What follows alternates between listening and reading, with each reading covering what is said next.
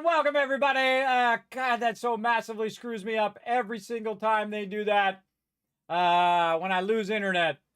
Go ahead and put a 1 in the chat if you can't see and hear me. I got to set up some more stuff, everybody, because now all my chats are all screwed up. And whatnot. Let me get some stuff set up. Let me know everything is back up and working again. My internet dropped. So now I have to fix a bunch of things. Right over here.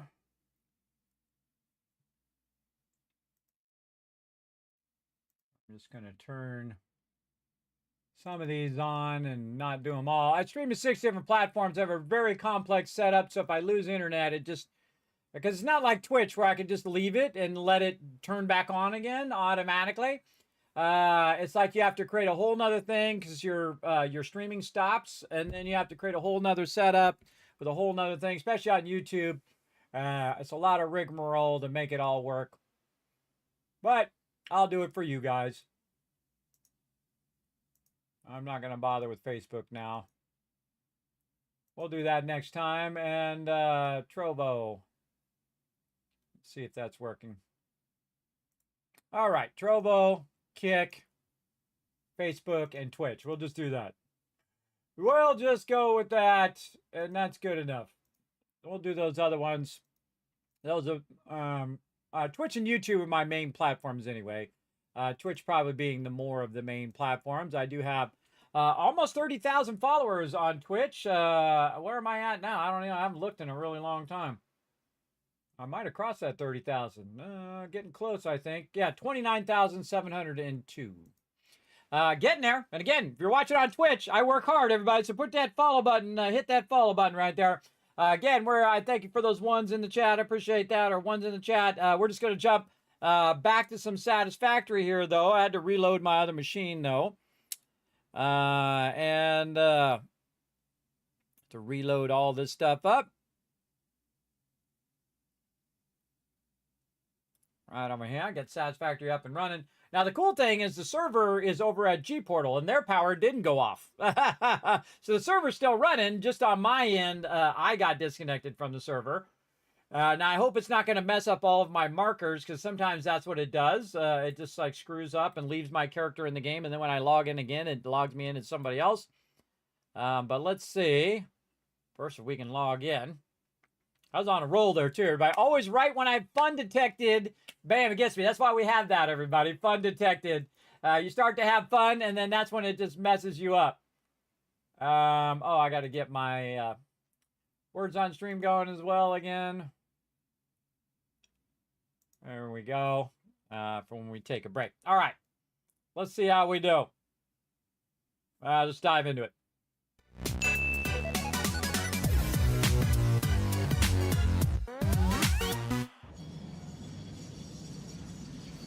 Let's see what happens.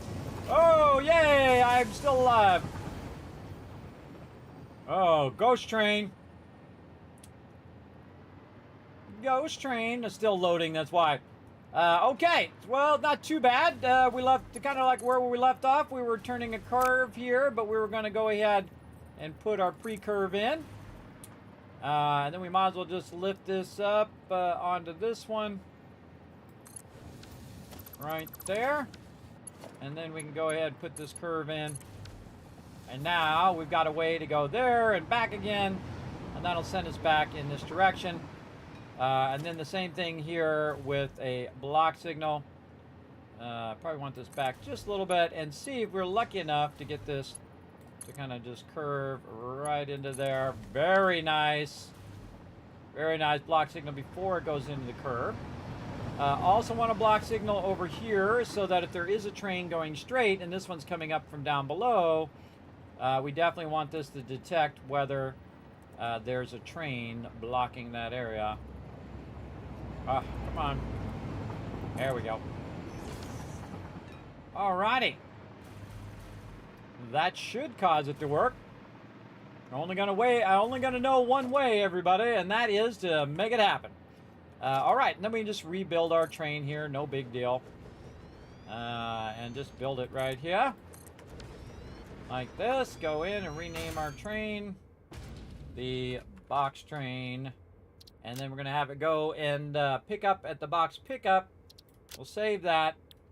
But then we also want to have this called the box drop off right over here. I mean, make it real simple for yourself, everybody. Now, again, if I have multiple box ride pickups, then, of course, I would change the naming convention. But looks pretty good. Now, the one thing we want to see is, can this train automatically go, pick up that box ride, and bring it back? So we're going to go ahead and set it up right now to turn on self-driving. And we're going to edit the timetable to go ahead and say drop off. Save that, and I'm going to jump out. Just let it go do its thing. Now, one of the things I need on this side, though, is I need the ability to unload it. That side's going to automatically load. By default, it's set to load. And then you want to set this side to unload. Then it's going to deconstruct that, unload that stuff. I got to deconstruct this over here. That's why I was thinking that. Clear that. And take out this blueprinter now. I need to take all that stuff and bring it out and run it into our stuff here. Now, what I'm going to do is just use some of my blueprints for my storage, and then I could use a vertical storage like this. But I'm just going to use something real simple, just what I call a storage temp. Oh, and we're out of aluminum. We're out of aluminum, so we can't make the storage until we make the aluminum, so we can make the storage for the aluminum. Always a funny part of the process. Now, I do have a spreadsheet, by the way, everybody, over here somewhere where I did actually make the aluminum over here. Let me see if I can remember where I did that that extraction. Fuel power, damage test. Deuterium ore. That's for our nuclear power there.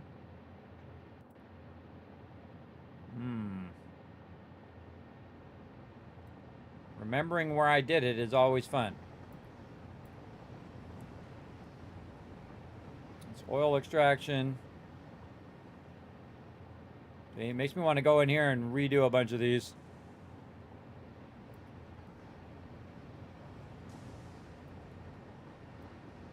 Man, I've played a lot of games. I've made a lot of spreadsheets for those games.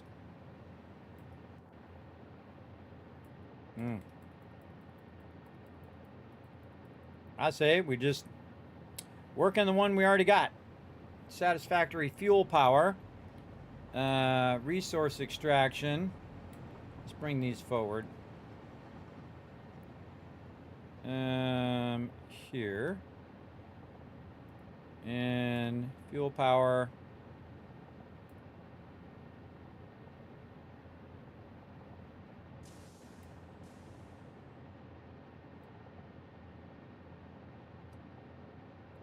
Just rearranging my thing. I could put it over here. You guys can see what I'm doing. I'm just rearranging these here at the bottom so that they're closer together. It's easier for me to find them. Generation, coal generation, balancing.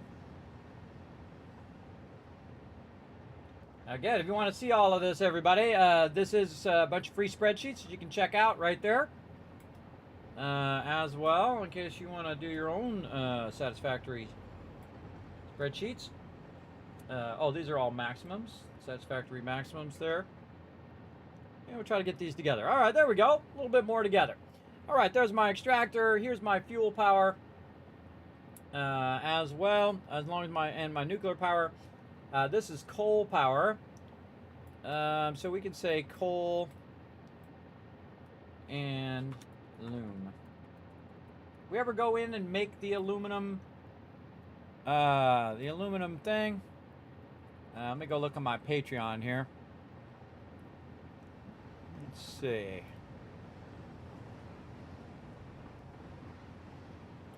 Did I ever go in and make a schematic of the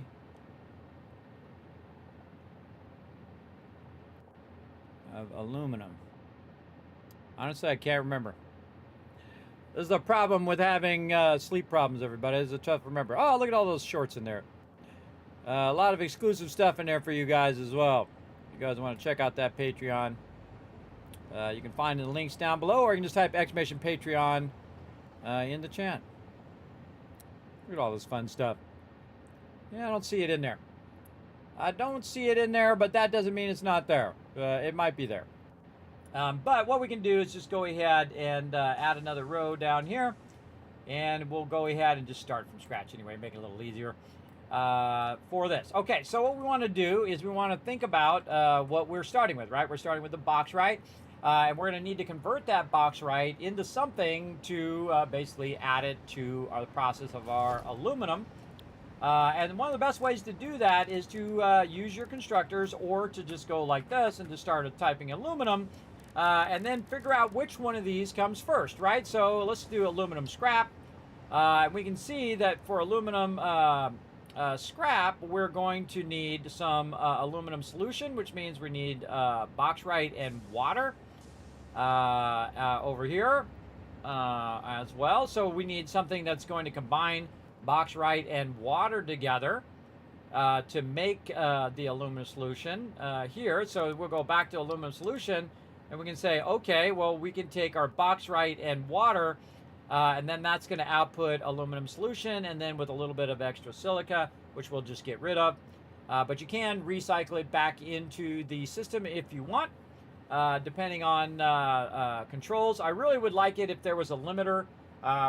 They have for pipes, but to be nice also on the belts, where it has priority belt. Like this is the priority input, and this is a lower priority input. So it'll pull from this input first, and if there's nothing else on this input, then it would pull from the other input. I think that would be insanely amazing, and would help with systems like this where you have excess resources, where if you have silica and it's coming out of the machine, you would want that to go back into the machine first, and then any backlog that you had of silica, that would go second.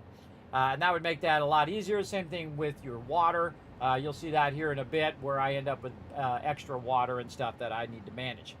But for right now, we want to go ahead and combine this bauxite with some water in the refinery, because it tells you what you're going to need. So we'll go ahead and get our refinery going. Now, are we going to be making a lot of this? Probably not right now, but later on we'll go and mega build. Right now, we're just going to make a quick and easy output here, and then go ahead and bring this out at a super fast rate. Did we put that backwards? Try that again. I thought I had changed it. Oh, that was right. I just did the wrong output. There we go. Make that nice and straight there. Actually, better idea. Let's do this. Let's go ahead and put this in, and we're going to make a merger. It's going to merge that together and run that out. Now, why am I doing that? Because I want to go ahead and merge the top one and the bottom one into the same line, so they'll come out of there just that much faster and whatnot. Then this will come out, and that'll go into there like this, and then we're going to tell it to make aluminum solution. So that bauxite should be able to run in there nicely. Now I'm going to go ahead and put all that bauxite in there so it can go ahead and go. Now the same thing over here. We'll want to go ahead and do a merger. This time we're going to send it this way. And we'll do this. And again here. And into there. And then this one's going to go around to the outside. And then all of this is going to be running out of here at full speed.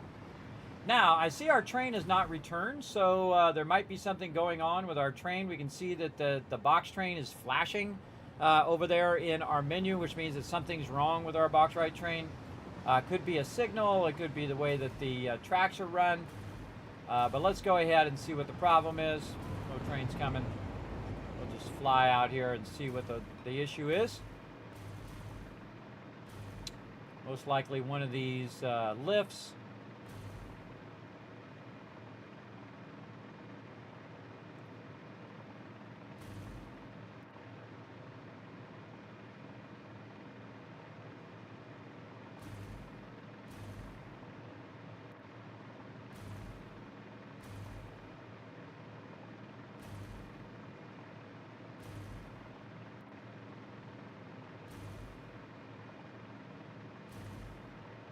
Most likely it can't reach the station back that way.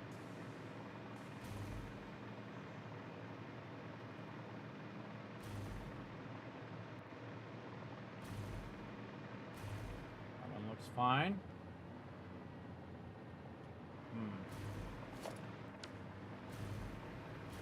Okay, looked like it got here. It picked it up, but it couldn't make its way back. It's got a signaling problem on the way back. Okay, so we'll take out the drop-off. We'll put the drop-off back in again and see if that solves it. That'd be the first thing I would do. Nope. Okay, so there's a signaling problem back here. Okay, so we got to go ahead and find our way back this way. Now I can go ahead and just take this signal out. I can take this block signal out. See if the train works. Doesn't look like it does. Let's go ahead and see if we can move it up forward and see if it will come around and end up right here. Oh, and it does. All right, so all we had to do is remove that signal because the switcher back there was messed up. So we took that out. And now the train works wonderfully, except for it left without us. It's usually a signaling problem. Whenever you see that, everybody, it's a signaling problem when it's coming back and trying to merge back on the track because the other block signal is blocking it from coming this way. So we got that working. Looks awesome as well. And yeah, actually we could take this one out. No longer need that one. We have this one here. Very nice. Everything looks good. Now we've got to get it to go this way.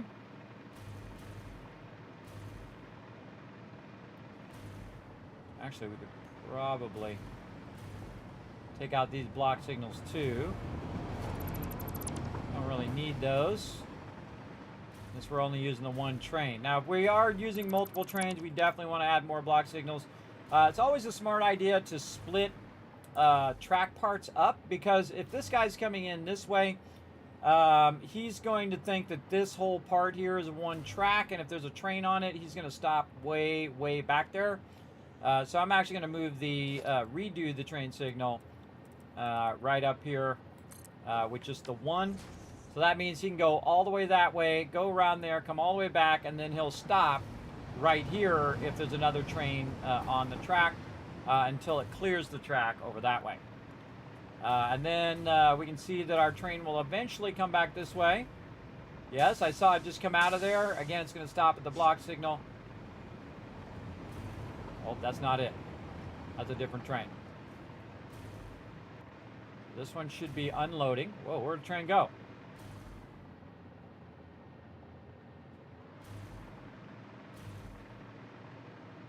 Stopped here. This is it right here. Huh.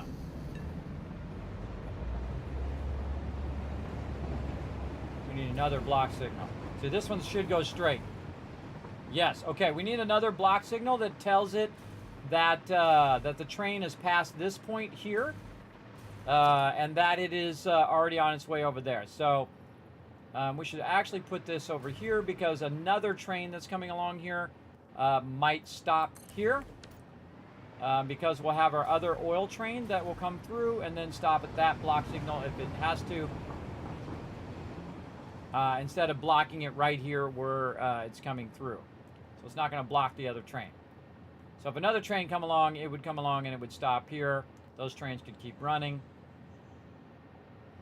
Now, making modifications to your trains can also mess up your other trains and the way that they are working, if they were working nice and smoothly.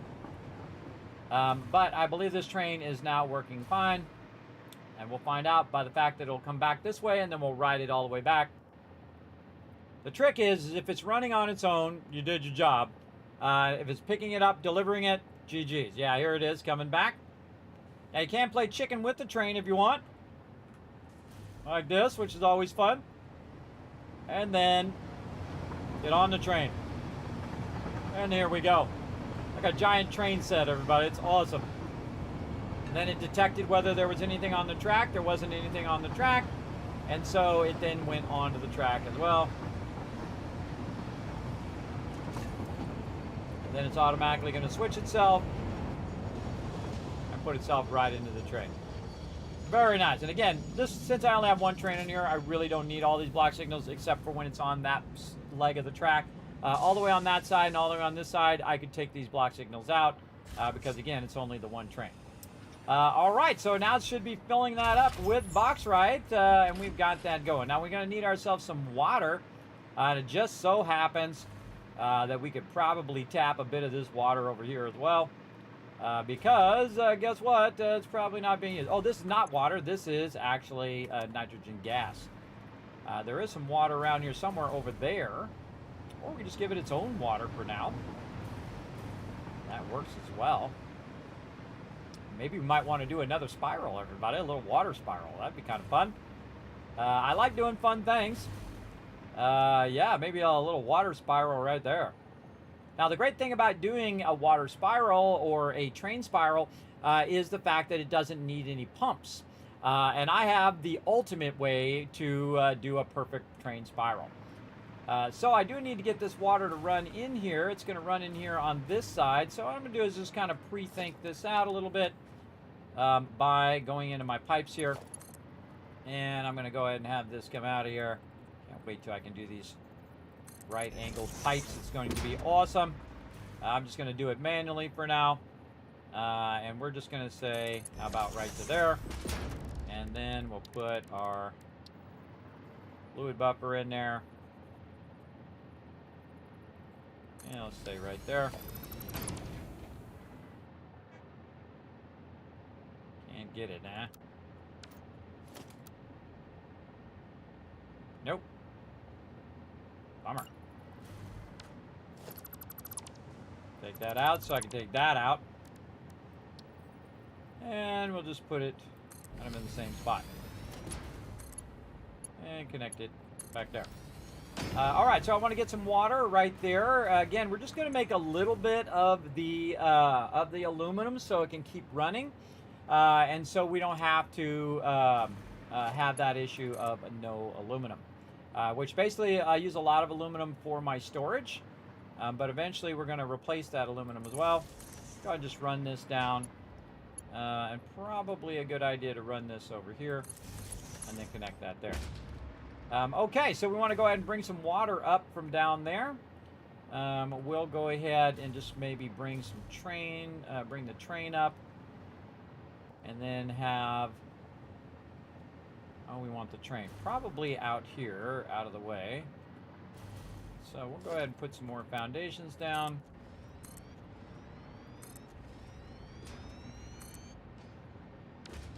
Like I did this one twice. Did I? Yes, I did. And that screwed me up over here. It happens. There we go. Okay, so we want to make a spiral. I want to extract a bunch of water, have the trains bring it up, and drop it off right here. And we're going to do it real fast here, too, because now we're just going to go into super fast mode. Where we bring this up. Stop it. Stupid game. Come on. Go back down. Sometimes this game, it just starts making me float off into oblivion. And I have to open up a bunch of windows to get it going. It's a bug that happens. Alright, we'll put this train here. And then this one, we do want to do some fluids on it. And we're just going to use 2 fluid platforms here and here. There we go. And we'll just pre-do a bit of this. Fluid output to here. Add a merger both above and to the side. And then this output to here. This down into there. This one like this, which goes down into there. Again, now you have 2 outputs that are going to go into here and then run over here. It's going to be way more water than what we need. But time to do our spiral. Let's go. We're going to need to do some walls on the way down. Like this, with some zooping. Zoop some walls down. Also want to go ahead and bring some power over here. And I kind of feel like we'll do this. And then also we'll do this. Bring this connection down. I'll bring this connection right over here. Like this. And then we'll use this for going up and down, kind of like an elevator.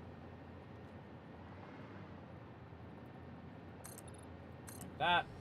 And then I want to bring that over just a bit.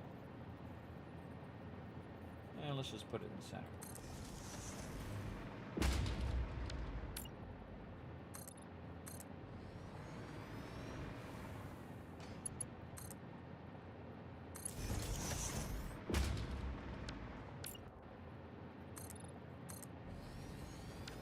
Now this wall here is just for reference and for my ability to go up and down.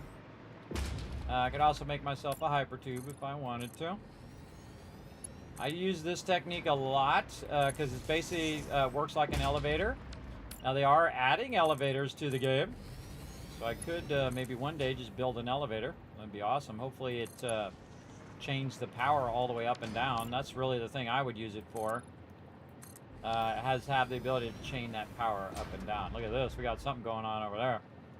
But again, just bringing this straight down. And then also what this allows me to do is to align to the world grid down here. Now, I can just run some pipes up there, by the way, everybody, but doing spirals is even more fun. I'm going to show you how to use my blueprints to make a very cool spiral spiral thing there. Is that just a reflection? I think that's just a reflection. Okay, and then we'll get some foundations in here, like so. And this is kind of where we want our spiral to be. So again, we'll go in, add ourselves some foundations this way. Say something like that. It's nice. And then I'll just take these out again.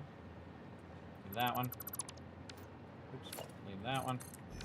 And then I can just go in and snap these to each other. Like that. And add myself a bit of space here. Actually, I can take these out for our spiral we're going to build. Okie dokie. We'll build a spiral right there and try to get it to line up to that thing. Now, I have some blueprints here for spirals. Let me see if I can find them. Power, storage, pipes, foundations. And then, oh, here they are, right here. Okay, let's see if we can remember how to build this spiral. So, A1 start spiral. Okay, so here's the start of our spiral. And let's say it's coming out of there. And we want to have it go in this direction. We turn our blueprint snapping off. Over here, maybe bring some more power down. The bottom here.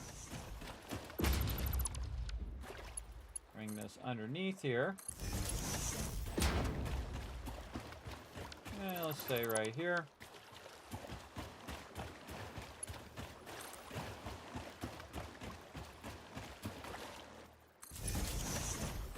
Nothing wrong with running electricity in water, is there? Probably not the smartest idea. That's probably good enough. So again, we got to make sure we leave enough room for the spiral. And again, I got to remember how to do it myself. I remember making it. Now I just got to remember how to do it. So we'll go ahead and bring our spiral in here, and we're going to line it up to this foundation here. Yikes. It moved right when I clicked it. Spiral start. Okay, so we probably want to offset this like this. And actually, I forget how far apart it is. So this is the start of the spiral. You always remember when you're in the middle of doing it, but then the hard thing is doing it. So this is the start of B1. So this one's going to go this way. So this one needs to be in the center.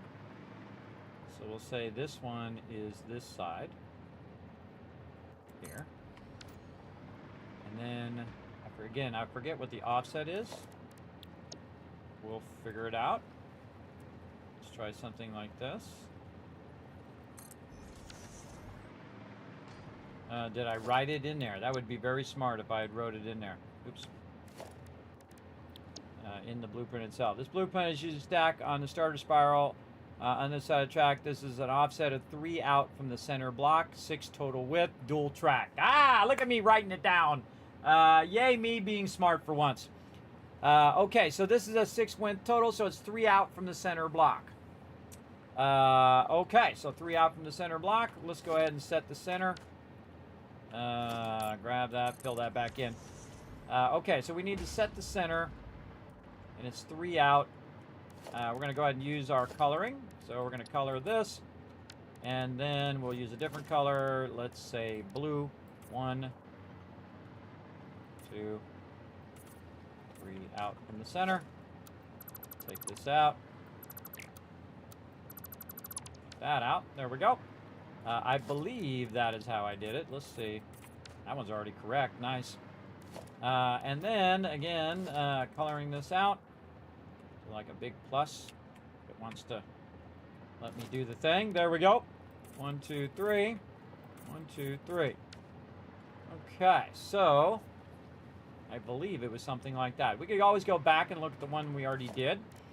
But I believe it is something of that nature. So this is going to be the start of the spiral here. And then 6 total wide.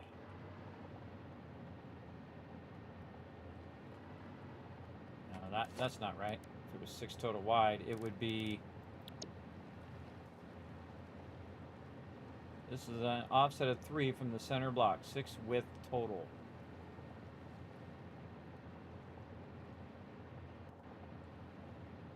Full track. We might have to go look at the other one. Let me go look at the other one I did and try to remember. Now, see, my problem is I have a memory problem because I have sleep apnea, really bad sleep issues. But we'll try to get it going. Hey, Harm Cohen, what's up? You can run to the supermarket. There you go. Yes, always a good thing to do is to lurk in my channel while you're running to the circuit market. I appreciate it. I appreciate it big time. Okay, we got to go look at our other spiral that I made because Kismet done forgot what the layout was of the ground, and I'm going to write it into those blueprints. Now, remember, when I do upgrade my blueprints, I give you all the blueprints again over on Patreon so that you got the latest one. Let's go over here and try to remember what it was. I did try to mark it down there, but I'm not sure what I'm talking about when I'm saying 3 from the center.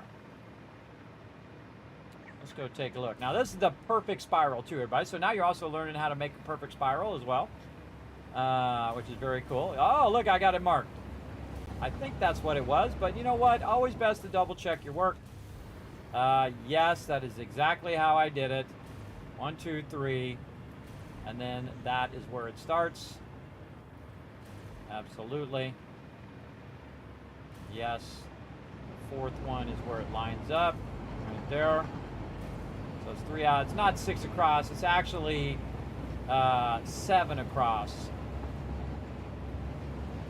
3 out this way, 3 out that way. And then we have it like that. All right, very nice. And then this one actually starts back.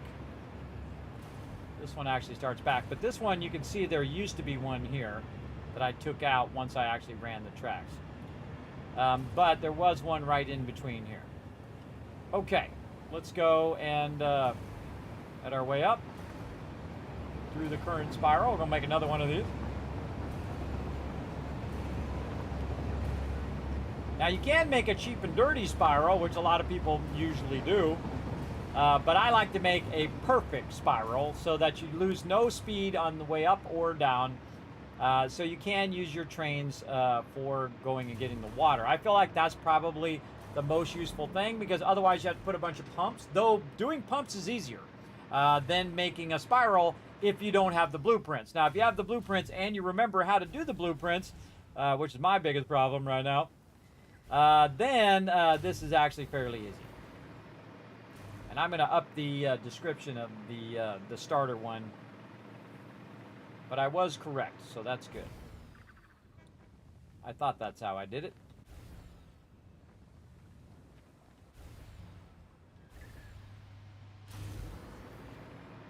Okay, and let's do this a different way. Let's go ahead and make this middle one yellow as a support. And then we're going to make these red because they're train tracks. Like that. Just like we did on the other one. And then we'll take this out. We'll try anyway. Take this out. Take that out. And we're going to mark it like we marked the other one. And blue out here. Blue out the edge, and the edge, edge. Okay. And then we'll put this one. Oops. The foundation. Okay, so there we go. So you start with kind of like a star pattern here.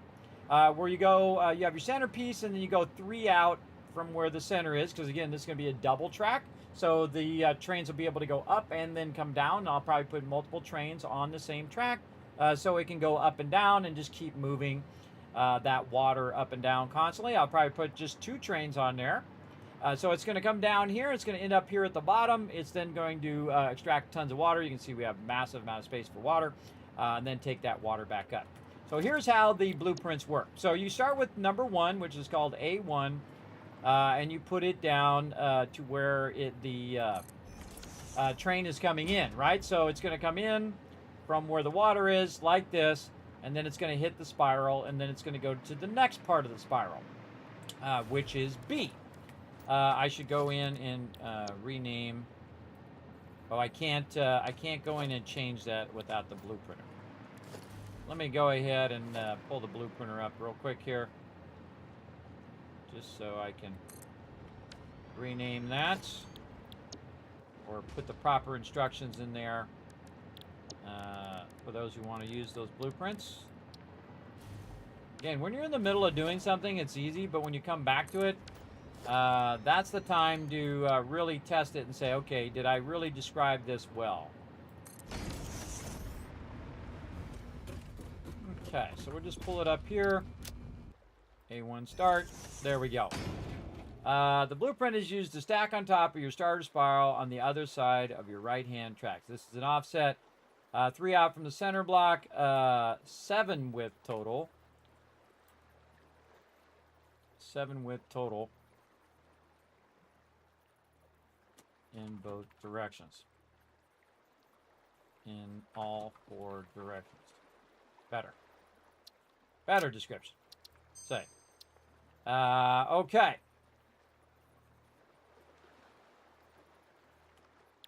Better description. And you guys are seeing me do it live right now, so that should help too.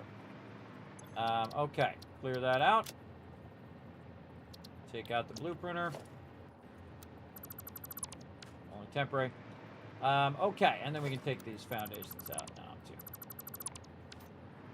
Okie dokie. So we start with A, then we go over here, and we're going to put in B, and we're going to fill that in there. Okay, so again, the starter B, right over here, B1 start, right there.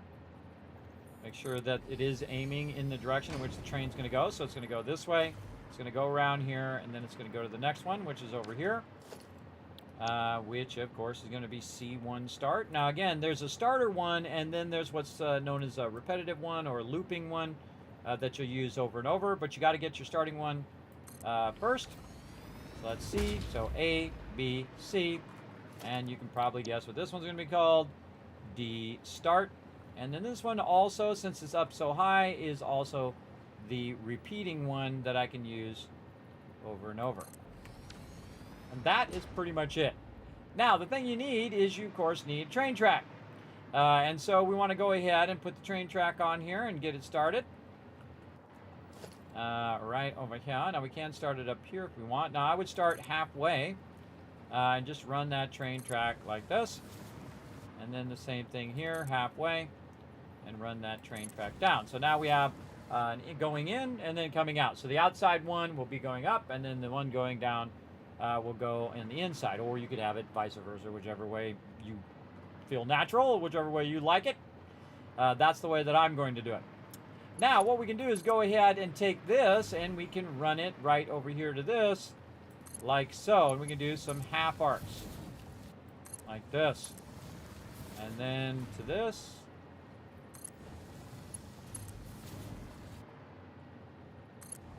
Look how easy I just made that for you, everybody. How easy is that, right? Now, again, I already figured out the heights. And the way I figured out the heights, everybody, is I just went in and made foundations. So I went in and made the low foundations, which have the lowest angle, which are your 1 meter ramps. And so I just made a 1 meter ramp. I cut it to the left. Again, I figured out the distance here. So I went this way. I cut it to the left. And then I cut it to the left again. I cut it to the left again, and so on and so forth. And I did about 2 rows. And then I figured out the distances in which I need these to be. Now, take into consideration, everybody, that these are not actually on the exact snap points of this thing. So you have to figure out where the exact perfect snap points are, and not actually use the walls as the snap points, but use the actual ramps to find those snap points on all 4 sides, which I've already done for you, so you don't need to do. But if you do want to do it on your own, that's how I did it. And then what we can do is then use our repeating pieces, which in this case is a 2. So I'm going to go ahead and try to snap that up on top of there if it feels like doing it today. Come on, Blueprint. There we go. Go into Blueprint mode, get up a little higher, make sure I've got it going the right way. So the arrow's pointing outwards. And so now all I got to do now is this.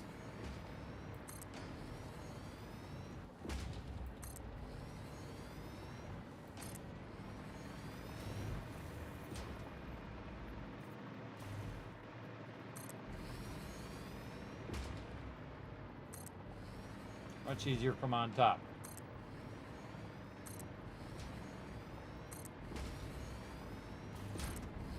Now, I try to make everything perfect, but also make it super easy. Make it something that you can recreate, unless you press the wrong buttons at the wrong time. Make it something you can recreate in your thing. And again, you won't have one of them sloppy spirals. You'll have a perfect spiral like mine, going at the right angles with no slowdowns at all. All right, and I can see it's going right up into there. And again, I'll fix that later. But there we go. There's A. And then we're going to go down here. And you guessed it. We're going to do B. Again, we have B repeat spiral. And then again, we're going to snap those blueprints, in this case, on the inside. Again, you want to just look at the angle at which they are. The angle is always going to be the same. It's going to be repetitive angle. They're all going in the same angle when they're going around. I think that's the right angle. Yes. It's good. Always good to double check before you do a bunch of them.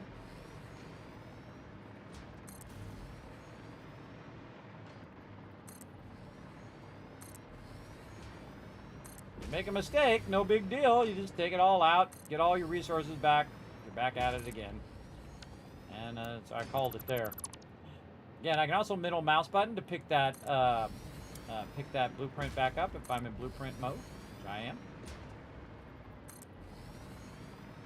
And you can see it's a little finicky sometimes. It loves to jump all over the place.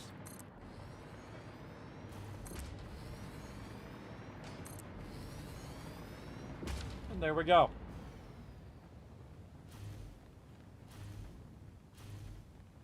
Now you can try to build in the tracks as well. I do have the larger blueprinter now, which is a 6x6.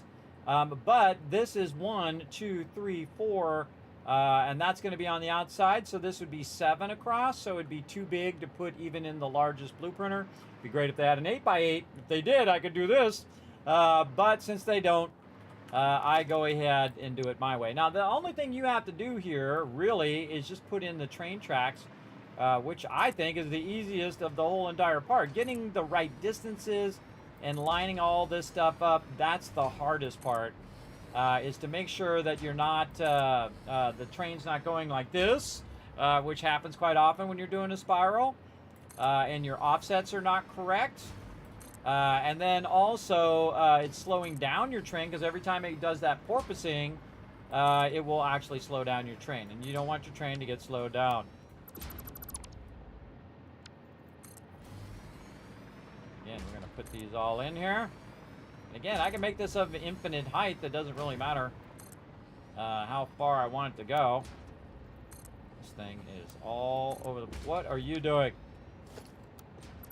It is all over the place today. Oh, we got another one over there.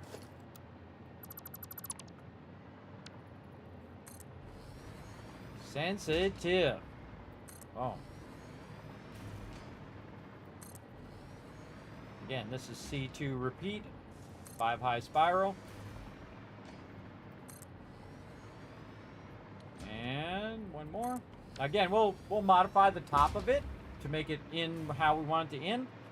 But basically, we're just making landings so we can do the spiral. Quick and easy. Now, the D1, since it's up so high to start, actually is just one piece. And the D start is also the repeat spiral, like this. This is giving me vertigo. I have vertigo. It does me too. Give me a pain in the butt too, because it keeps... When I click, it decides right the moment I click that it's going to click somewhere else.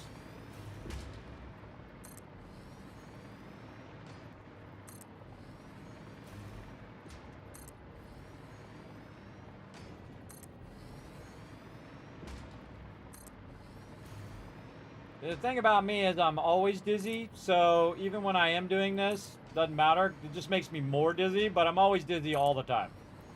It's kind of like when you get off the treadmill and you have that motion of you're still moving. I feel like that every minute of every day.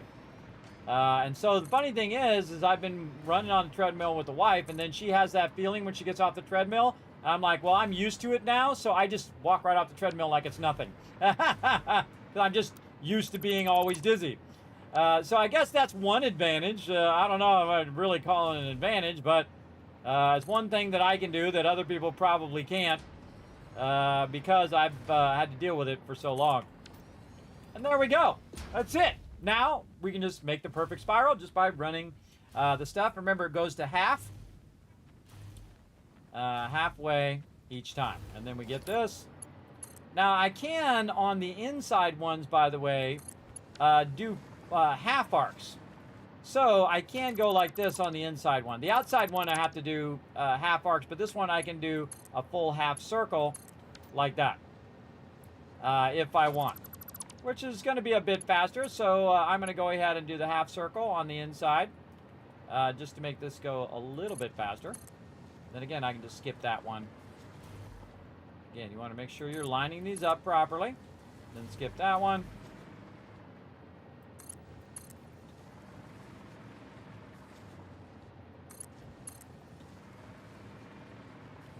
And this is what's known as a radius issue. On the one that's on the outside is too big of a radius, so it won't let you just do full half circles. You can just do arcs around there to here.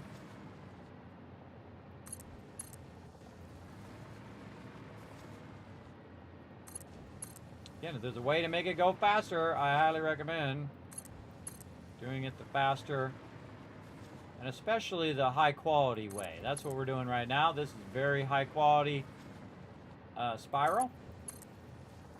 In fact, it is a perfect spiral. Just like I get perfect alignments on my extractors. And there's always multiple ways of doing stuff, but I like mine to be as clean and as perfect as I can make it. There's also quick and dirty ways of doing things, and then there's the right way of doing things. At least in my mind. Quick and dirty is not always best, though it is very efficient. This is both efficient and high quality. That's what you really want. That is the ultimate.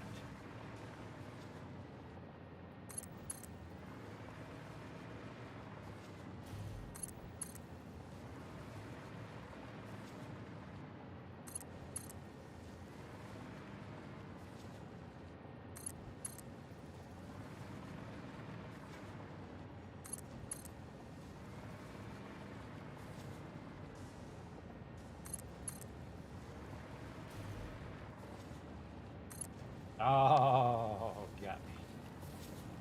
Got me on that one. And see how it's a little touchy when you're clicking? That's because I have my mouse up really sensitive. This is not really the game's fault, but I do play a lot of games and I need my mouse to be on point. I could make it less sensitive, but then I'll just feel like it's going too slow.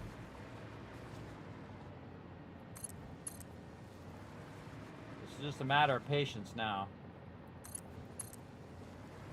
There it is. Right there. So this one I'm going to have stop right there. And then I know I can take this part out. Because that's going to end up right there. And then go down the way there. Where we have our train here. We might have to circle it around here or move this back a little bit. We'll rework it when we get there. Because we want to use all this area here for the actual aluminum production. All right, there we go. We got one half of the spiral done. Now, we probably should have done the outside first, now that I think about it. Would have been made a little easier by doing the outside first. But that's okay. We'll do what we got to do. And we're going to go ahead and go like this. We're just going to go like we are the train. Be the train, everybody. Again, this outer one, you want to do half arcs. Because if I try to go all the way, like this, what it's going to do is the arc is not going to be right. See, like that? It's going to cut through the rest of the thing. Now, it'd be nice if this had a straight mode where it automatically adjusted it, where it goes out to this outer part.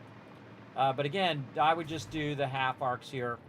That would make it a lot easier. So do a full half circle on the inside, and then on the outside, just work your way up like this. Hope you guys are enjoying this epic level mega building we're doing right here. This is a lot of fun. Now, I can also use this for any other water that I want to bring up there as well. I can just make this train longer and longer, add more trains if I want. Basically, this area here has an unlimited tap of water. Look how much water we could extract. A whole lot. Just have trains going up and down, and we don't need all the pumps. Power-wise, it's actually cheaper to run your trains than it would be to run pumps, depending on how high this thing is.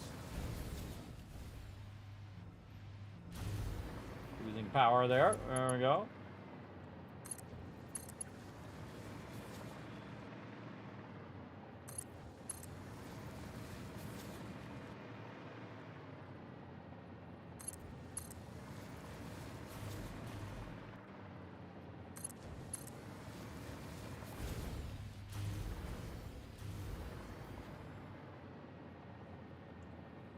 Again, going halfway through the block and starting the next leg of the journey.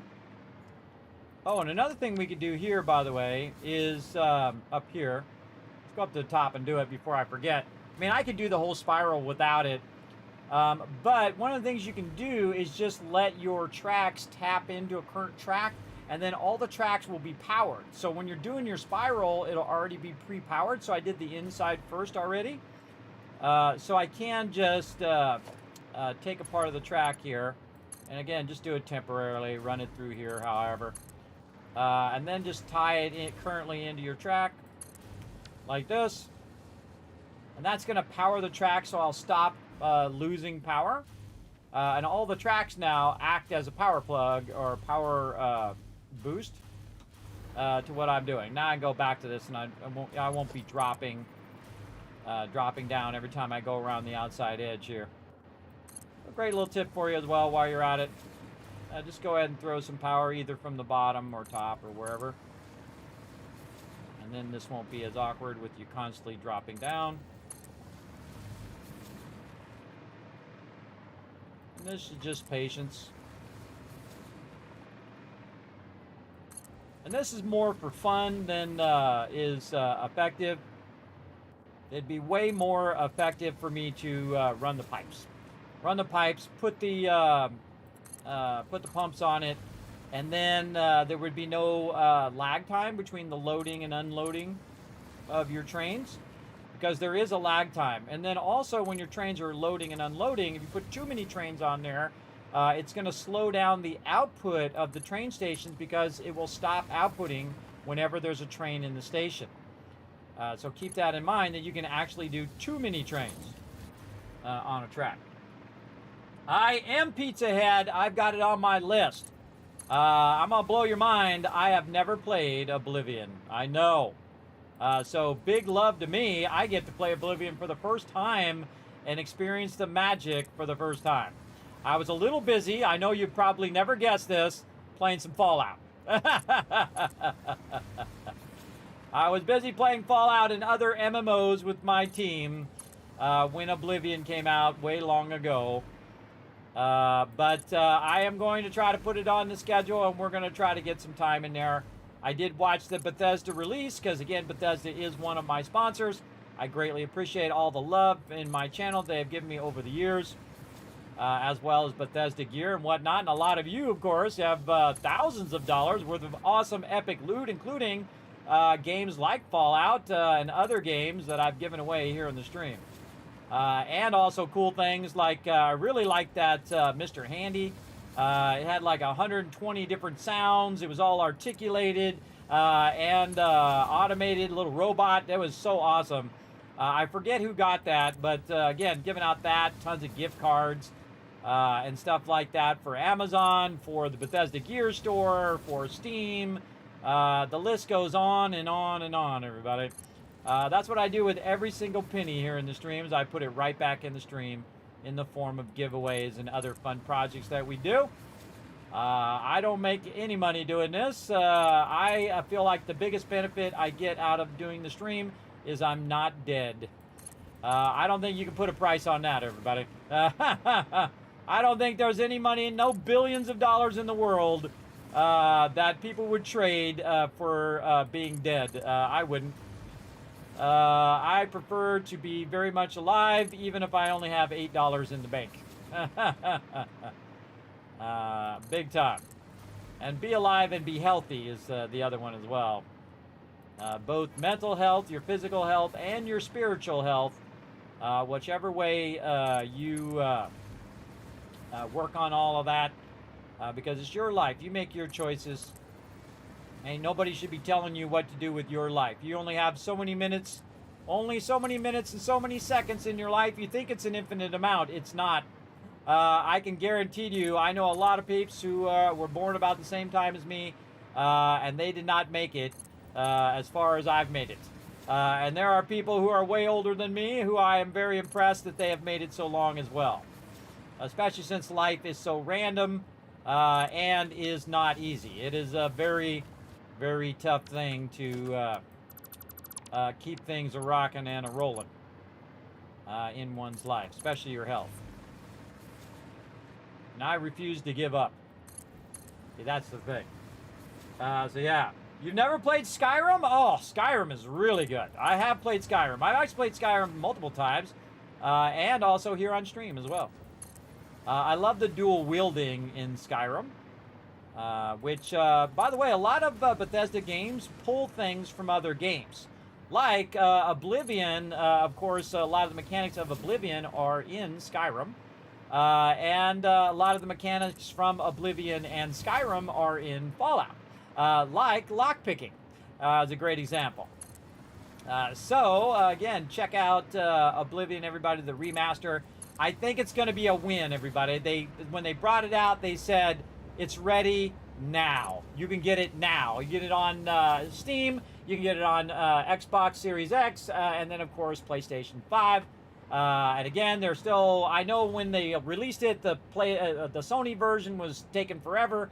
But I did see that some people said that they have it. Now, whether they actually did have it or whether they are being trolls, don't blame me. But they did say it's coming out for all 3 platforms, so go and enjoy it as well. Also, apparently, it's going to be on the Steam Deck as well. So if you got the Steam Deck and Power 2, you go get it going on right over there.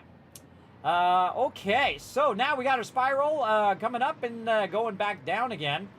I kind of feel like, what do we want to do here? We want to get this spiral to actually go through here. We can take this out now. That was only temporary. We probably want to get this spiral to actually go up here. Let's just go ahead and do that. And then what we'll do is we'll have that come up, and then we'll also have it go out this way and then go back this way, and then come it up from down below. So basically what we've already done is somewhat lifted it up out of the way so it can then double back on that other side. And then, or actually we might not even need to lift it now that I think about it. Let's just go ahead and take this top one out. And then we'll take this one out. And we could probably just reroute that back and then route this one in. So let's say this one is, well, this one's going up, and then this one is going out. Right? It doesn't matter as long as we set one direction to be that one direction. So we could use either sides. I kind of feel like the inside one would be easier to run over here, so it can go back and go down on the inside and come out on the upside. I think we'll do it reversed than our other spiral. We'll do something like this, I feel. And maybe we should do this inside one first, just to get that lined up. Now what I'm doing is just kind of looking for where I want it to start. Let's say right here. And we'll just do a small segment. And then the same thing over here, just to make sure that the tracks are fully separated. I do like to have them like fully separated like that, so your signals are not crossing. Didn't quite get that one the way I wanted it. Let's try that again. Starting right in the middle, and then at the edge of the thing. There we go. So this one we can just go ahead and try to connect there. And then this one we can connect on the outside there. Obviously, these foundations will actually not block this, but I'm going to take them out just because I don't like the look. This one needs to move back by one so that we can get that in there proper. And see if we can get that to go. Really. It's got to go out just a little bit. Like that. Not liking it. Nope. Do not like it. It's not happening. If I don't like it, I don't do it. I'm a simple man. Sometimes when I'm clicking, it likes to move. It does get frustrating. Sometimes. Alright. Again, we want this to come up. Maybe to there. And then little bit of bend there to get it to bend to our will, and then you can see now it's going straight. All right, now that's better. Okay, so we'll go ahead and take this now, rerun this. And the reason why I took this out is when I'm running this, it'll try to connect to that, so it's kind of annoying. So I took it out, so now I can just do this. And there we go. Not a big fan of that little bump there, but we do what we got to do. Okay, so this one is the one that's going to end up in there. So we need to back this one up now. And we'll say here. We can take this out now. And we just run that somewhat into there. Nope, still more back. Okay, we got this. Somewhere about right there. Let's try this. There we go. Very nice. And then over on this side, we're going to add some more backs here, just more foundations. So we can line this one up and have it end up over here. And so this one we'll just have run right down the center. We'll put it right at the end of the station here. And I'll line it to the end of the station. We'll run it back just a little bit. And this is just so it'll auto figure out all of our curves for us. See? That's why we do that. Just so it auto figures out the curves. And we did all of that work with all the straight pieces to get our curves done for us like so. I want to be careful that I'm not covering up where my train's going to be running. I think we should have a good height problem there. Very nice. I think that'll all be fine. And again, just so it's not floating. I don't really need to put these foundations here, but I would prefer if it's not floating. And we'll leave that open for now so we can go up and down while we're working on our spiral. All right, that is a done spiral, everybody. Very nice. And the cool thing is we already have a nice and easy way of doing our turnaround here. So we have our 5-wide turnaround. Where's our new one? With the X, there we go. And we can put this down. We're going to turn off blueprint mode. And again, we did this without foundations. Look at where that is. I'm going to move it forward by a couple, get somewhat close, hit H, and then nudge that beautifully into position. Again, blueprints are very, very powerful things, as you can see. And then that back into there. Look how easy that is, everybody. Again, get them blueprints rocking and rolling. In fact, you become a patron, and no matter what level you do contribute on Patreon, you get access to everything. That's right, and of course, if you can support more or less, doesn't matter to me. I appreciate all support, everybody, even if it's just $1. I do appreciate all that support here in the stream. So again, you can get those blueprints, and I will be posting all these new blueprints up there as well, and updated versions of my blueprints as we do this mega building. Usually I do them like once a month, usually on a Friday. Okay, so there we go. We got that going. Now, we want to also say that this is going to unload the water. And we're just going to use 2 things of water now. Now, we can also extend this. We can always push this forward because we left ourselves enough room. We can also move it over a little bit. And we can make the train as long as we possibly want it to be as well. So now we have our spirals in there. Let's take away all of our excess stuff we know we don't need. We don't need these.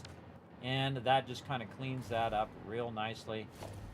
Maybe a little bit more here just to give us that feeling of the fact that it's not going to fly off the side there. Or another thing that I like to do is to fill these in like this. So if I get off the train, which in this case is not going to be an issue, but if I get off the train, I'm not going to go flying.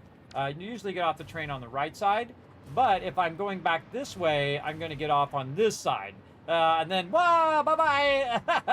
Of course, I have the jetpack, so I'm fine, but still.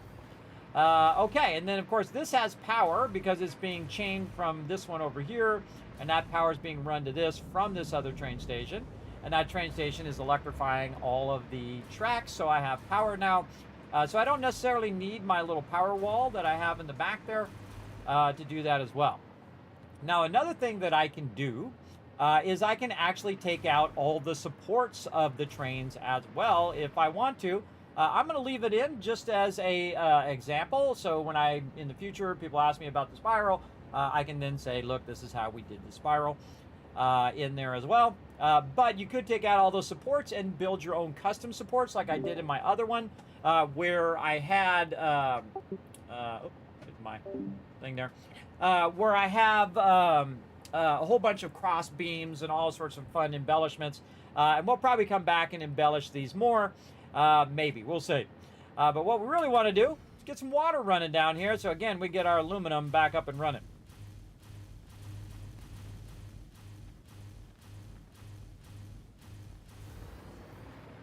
All right. So, and again, it's going to come down and it's going to go straight across this way. So now we need another train station. Oh, we can just use our foundations. Let's do this proper. Snap our blueprints. Like this. And again, so we need to going back that way and then back this way. So we did the outside is up, right?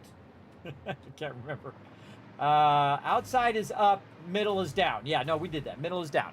So that's important to know because you can also label it, by the way. We can just go over here and let's see, we'll do, say, one of these. And you can just do this, everybody. If you can't remember, you can just go in here and say down. You can also put an icon on it, say train. Train down. That's kind of a small version of that. Hold on, let's see if we can find something better.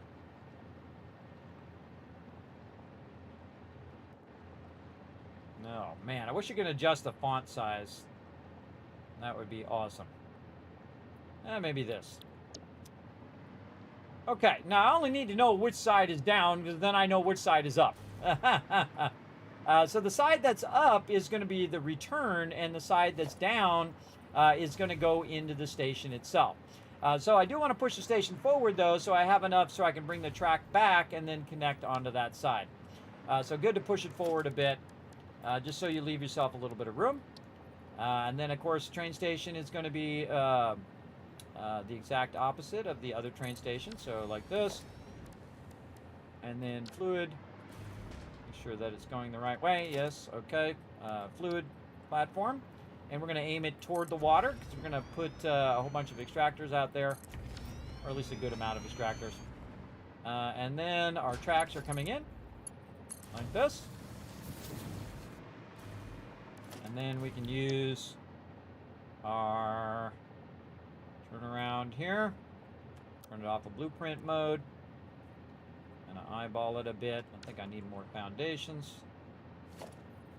It's going to help. We'll just put a whole bunch in there. And then this makes it easier for me to line it up if I have the foundations there, because I can slide it along those foundations. And then get a general idea. Again, I like to offset it by 2. You don't have to. Again, you can put it right up against the thing if you want. I just like to have that little bit of extra room if I want to add power there, or if I want to, embellish it or whatever I want to do. I could easily do that. And then this one's going to come back, but we're going to actually make this run all the way to the end. And we'll just put a nice little straight piece here to connect the two sides.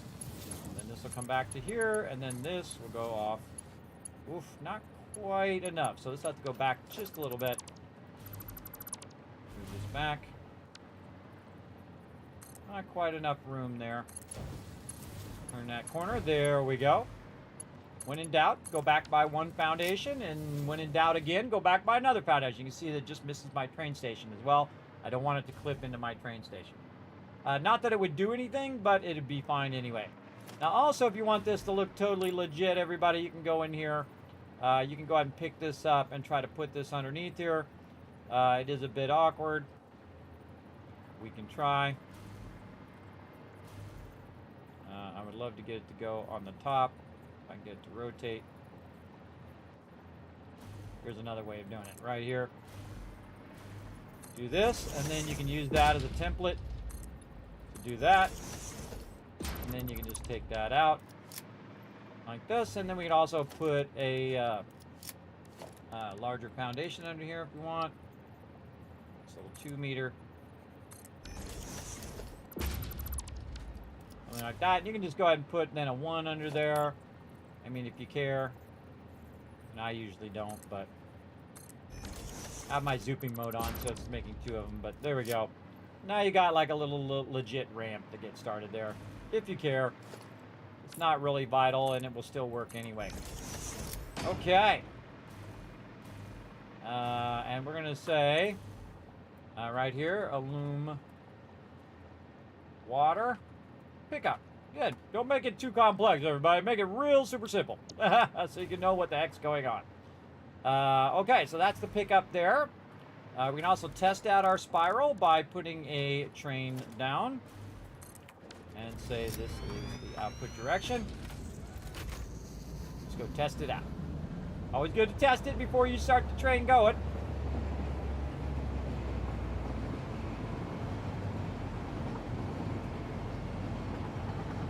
It's fun, everybody. It really is. Looks absolutely good with Lumen Lighting and Unreal 5. Yes, I actually have a card that can run Lumen Lighting. I have the 4090. Looking very, very forward to it, Pizza Head. Absolutely.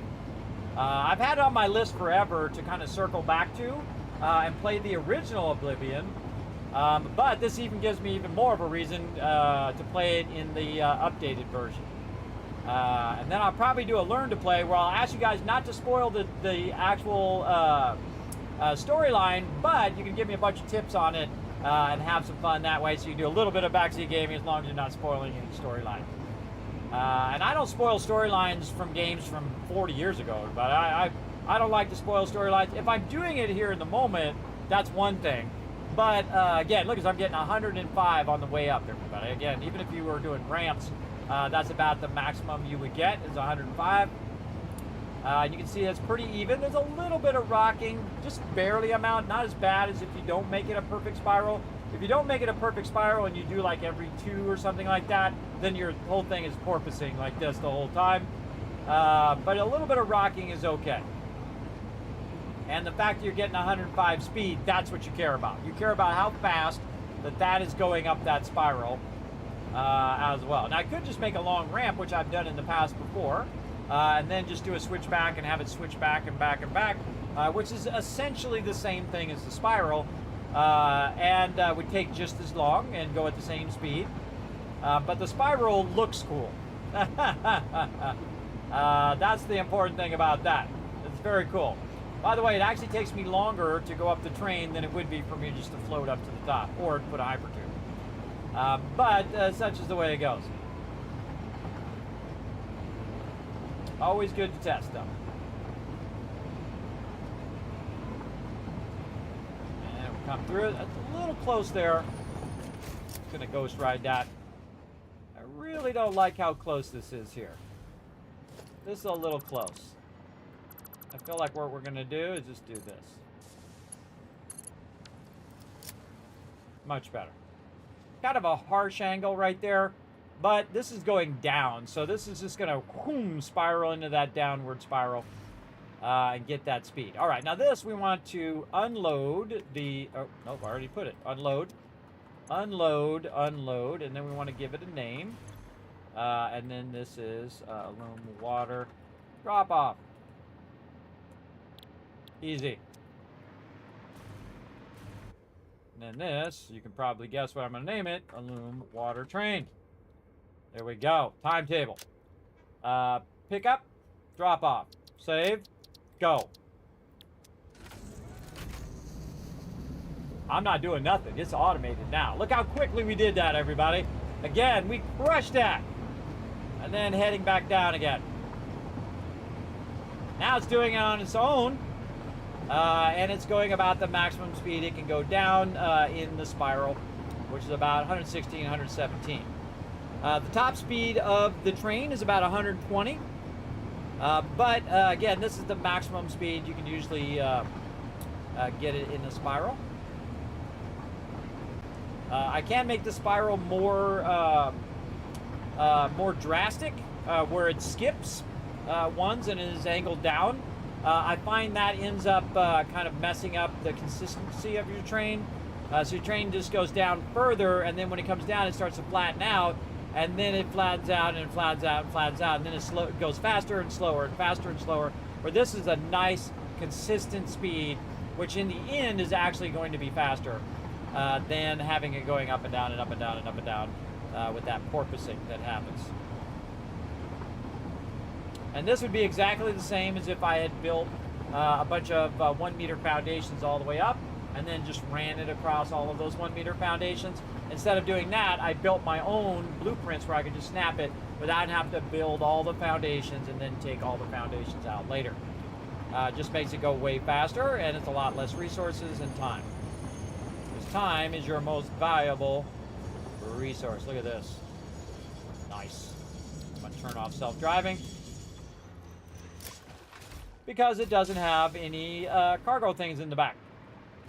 So we need some cargo stuffies in the back. So we need one there and one there. Very nice. And it also doesn't have any cargo that it can use. So we're going to go ahead and push this out a little bit. I'm going to show you a great trick about water extractors.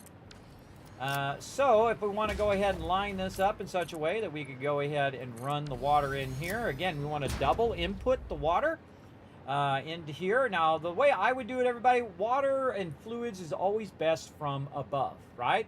So you want to make sure that you have your stuff aligned in that way. And I would actually add a little bit of extra height to what we're doing. So we're going to go ahead and do a little bit of that. We're going to go ahead and go right here, and I'm going to use my pipeline supports to kind of snack it.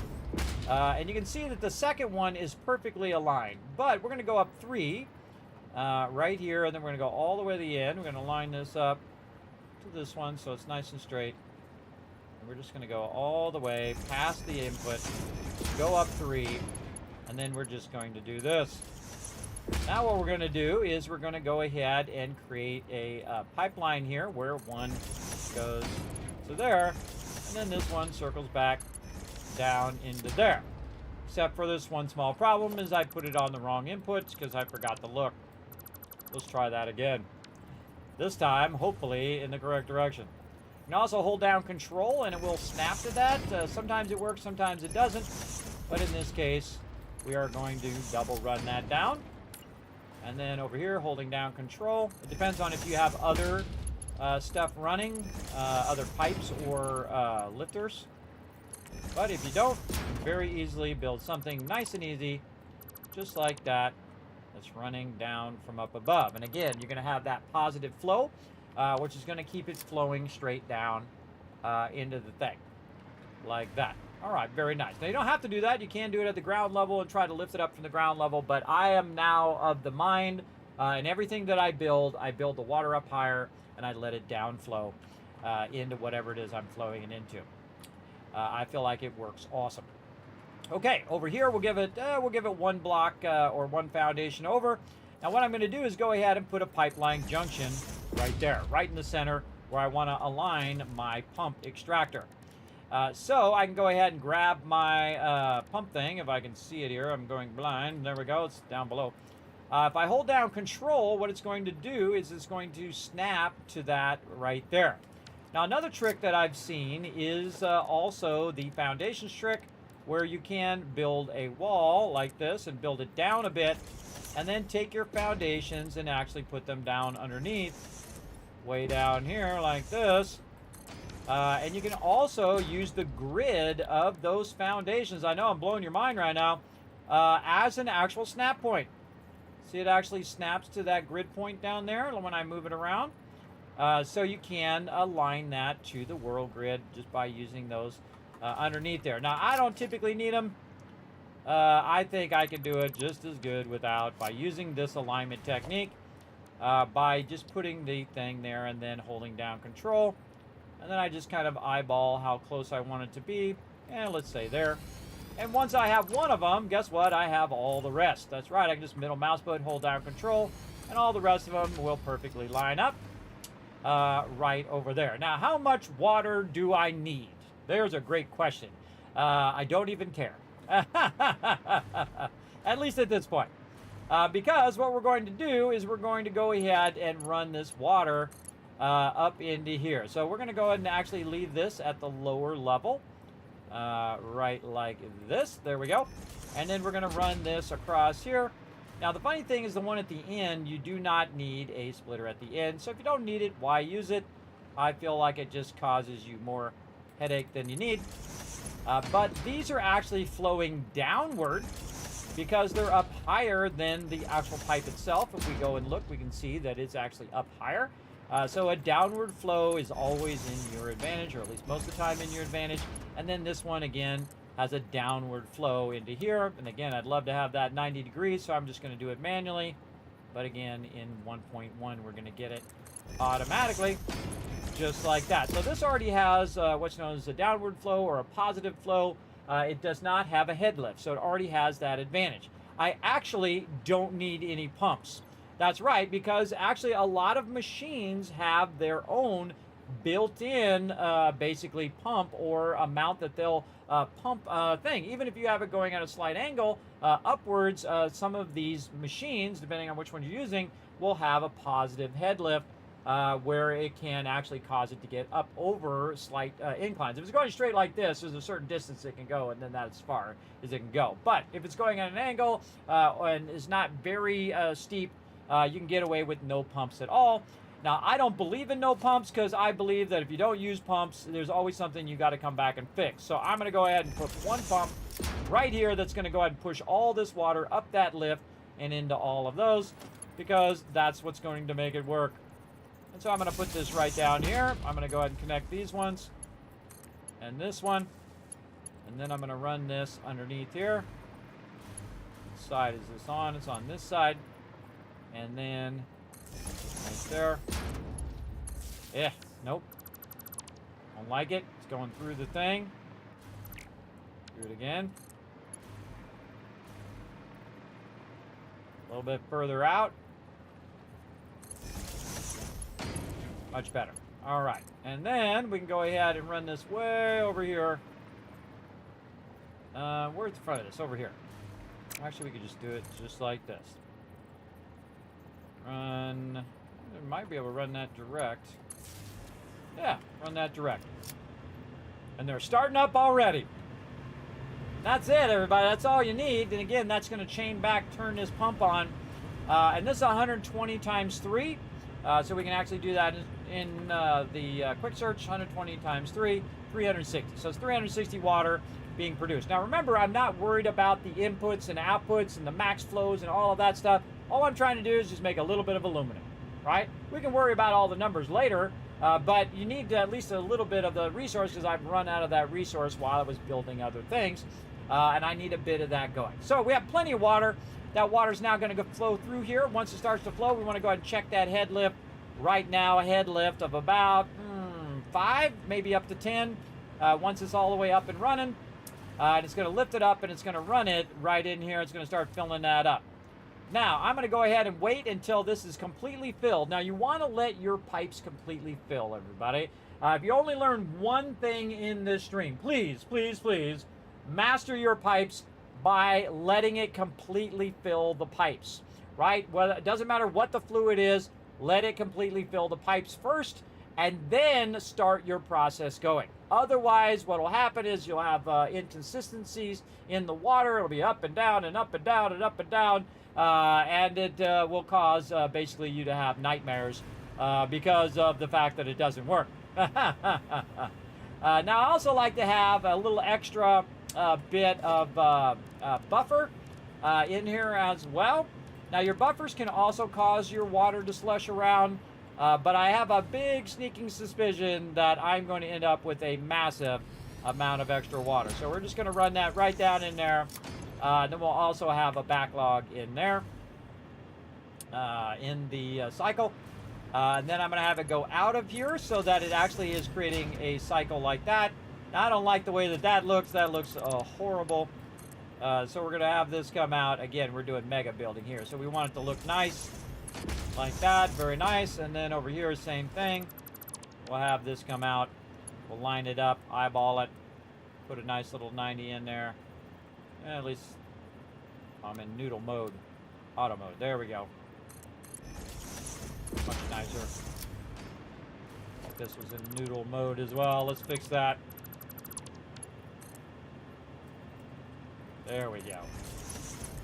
Beautiful 90. All right, there we go. Not just about building, everybody, it's making it beautiful. Now, again, we have a flow here.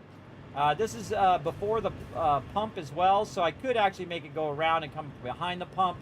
Remember, the pump is pushing it, not pulling it. So you want to be in the back so it's pushing it forward. And then we have this extra bit to keep it any excess in there. Should the power go out or something like that, I need to start it back up again, and we'll automatically have a lot of water in there. And we'll keep excess water over there as well. And again, we're getting this going. We can go ahead and look at our water flow here. It doesn't look like it's quite filled up yet. Now, again, it's going to fill the lowest area first, and then eventually fill the upper area. Now, I can make this go even faster, and we might as well while we're at it, right? So we're doing 120, but the maximum this pipe can do is 600, right? So we can go in and we say 600 divided by 120 is 5 of these, right? So that's kind of be the ultimate kind of mixture here. So we'll go ahead and run this a little bit longer.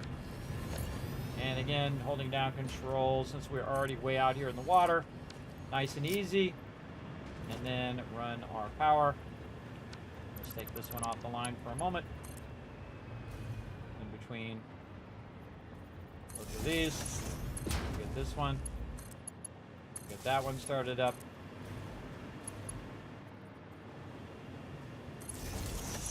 And that one there. Okay, same thing here. We'll go ahead and bring this down. I can just go ahead and start this.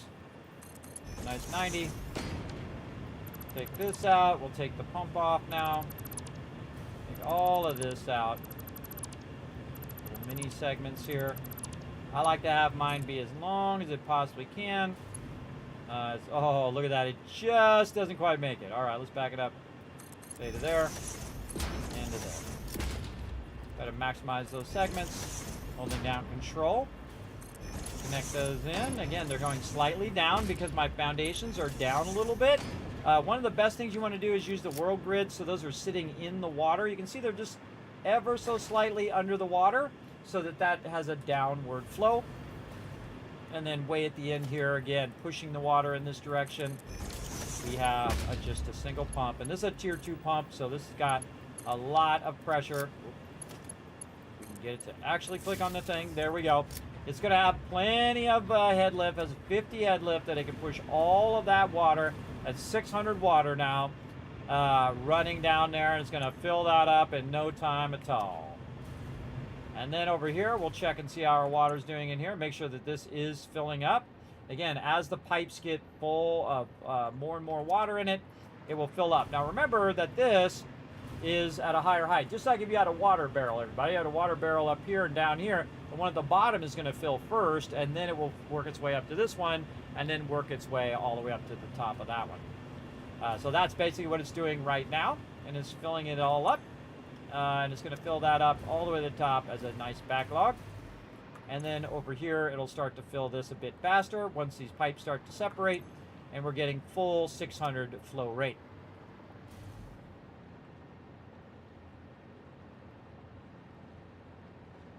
Again, it'll take time. Give it time to spin up to speed here. And definitely let it run a little bit and then come back and check your pump speed here. Another cool thing to do with this, everybody, this is very easy to double up on your water because you've already got the splitters here. So you can just put these on the other side and then just run them along the other side, and then you have 10 of them, and then you have 2 of them that you can run. Now the problem is that if you do that, is that the pipe would not be big enough to run all of them. So what I do is I do 2 on one side, 2 on the other side, or really 3 on one side, 2 on the other side, usually what I do. And then that's a full group, and then I make a separate pipe for the 2 on one side, 3 on the other side. Again, using groups of 5 to maximize the water output. And that doesn't use too much power to generate that water, and that's going to be a tremendous amount of water over time. Yes, we're getting that filled. How we looking over here? This is almost done. This is almost a 2,000 out of 2,400.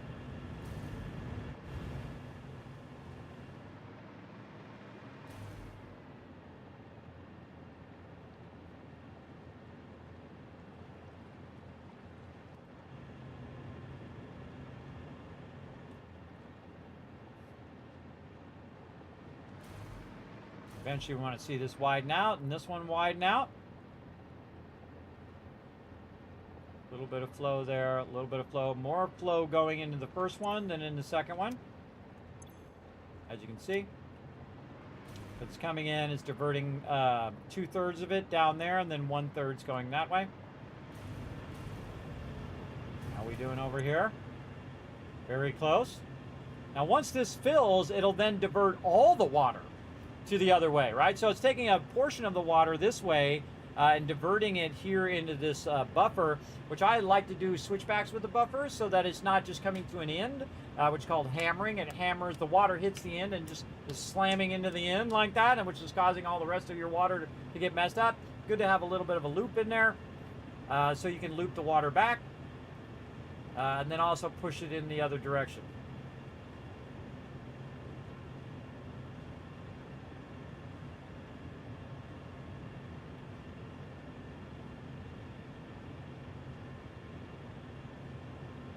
It's going to go up and down a bit while it fills up the rest of the pipe.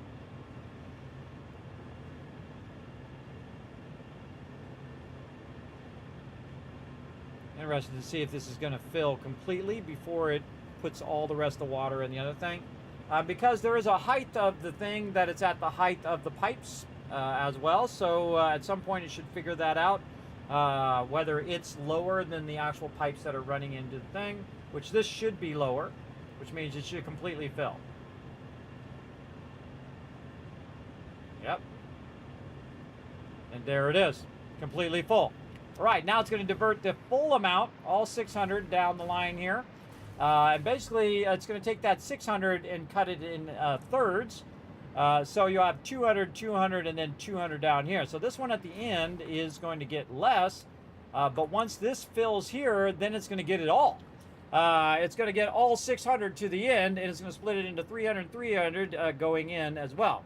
Now, I could just as easily make 5 more, make another one, and have one going into the bottom 2, and have the other one going in there. So in theory, it should be going in at 1200. But I feel like their double inputs are not working all that well, whether it's on a train station or whether it's on a box. That stuff causes big issues. I used to use the boxes a lot as splitters, and I've got out of that habit because they don't always come out at the same rate, and sometimes only one side comes out and the other side does not, and you have a lot of issues with that, so I would avoid doing that if you can.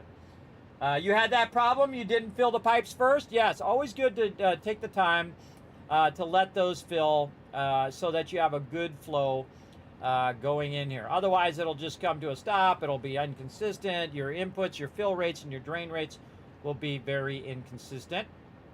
Now, the real trick is we want the train to, if we did this perfectly, and we could if we really worked at it, is to pick up the water, completely empty out the water, and then fill up the water before the train came back again. That would be the ultimate. Because then you know, and it would right before the train showed up too, is exactly when it should fill, when it picks it up, but that doesn't always happen because it's all based on distance, right? How long it takes for your train to pick it up, how far your train is going to your next station, then how long it takes for it to drop off, how long it takes for it to come back. You could figure out all those variables if you want and just put things at certain distances and whatnot. I find is totally not worth it. I suggest let it fill all the pipes first, then start your train going. And again, this is make sure this one's set to load. It should be set to load by default.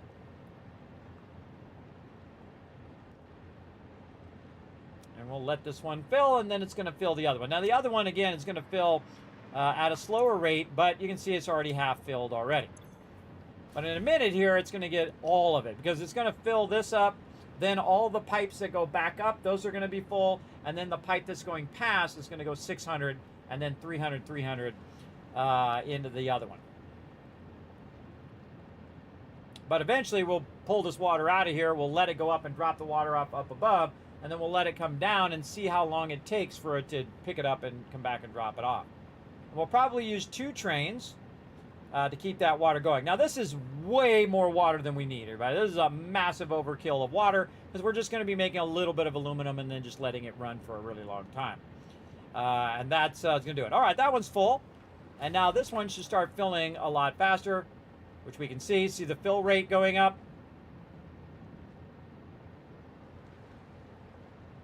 And it should go up, up, up until it reaches close to 600. It doesn't always hit the 600. But it should get pretty close.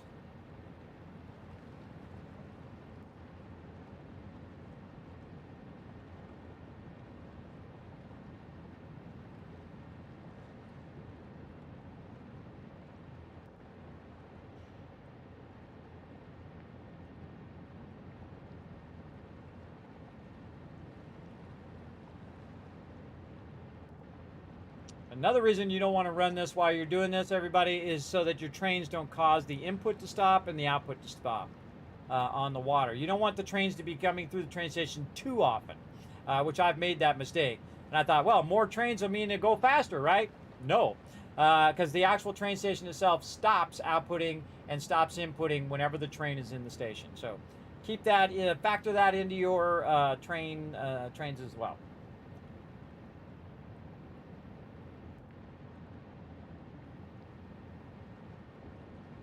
Again, we're just patiently waiting for this to fill up.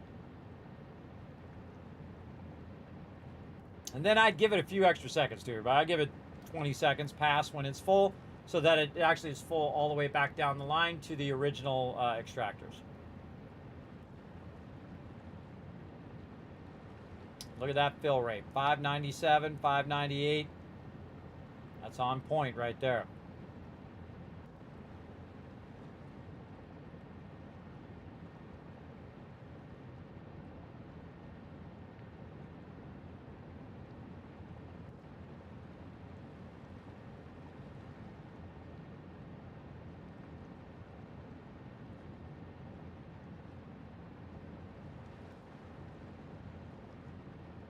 Almost there.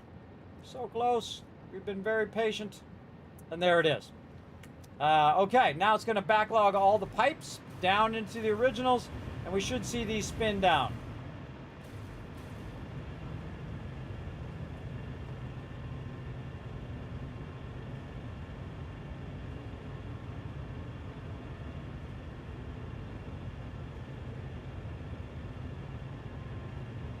Oh, the one at the end spin down. Came back on. How are we doing here?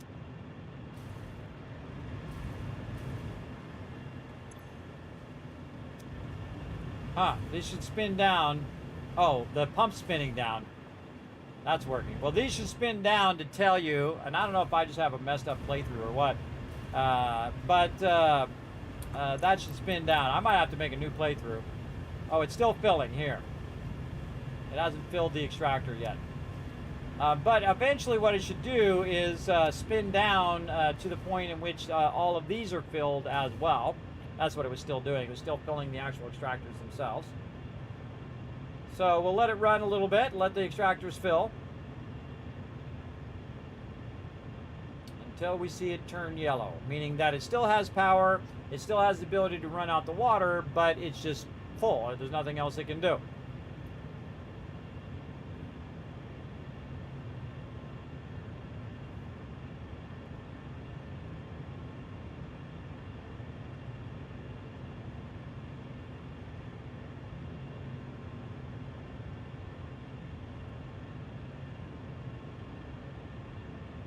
Patience is a virtue.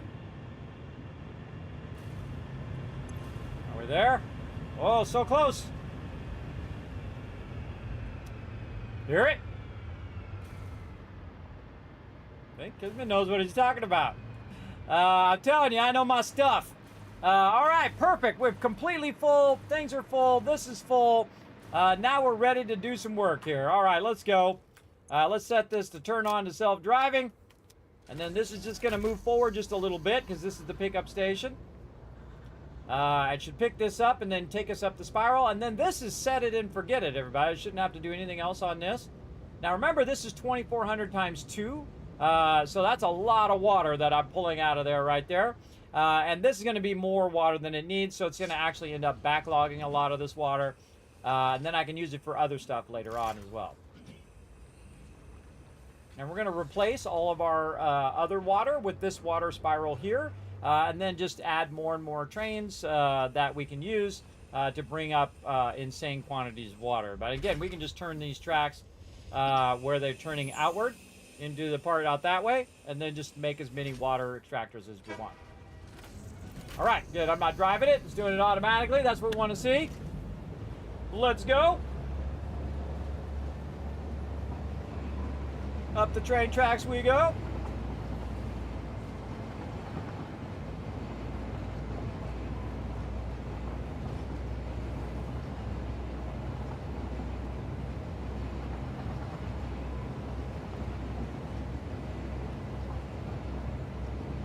The perfect spiral.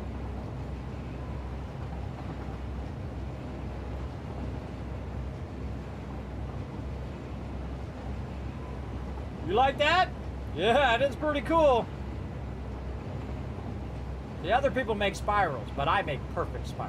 Because there's just something about it that when I see people's trains doing this, and they're just, you know, doing it as fast as possible instead of doing it fast but high quality. My spiral is fast. You can do it pretty fast, but it's also very high quality, meaning that I'm not losing speed on the uptick. Now, one of the problems with running with cargo is that it actually does slow down your train, as you can see. As it's going up, it is slowed down to 95 because water is really heavy, everybody. If you don't know that, it is very, very heavy. Now, a way we can speed this up is to add another train to our tracks here, which is what we'll do. And of course, one of the best things to do is for every 4 cargo cars, you want to have at least 2 of your trains or your train engines doing it. Sometimes I put the train engine in the back, and sometimes I put the train engine in the front. The difference is if you put it in the front, you need to leave a space for it in your actual station. If you put it in the back, whoa, holy mackerel, that made me jump. Dr. Gluon coming in, showing lots of love. How you been, man? Always appreciate when you bring in your awesome community into mine. Welcome, everybody. We are going up the Kismet Perfect Spiral right now in Satisfactory. We just built this today. How you been, Dr. Gluon? Always great to see you. Welcome, everybody. If you haven't already done so, hit that follow button. Become part of the Teamwork Tycoons. Let's go ahead and see what Dr. Gluon was, what was he playing? Let's see. I'm going to find out. What were you playing?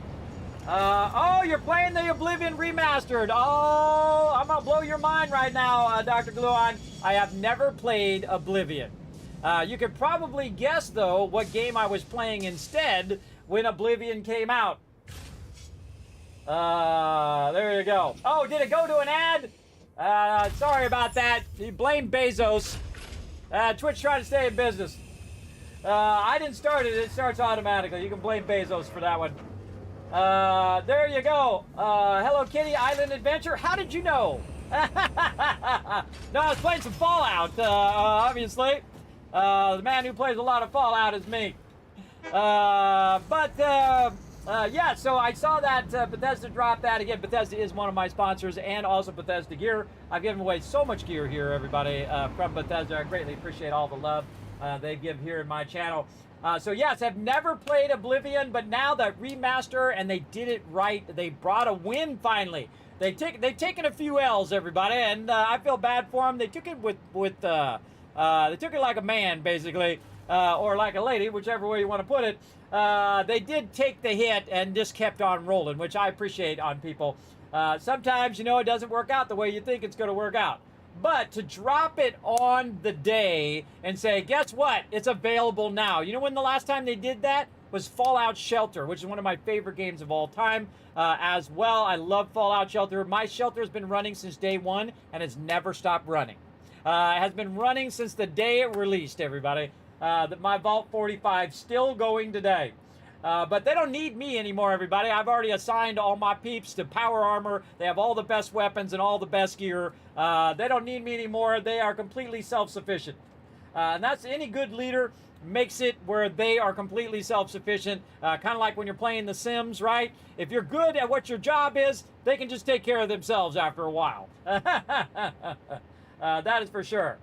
Yeah, so they just, I was watching that thing and they said, it's available now, and I'm like, oh, a win for them, finally a win, and it looks great. I've heard from a lot of people who have played Oblivion, because again, I do have one of the largest guilds out there, everybody running for the longest amount of time in the world, over 20 years together, we've been together. A lot of my team have played Oblivion and say, Kismet, this is good, bro, this is good, they did a good job. And one of the things that I noticed in that video, or in that kind of release that they put out, is that they said we wanted to keep the essence of the game. Now, what I say is great. You got Oblivion. Now, let's get going on Fallout New Vegas already. Change nothing. Do not change one line of dialogue. Don't change any text options. Don't change anything.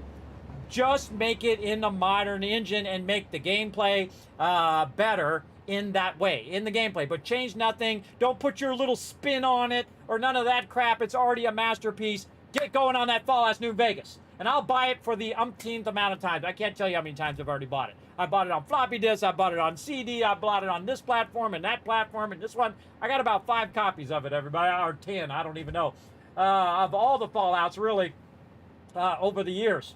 So yes, looking forward to playing it for the first time. here in the stream. So very, very exciting as well. So that's the way you do it, everybody, is that you have it ready and you drop it in that moment, especially on remasters. On remasters, especially if you drop it like in a lull, like right now, there's a bit of a lull of games. So, man, if you drop it now with no big competition, oh, man, perfect timing by Bethesda. So, finally, a Bethesda win. I want them to win. Now, they did have another win, by the way, everybody. Indiana Jones. That is a huge win, everybody. They did an incredible, great job. They captured the essence of Indiana Jones, which is not easy. Because a lot of people fail at that. They think, oh, we'll just add all this random technology to it and that'll make it better. No. It's got to have the same feeling, the same vibe as when you first started playing it as the second you play the remaster. If you play the remaster and it doesn't have that feel, just like when you're playing Indiana Jones, if it doesn't have the Indiana Jones feel, you failed. If it doesn't have the Oblivion feel from minute one, from the second you load that sucker up, then you failed at that as well. That's what I think about remasters, everybody. Don't change anything that doesn't need to be changed. Just upgrade the graphics and the technology part of it. And that's what makes it great. And so the same thing, they updated the models, they updated the way it looks. Of course, they're using Unreal Engine 5 with lumens and all that great stuff. So the lighting of it's going to be amazing and all of that. And normally I'd play it on day one, but they kind of threw it in there out of nowhere, so I wasn't notified. They didn't notify me ahead of time that it was actually coming out. Probably because they didn't want it leaked, I'm sure. But it's been like the worst kept secret. A lot of people knew that it was in development. They just didn't know it was going to drop when they announced it. And that's how you win, everybody. Again, that's a win for them. And see, I don't want people to lose, everybody. I don't want the game companies to lose. Then we have less games. I want them to do a great job and get as many wins as they can without screwing over gamers. That's what I want. I don't want to pay, you know, $60, $70, now $80, $90 for a game that sucks. Again, that's a lot of money, everybody. I don't think they really understand how much money that is for the average person. That's 9 hours of working for somebody who makes $10 an hour. That's a full day plus an extra hour in the next day. Plus, you got to think that it takes taxes out of there. So it's really like 2 days of working at a $10 an hour job. That's like 16 hours, and they take your taxes out. Then you have about $90, and then you buy one game. Man, you might as well get Game Pass, everybody. Go get Game Pass instead, because then you get thousands of games, and Oblivion is on Xbox Game Pass, so you can snatch it out of that right now. So go get it. Just go get Game Pass, everybody, instead. That's what you do. If you're on Xbox. Now, if you're not on Xbox, you can always just get on your PlayStation 5 if you got one of those. I don't have either of those. I have a PC. I have the older Xbox and the older PlayStation and the older Switch. I don't think I'm buying any of those, everybody. Again, not because I don't like them, it's because I don't get enough use out of them, and I feel bad. I feel bad that my Xbox has been over there and probably has like 100 hours on it, or maybe 200 hours. Maybe my kid's playing on it, but it probably has 2 hours of playtime, 200 hours of playtime on that Xbox, and it just sits over there and it does nothing really unless my kids want to play it. So I feel bad for that reason. So if I bought a PlayStation 5, it'd be like I got 100 hours on it, and then someone else didn't get to have a PlayStation 5. So I feel better someone else get it than me. If you know what I mean, everybody. I always think about other people. I'm just that way. All right, so we're playing some Satisfactory, as you can see, everybody, and we are working on our water. It did look like it worked. Yes, it did. All right, now our water's flowing in here and should be flowing now into here where it should be making our aluminum solution, which it did, and our silica. Nice. That looks good, good, good. Now we're going to have our silica come up out of here, and again, we are doing a mega playthrough of Satisfactory. I've played through 40 or 50 times, everybody. I have lost track of how many times I've played through this game. I absolutely love it. You can see over here, I have a bunch of factory stuff over here that we're going to be replacing with mega building. That's when you go in and you make it with glass and you make it all cool looking. That's what we're working on right now, and of course I'm making blueprints, and I make those available to my patrons as well for the more fancy stuff. But we did run out of aluminum, the only thing that we ran out of so far, and then we're going to go ahead and make a bit of that right now. So the first thing I'm going to do is take this silica here, and I'm going to run it into the awesome sink so I don't have to sub-management. Now you can try to run it back in through the system. I never do because I feel like it's a longer process, and also if something goes wrong, it stops the whole process of it producing my aluminum, and I don't want it to stop. I want it to keep going no matter what. Now you can also see that I'm toward the end of the game here, where I can do the 1200 belts here that are literally going to bring that out at 1200 per minute. And it went so fast you didn't even see it come out of there, everybody. It came out of there. You can see that silica right there. And then, all right, we're going to go ahead and tie this. Let's just tie this back here. And then we'll tie that up to our awesome sink. Okay, don't like that. Let's try that again. This time, that it clipping through everything and smother there. There we go. All right, so we got rid of the silica. Now, the other thing that we need to do is take the aluminum solution, and we need to then go to the next step of the process. So we'll go ahead and go like this and just type aluminum solution. And so our aluminum solution here, now our silica is just going to get run into there and say, bah, we don't need it. But we also want to take this aluminum solution and we want to put that in the next step of the process, which is, again, just type aluminum, our aluminum scrap, right? So we want to go ahead and get our aluminum, and we're going to need some coal. So we just happen to have some coal way over on the other side of the base that we can run over here and utilize. So we need to see what it is that we need to build it in, and that is another refinery. So the output of this refinery here is about 120 per minute. And so we'll go ahead and just line this up over here. In fact, we could probably back this up just a little bit, maybe be able to reutilize that awesome sink later on. Over there. Okay, and then aluminum scrap. So we need aluminum solution. And so we want to get that solution over here. Now there's a problem. See, my water line is in the way. Water line is in the way over here. Another way of doing this is I could run this down and then run it across. But what I can also run this under, which I don't like to do because it usually kind of messes it up. The floor holes for the water is janky at best, meaning it don't work so well. So I'm going to go ahead and do something like this. I'm going to bring this up and over. And then I'm going to bring this back down into there. And there we go. Now aluminum solution is going to come in. We can go ahead and tie this power back into this power here. And that's going to start that up. Now we need our coal, so we want to go ahead and hunt down wherever we got some extra coal over here. I honestly can't remember where it's at. Whoa, I'm going all over the place. Can't remember where it's at, but you guys can get a good view of my what I call the efficient mega base. Efficiency versus fancy, everybody.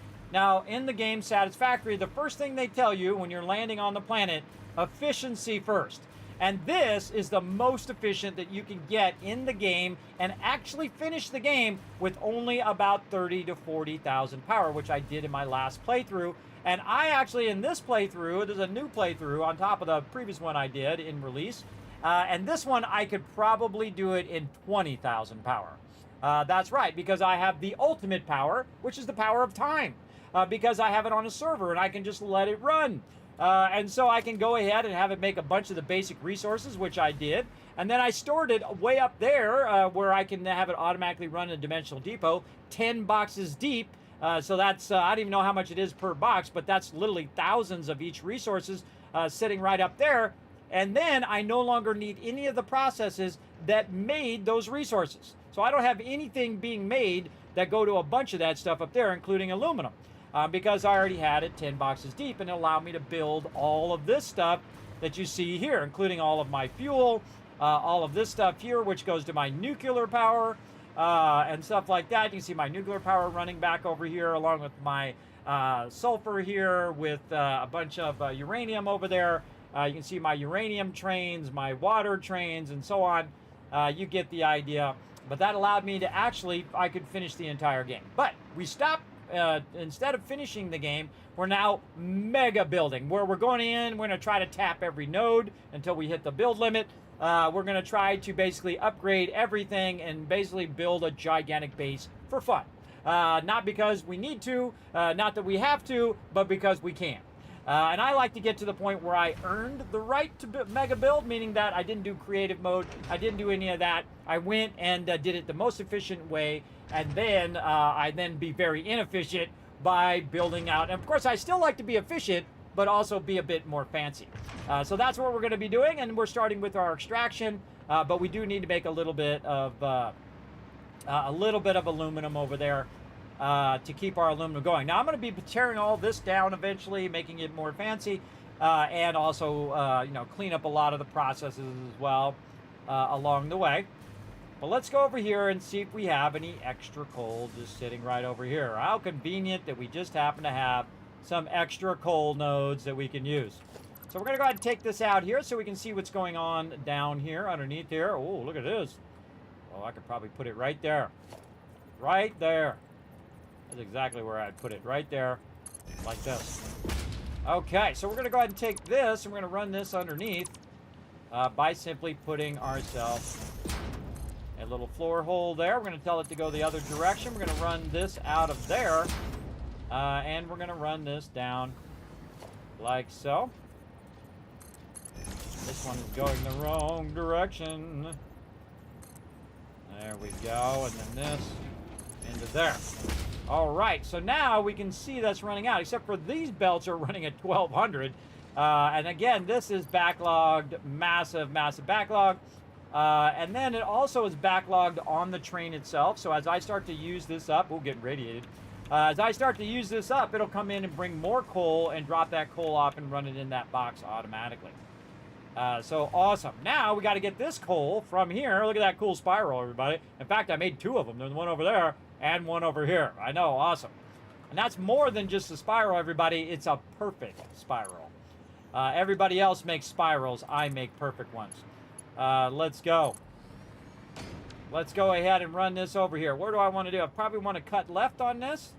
Let's go ahead and cut left. And you're like, Kismet, why do you build up so high? Well, this is why right here, so that I have no obstructions in running my lines. I know, crazy idea, right? To not have any obstructions for what you're doing. I kind of feel like I'm just going to go ahead and use that ceiling connector there and then run this over there like so.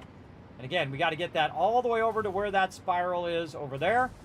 And so I'm going to go ahead and look at what I have pre-existing. And you're like, well, Kismet, how can you just float down here like this?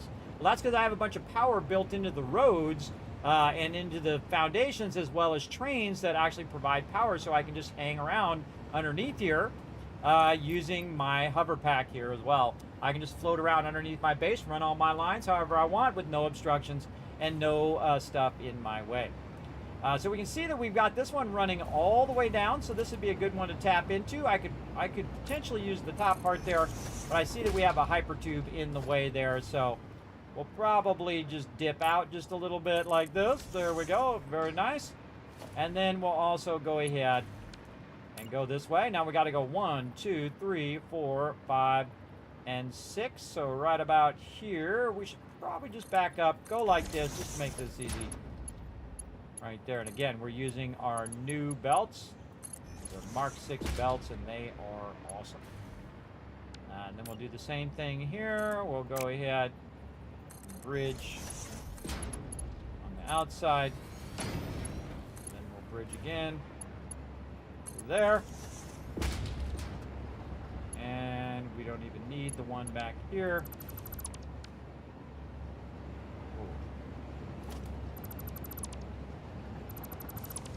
Not what I wanted to do.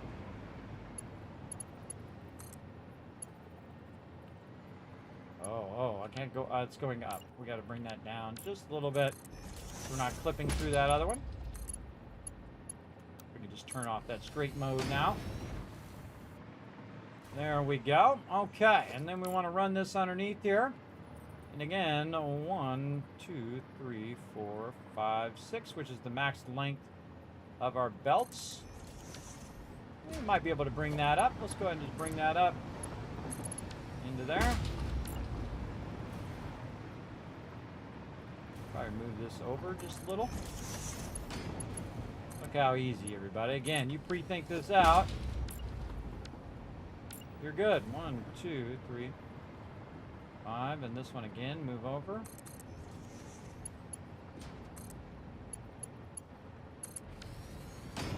Might want to bridge over that way. Looks like we have a good turning point right here between these hypertubes. So we got one, where are we at? 1, 2, 3, 5, 6. Wow, okay. Nice. It was almost like I did that on purpose, everybody. Almost. And we're going to do this. We're going to go ahead and use our straight mode so we get a nice corner.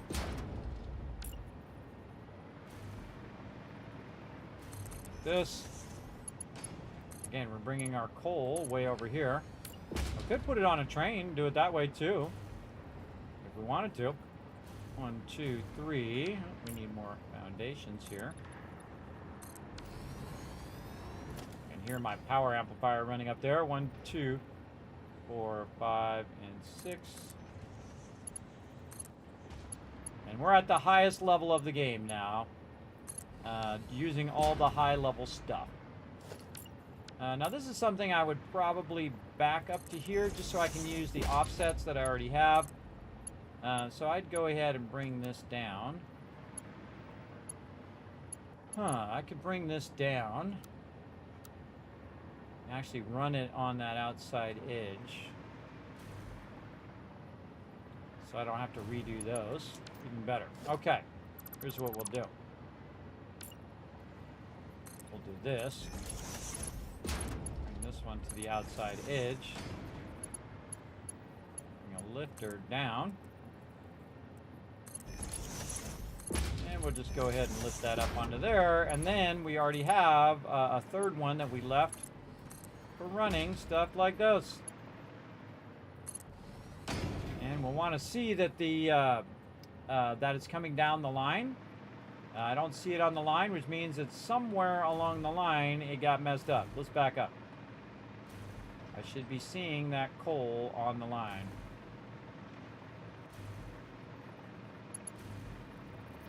Best to fix it now before you get too far, and then you got to go back even further.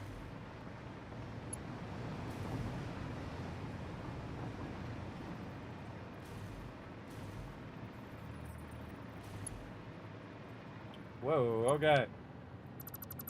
Something got funky chicken there.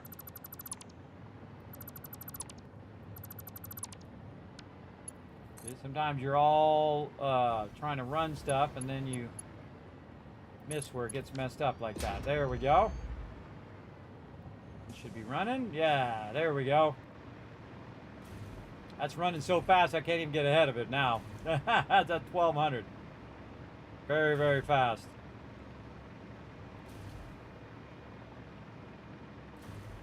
Now, how much coal is that? I don't know. I know some of you are like, yes, but no, I have to know all the numbers, and that's a good thing. You definitely want to know all your numbers, but you don't always have to know the numbers. You don't have to play this with 100% efficiency and all that stuff, everybody, if you don't want to. You can play it however you want. Remember, it's your game. You play it however. 1, 2, 3, 4, 5, and number 6 here. Kind of feel like I might want to go back just a little bit so I can then line up with this one. How are we doing? We're getting close to our spiral there. So we'll go here, and then we'll go inside edge.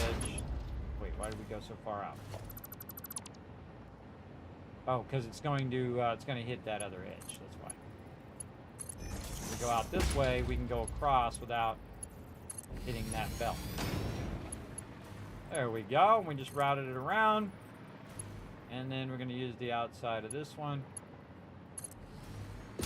Oh, getting so close. Okay. I feel like we could just run it under the train tracks here. Seems legit to me. How about a little bit over here? And then we'll have it automatically do a 90 for us. Do that beautiful 90. Nice. We've actually brought it down. Downward 90. Very nice. Okay. Oh, we got trains in the way, though. Trains in the way. Oh, did not see those train tracks. Let's go ahead and readjust this. We could just go around the other side of the tracks. Let's do that instead.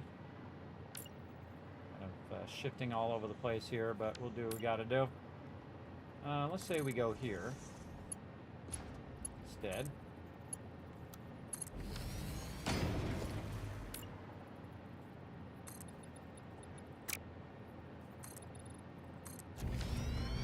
This game has some of the most incredible building. 1, 2, 3. It's the way that the building works, everybody. The way that you put down foundations, the way you snap stuff, the way how precise you can be. It's absolutely a huge masterpiece when it comes to these type of gamings. Of course, this game is based on another amazing game called Factorio, and other games like that that are fantastic factory builders. But this one just takes it to a whole nother level. Every single update they put out, everybody, was an absolute grand slam. Even if it was just quality of life stuff was a grand slam. And that's not easy. That's not an easy thing to do. Just over and over and over again. Just super high quality updates. I'm trying to see where I'm running that. Running that right about here. Let's see. 1, 2, 3, 4, 5, 6. Oh, sweet. Sometimes they just have pity on you and actually help you line it up by a pure miracle.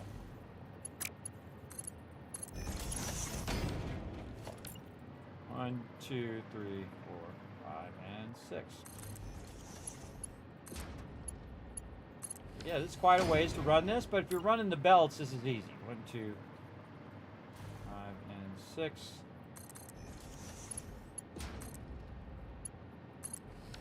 You might want to dip over a little bit to get where I need to go, but the best thing to do is to run now to the end and figure out where you want it to end up. So in this case, we want the coal to go in right here. We're going to go ahead and use a floor hole like this. Man, we're doing the good stuff now, everybody. We're doing the good stuff. Rockstar did it with GTA as well. Yes, because they did it right. That's how you do it, everybody. You wanna make gamers happy? Don't tell them it's coming soon. Tell them it's here now. That's how you make them happy. Don't tell them until it's ready. And make sure it's really ready. Not kind of like corporate ready, but really ready. Ready for release. 1, 2, 3, 4, 5, 6. Now remember, in my day, everybody, you bought the game and that's all you got. You didn't have no internet to update it. You wanted it updated, you had to call the company and say, hey, I need an update. And then they'll send you a floppy disk via mail. Like, yeah, the kind of mail that you write on a letter and you put the floppy disk in the letter envelope and you send the envelope. That kind of stuff. That's how you got your updates in my day. All right, so aluminum scrap firing up. Now, again, all we need is 120 water. We're producing 600.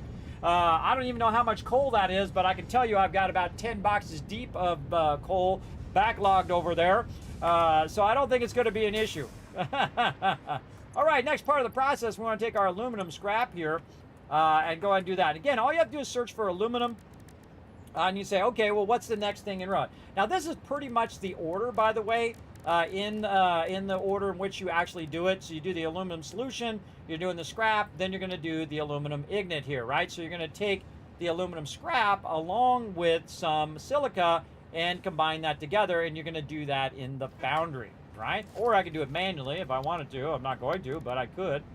And so I'm going to go ahead and take that and just kind of line this up, say something like that, and run this directly into the foundry, in which I'm going to make aluminum ignites, and we're going to have that scrap running right in there. Now we're going to need some power. I say we run an extra power line. Again, this is just temporary, again, while, because we need a bit of this. Now, we need another resource, silica, right? How do we get silica? We get silica from quartz, which we also have already extracted. So now we have to get some silica over here, so we're just going to do basically the same thing. We're going to put a little hole right here. We're going to tell it to run that in like that. And we're going to go way down here. And we're going to probably use the pre-existing line here. Did I do it on... I did it over there. Oh, should have probably done it on the other side, but that's okay, because I'll just add another one here. Like this. And then... we'll just do this. Not quite reach. Okay, well, we'll go ahead, say do this. Run this to the inside of that one. Very nice. And then go ahead and make another run. And again, we're leaving room for future lines that we might want to run out here. Now, it would have been smarter for me to move that all the way to the right side, and then I could have used it on the way back. But no big deal. It's not like I don't have enough space. It's not like I'm going to run out of resources or I'm going to run out of space. Look at the train go. So cool. So cool every time. Yeah, you remember that floppy? Yes, I really can blow your mind, everybody. I actually used the 8 1/4 inch floppies, which you probably never even seen. That's right, they were huge, everybody. They were 8 inches by 8 inches. They're 8-inch floppy. They were this big. They were massive. Absolutely massive. Now, if you ever watch an old movie like Tron or something like that, and you see those little tape drives, you know those little tape drives that you see? They go reel-to-reel tape drives. Well, guess what? That's the predecessor to the floppy disk. Because on there, that tape that they're using is the same thing they use in the floppy disk. It's actually for data transfer. So now I just blew your mind. Now you know what that's for. You're welcome, because I've actually used those. Way back in the day on prepress and printing, we used those to transfer from the what's known as the mini systems or the microsystems, which is like your PC or your Mac or wherever, up to the big prepress systems, which are called mainframes, stuff like that. We would transfer between the two like that because they didn't have floppy disk drives. They had big reel-to-reel drives, is what they're called. So if you ever watch Tron or something like that, an old movie, now you know what that's for. It's like a giant floppy disk. You're welcome. I just edumacated you. Edumacated you in floppy history as well. All right, come on. Got to get this going the right way. Helps. There we go. And we're going to bring this up into here so at least we can use this. All right, there we go. Could have also done that back there. What are you doing? What are you doing to me over here? Stop that stuff. Stop that craziness. Okay, so we got to get some silica over here. So we got a long way to go back. I have a feeling we're going to have to do some... Why do you keep doing that? Man, this higher level belt is finicky. Stop that. Finicky. See, there's a problem there. Now I gotta switch it. So it's going back the other way. I work my magic, everybody. Just bring this down.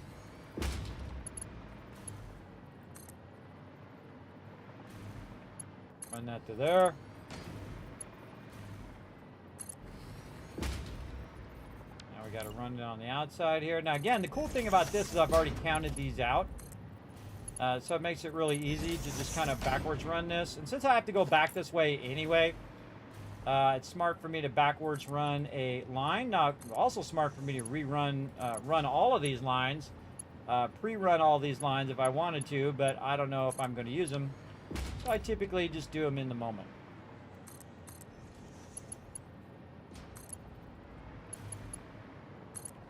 And then this one is turning this way. I could actually make this better by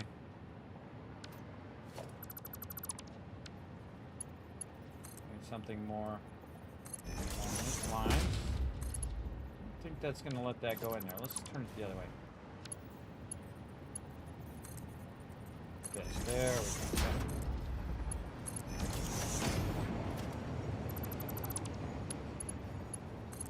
Yeah, I didn't know I was going to run the silica line along the same thing, but now that I am, I might as well clean it up nicely. Wrong line, wrong line. Ran that right down my silica line. Gonna have to fix that later, but we'll deal with that in a minute. We'll keep going here. Again, this one's gonna go down, it's gonna go this way. This one's gonna come out, go into there. Okay.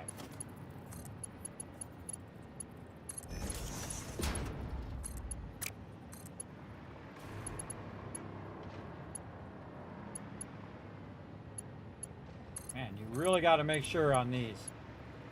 Really wants to, by default, attach to the ceiling.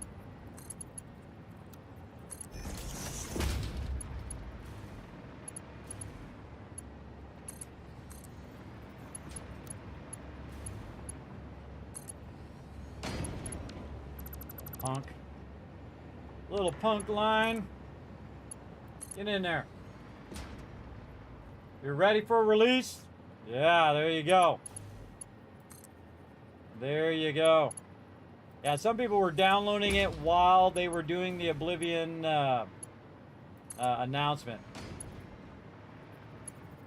Again, everybody, I didn't know ahead of time, so I already had some other things scheduled. Had I known ahead of time, I might have. I don't know. We'll see. Had they let me know ahead of time, I would have put it on the schedule. Sometimes I do override my schedule, but I've missed a bunch of Satisfactory streams because of IRL getting up in my business. You know how it goes, everybody. I take care of those children and family and stuff. You know how it goes. Take care of those little kitties. Except for they're not little anymore. They're all grown up now. My daughters are going to be 18 next time. They're going to be all grown up. I think I was on this one. There we go. That's the outer one.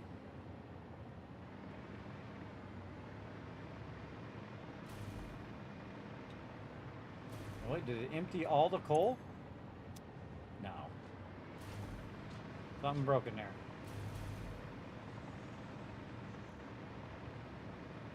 Oh, it just wasn't showing me. Okay.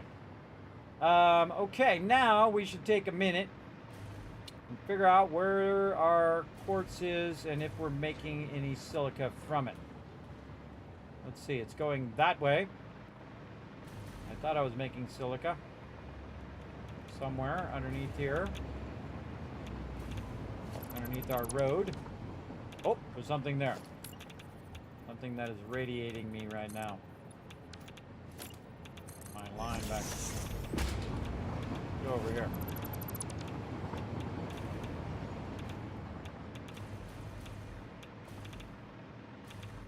Oh, this is the input. These are the input lines.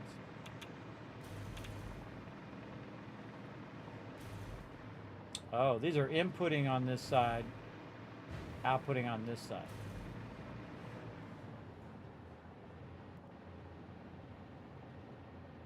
No, these are the input sides. Definitely running that quartz somewhere. How do I know it's an input and output side? By the little symbols on the side here. This means output.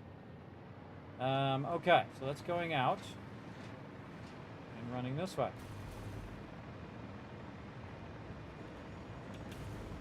Oh, it's running down that way. It's running way to the back. Yes, that's making a bunch of stuff over that way. We don't need to bring it all the way to there. We could probably just tap into some of this, make ourselves some silica, and run that silica back. Okay, now to make silica, we can just go in here and type silica. I had it making silica before, but we took all that out when we moved up here. Let's see, constructor and crafting bench. So we'll go ahead and take out some of our grid here. Right. Oh, I got some overlapping grid action going on there. You know, overlapping there. Actually, let's put this back. Like that. Then we're going to go ahead and take our blueprints, and we are going to do our mega constructor, which is a lot more fancy than what we've been doing before. Right over here. Oops, and this is off. Yeah, some weird stuff going on up in here. Try that again.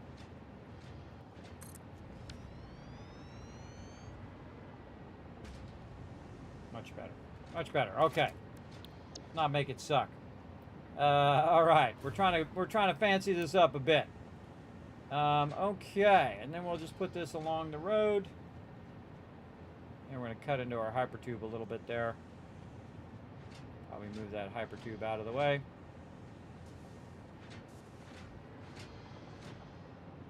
Line that to the foundations.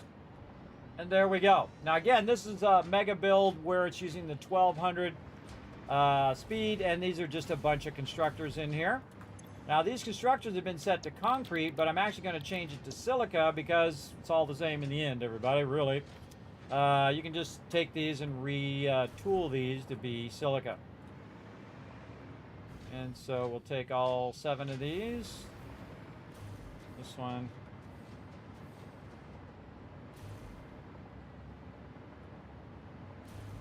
Turn them all to silica. There we go. Now it's got a central power line over here somewhere.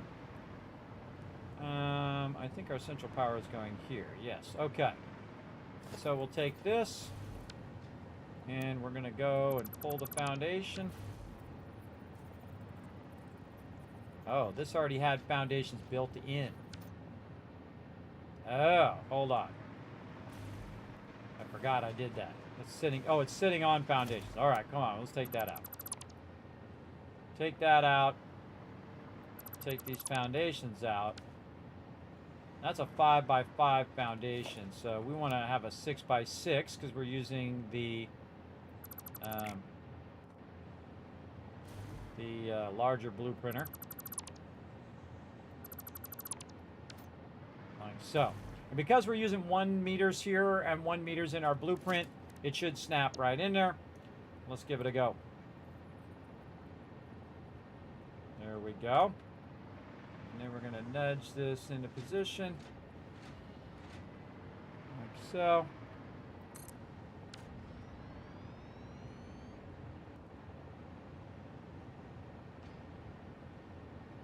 Beautiful. Then we made it more advanced looking. Instead of just making it boxy like that stuff over there, we made it more advanced and fancy. So there you go. All right, once again, we have to go in here, though, and make sure we got this to silica. And just copy the settings. And then we can paste them. Let's do these 4 over here first. Now, I always paste it, but I never trust it. I always come back and look to see if it did actually paste it all in there. Because you don't want to start this up, come back in an hour, and realize it's been doing nothing the whole entire time. Okay, now we can go ahead and take our central power over here. We can take out this foundation, and then we can just snap this down in here. That makes that easy for me to run this power out of here this way. And you can see that I already have it built in. The yellow part is the road. I have the middle part out so I can chain the power, and then I just come back and add the middle part later if I want to. But in this case, I can go ahead and just run it under the foundations, and I'll pick this foundation up, put it right back in there. This is all powered up. It should be good. See, turn to yellow. That's what we want to see. And then we want to go ahead and get the quartz in there, right? So that's what we want to get into the input, the raw quartz. And luckily the raw quartz is right over there. We have a lot of extra that we can use. And so we'll tell it that this is going to be silica. Now we could have also put some storage there and stored a bunch of the extra quartz and stuff, but I'm already storing it over there, so there's really no reason. And again, this is just temporary part of that production. And then we're going to say silica production. There we go. Very nice. And now we just need to tap in a bit of that, run it over here. Now I got to remember where the heck my inputs are. I believe they are underneath right here. Yes. So we're going to run that up from there. Now again, you can't put that in there because it won't let you do that on the blueprinter. It doesn't let you put it directly on the floor, so we do have a little bit of work to do there just to run that in to get that splitter to work. But that should be fine. And now we can go over here and just do something super easy by just putting a splitter there. And then we want to get this going in the other direction. And we want it to go up right there. So we'll just kind of eyeball where we're doing here. And let's see. Right there, take a little bit of damage from that radiation. And we'll take the straight thing off. Got this here, so we'll want to bring this down a bit. Yeah, bring this down to 3. Then we'll want to bring this down to there. This up to there. We in business. Nice. All right. Now this is just going to start working. Away it goes. Boom. Creating a bunch of silica. Now what it's going to do is take all this silica and then recombine it back together to where it ends up actually flowing upwards into the next level. Up above, I believe. If I did this correctly, I believe I have it flowing upwards. Right here, yes. So it's flowing up into the floor hole right there, which allows me to go ahead and chain it to the next part of the process that I can go ahead and sit on top of there. Now, the next part of this particular process is I wanted to store the extra silica that is producing, so we have another mega setup here, which is for our storage, and we're just going to aim it right over here. Now, one of the things we can do to make this easier is to just grab a wall like this and just run this up like that and go ahead and make ourselves foundations here and here. Then what we can do is take this storage and we can just aim it at the edge of this. It wants to let me see what I'm doing. There we go. Aim it at the edge and aim the arrow toward me. Then nudge it inward a little bit so we can try to center it. There we go. And then I can just nudge it so it's aligned to the other one, and it will then just sit right on top of the other one. And this is why you make what's known as like AB or modular style buildings, so that those buildings then can sit on top of each other and look pretty cool like that, right? And then again, I have a whole bunch of those that I can store. So this is going to be silica storage. I don't think I called the other ones what they were, but I feel like I kind of want to put what it is right there, silica storage, and then just so we can see it from really far away. Silica, spell it right there, Kismet. There we go. All right, silica storage, very nice. Now what we got to do is get it from here into the storage itself, and we can do that real easy by just going ahead and having a little bit of an offset here, and that's because of the way that the stuff works out up there. And then, of course, we want to make sure that this is going the right direction. Inward, there we go. And then this comes up, lines up to this, and then runs that up into there. And then we go up here into our storage, and same thing. We just go ahead and bring this out, and we go ahead and check that it's actually running. Now again, these are 1200 speed, everybody, so these are absolutely cranking, and you can see we've already got that silica in there and getting stored. Looks good. Now another cool thing to do is to go and do it again. So we're going to go ahead and do this. We're going to go ahead and bring this up. Get that to line up. There we go. Oop, that is not lining up. There we go. Like this. More foundations. Line up our blueprints. And let's go ahead and do another storage. Aiming this way, somewhat centered, whatever, you just kind of get it started, and then you just kind of nudge it right into place. And I'm going to speed up, obviously, because you just saw me do that 2 seconds ago. So now you get the general idea. And then we can run this into there. And that can go up into there. And then this is then going to go into there. And we should see more silica up here. Okay, pretty cool, right? Again, those are called modular styles. So they're all modularly built, so I can stack them above. I could also stack them underneath if I wanted to. I could build them in the opposite direction, so they would go down. But there's something really cool about building a very unique style item. Just super easy like that. So silica storage over here. We'll take this out.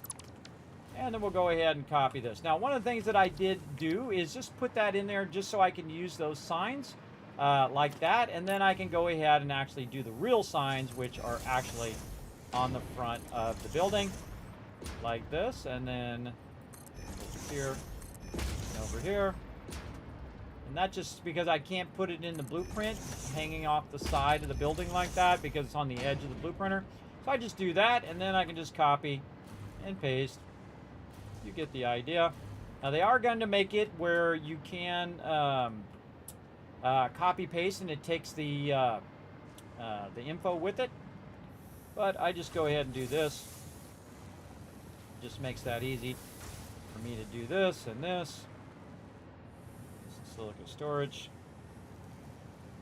And then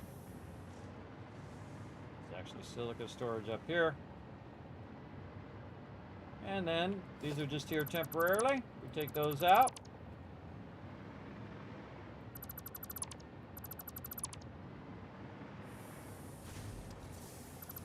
Super easy.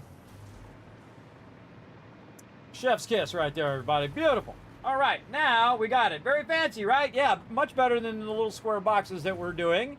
But also very cool. Now, why did I leave this gap, everybody? I could just stack them like I'm stacking those. But I leave those gaps so I can just very easily, you can see all the little green things. That means it tells me whether all those constructors are running or not. And I can see they're all running there. Same thing up here, I can go in and I can check to see if the boxes are backlogged with silica there. And then also go to the top here. I can also put a dimensional depot up here at the output here and just have it running in the dimensional depot all the time, which is exactly what I'm actually going to do right here. So this is actually going to run also in the dimensional depot. Like that. And you can see now it's just running in there and it's going to make a whole bunch extra and it will always run that in dimensional depot. I can also look in here to see if any of these have started to fill. Yes, these have started to fill up and they're going to start backlogging all of these until that's completely filled, which is awesome. Awesome sauce. You can actually see it in there running. You peek in the window. Always very cool to watch. But also from far away, you won't see all of that stuff running if you don't need to. Oh, little radiation going on back there. Comes my uranium train dropping off that uranium back there. Okay, so now we got lots of silica backlogged. And now we want to take our silica, we want to run it out of the output right over here. So we're going to go over here and take a look. We're going to see that this is running back up in there, but we should also have another output right here that we can use if we need to for some of that silica, so we can run it out the back here. And you see I've got the cool doors that just slide open and whatnot. Those are all sorts of awesome. Okay, so we'll go down here. We'll see if there's anything under this. Nope, nothing under there. So I'm just going to go ahead and have this come out just a little bit. Let's say to here, since we have a bit of an overlap right there. And then we'll just run this up like this, and boom. Just a little too far from that, so we'll make a little belt right there. I don't like making too small of belts, but you can see now it's running in the ground. And now we just need to get this over to where we're running our other stuff. Now it's going to be real obvious as to where my other stuff is running because I can see that it's using the new belt, right? So very, very easy to find that where that's at. And again, we're going to go this way, and then we're going to try to bring it down right over here. So let's just put this like this, kind of blocking a little bit of that, but we'll do what we got to do. And straight.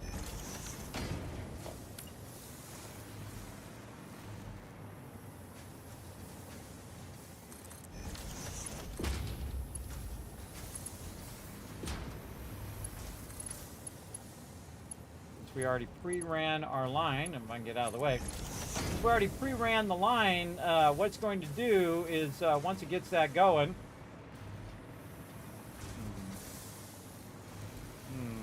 something definitely funky there. Coming down, but it's not coming out, which means that this one is probably going the wrong direction. Double check it. No, it's going the right way. Just doesn't seem to be going into the ground there. Where it went so fast I missed it.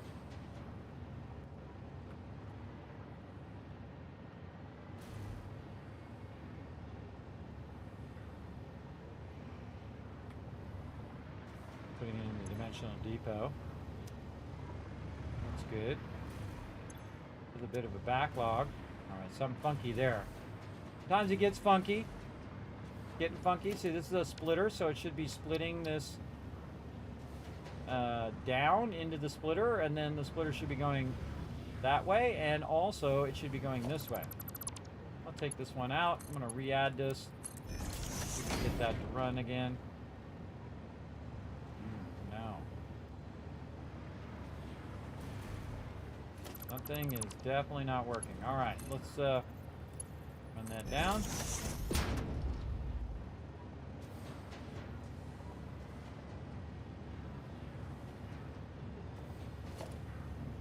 Merger. This is the output of the merger, which go down to our splitter. Output. Output.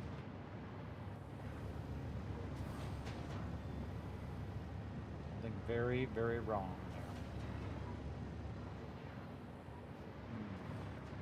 Don't tell me. Part of the fun is me trying to figure it out. That one's going down. Why you do me like this?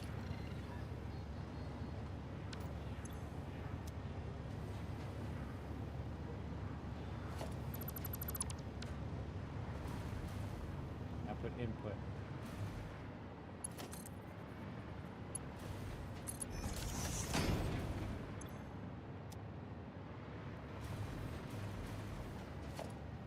Splitter is messed up.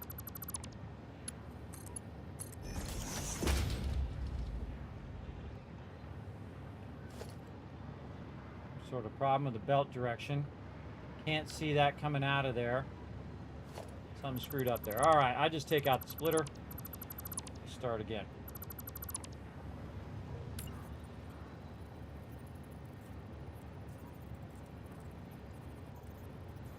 That's a merger. What is it? Quick switch.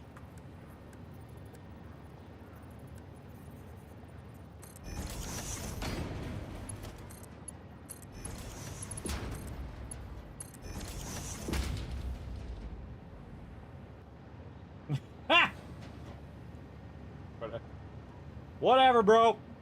I mean, I couldn't be more plain than that. It's going in. It should be coming out. That's funny. Let's just make a small belt and see what happens. Okay, the small belt works. It's when we're running it to the rest of the thing, it's not working. At least it's not displaying that it's working. I feel like it's the display. It's just not showing us that it's running it out of there. Okay. So if we take this out and we go to here, that should show us. Yes. Okay. Yeah, that's a display issue. And that's running into there. And now it's no longer going to show that. Yeah, that's not good. Not good. Let's do this. Let's use this to go a portion of the way down. And then we'll just kind of do a little switch back here to kind of work around that display issue.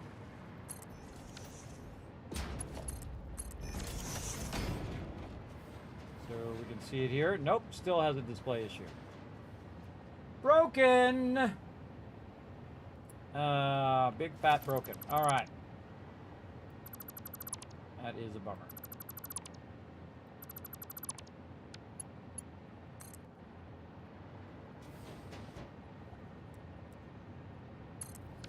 The all important thing is it working? Is it working? Can we see it down here? No. Is it making it to the end? That's what we really want to see. By the way, the way to fix this, I've learned, is just put a splitter in there. Yeah, I can see it again. Again, if you want to fix that, that's what you do. What if I put it here? Yeah, see, now I can see it on the belt. So it is on the belt, and it is running through there. We just want to make sure that the belt is reaching its final destination. Let's just put this on here. You see it? We can see it all the way back there. So it's really somewhere down the line that's causing that. So we're just going to go and put a splitter. Oh, wait. Nope. There we can see it again. Okay. Yay. It works again. Okay. So it is working. It just wasn't displaying it properly. Again, I don't know if it's just my version of Satisfactory. A lot of my stuff doesn't work like it should. Like when you're doing the priority switches, it doesn't just do the priority switches.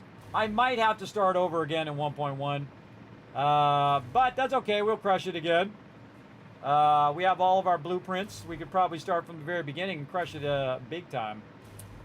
If we wanted to do it again. We'll see. We'll probably check out what's new in 1.1 and then might do a future playthrough again. Probably not right away though, because best to let it get new features and then come back to it. But we are going to do a lot of mega building in this build.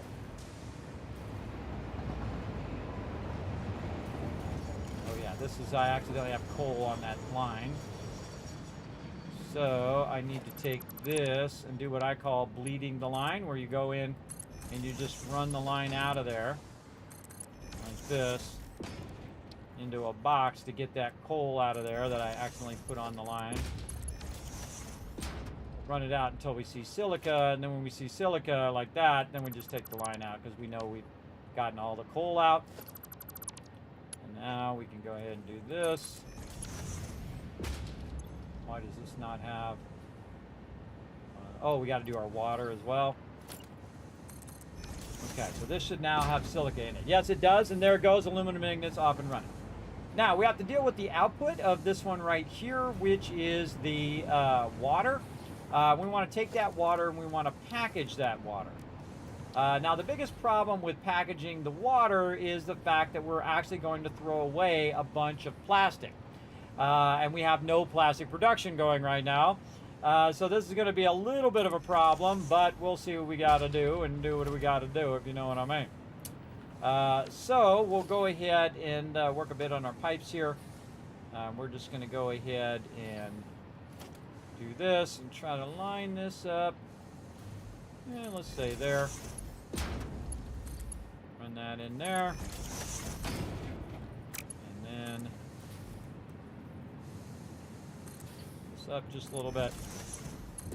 Okay, now you're like, well, Kismet, you got to put a pump on there. Well, actually, these machines actually have a head lift already, or basically a pump built in. So it'll be just fine to pump it up just a little bit. If you pump it up a lot, it's going to have problems. But now what we're going to do is we're going to package the water. Then we're going to take that output of packaging the water, and we're going to bring it up here. Now remember, it's just going to have the packaging. It's not going to have any fluids on the output.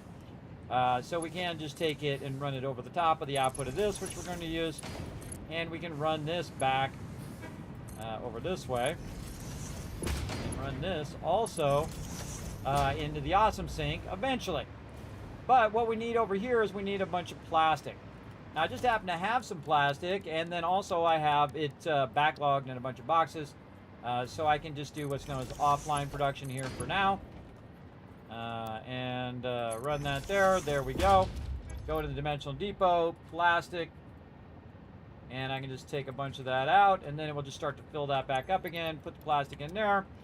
And it's now got that plastic. Oh, forgot to make the actual things. Hold on, one problem there. I got to get my constructor to make the actual things. Very vitally important there. Run that into the constructor. There we go. And then we make our empty canisters. We need to tie into the power. Like so. Actually, probably better to put our thing there and then get this and this. There we go. And then this back into there. Okay.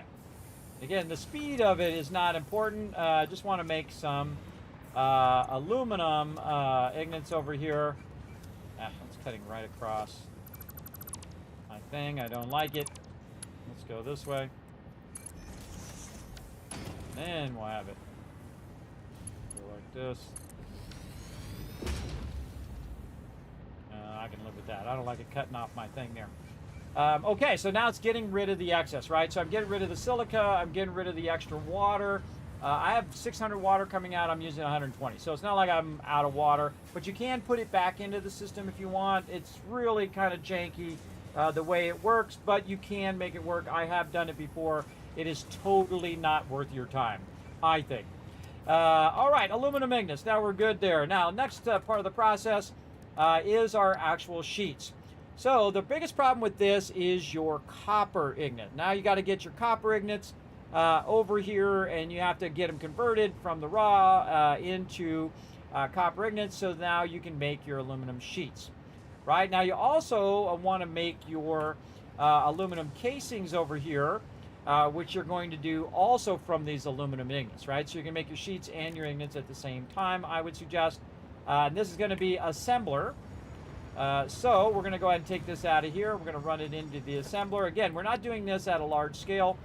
We could do it at a much larger scale like we did before. We're just doing it at a very small scale so that we just don't run out of aluminum in the long run. Where do we put that power? There. Okay, so that's going to run those aluminum ingots in there. And now, again, we've got to get some copper over here, and then we'll be pretty much done. We do want to go ahead and split this out, though, to our constructor, I believe it is, if I'm remembering correctly. Yes, aluminum casing. So we do want to put a splitter in here and just run this into there, and then give it some power as well, because we need aluminum casings back there as well. Now, the thing to do with these aluminum casings is to put them in a box, of course. And I could build out a whole big storage thing, but I'm not going to. Again, this is going to be temporary. We'll make a real fancy version of this later. But the reason why we went and got a whole bunch of Mercer spheres earlier is so that we can also just have it automatically go into the dimensional depot, which is why I took it out of up there, because it's out.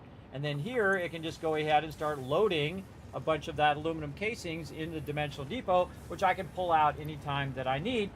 And the same thing with the aluminum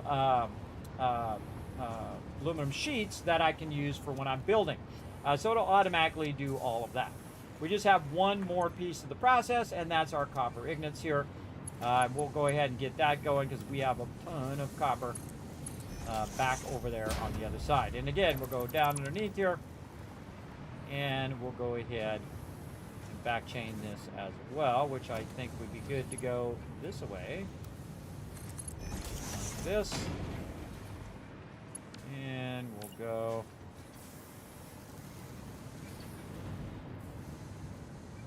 stay right there. This one to here. And we'll utilize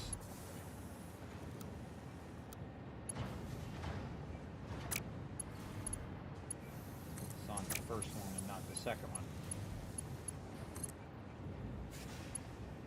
It's going to run into that other one. Let's fix this one.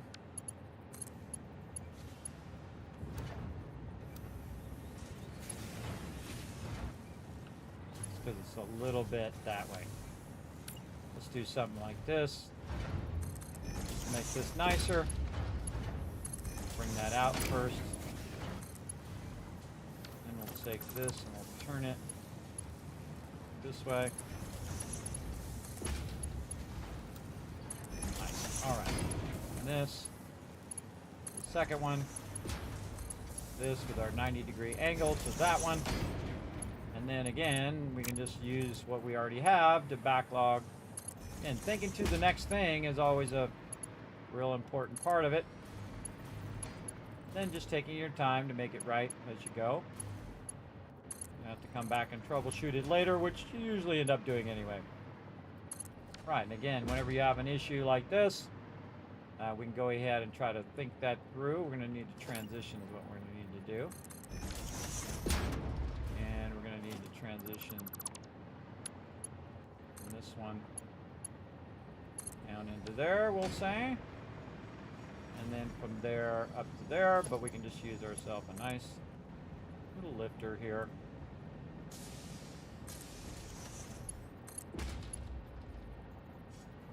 Wrong direction. the right direction. Oh no, it's going this way. Yeah. Come on. Come on, fingers, work with me. There we go. Yes, going this way. There we go.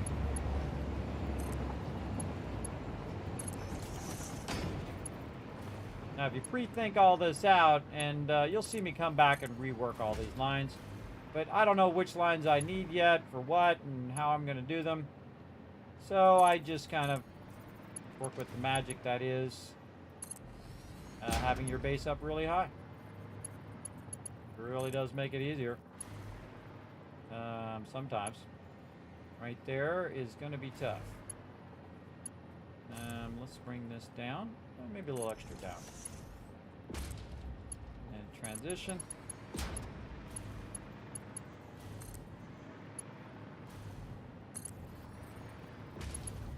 Again, we already have it in place, and we have to run it very similar to where we're going. That's the second line.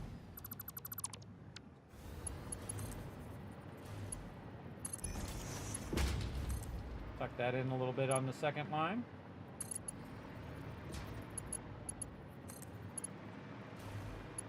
Now out to the third line. And where we're going? Way over there.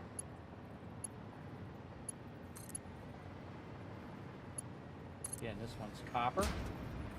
And I'd probably stop right there and then head over here and see where I'm getting my copper from. I know I'm making some copper ignits up here.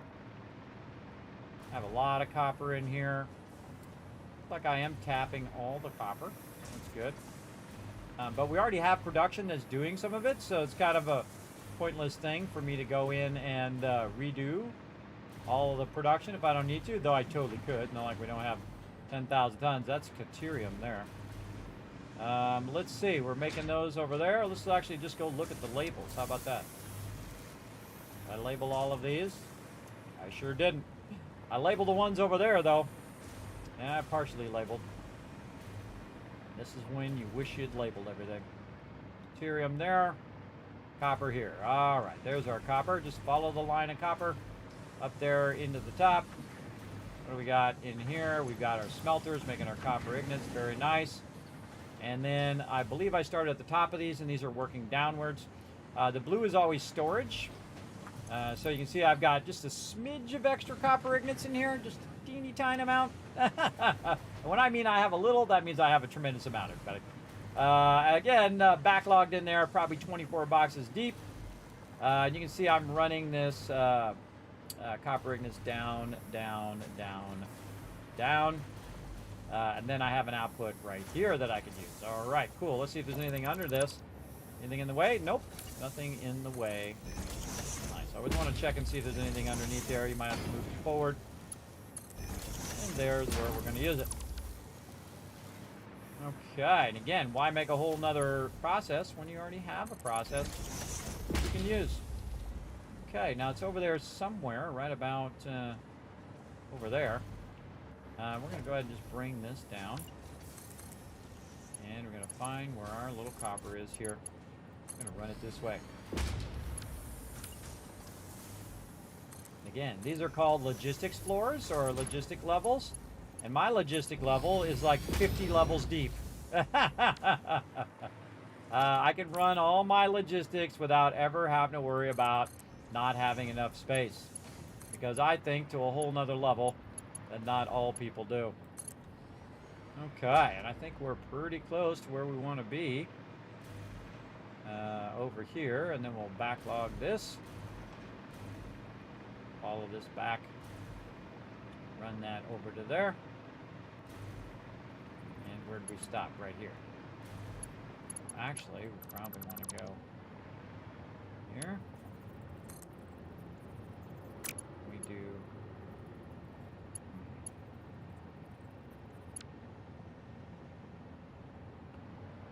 good question. That's just going to clip through that right here. So I'm going to go ahead and try something like this. Yeah, even if I have the straight mode on, it's going to flip. I'm not going to like it, so I'm going to do that. And then I can just bring it back here. These clear belts are cool looking. You can see if the stuff is moving up above, which is pretty cool.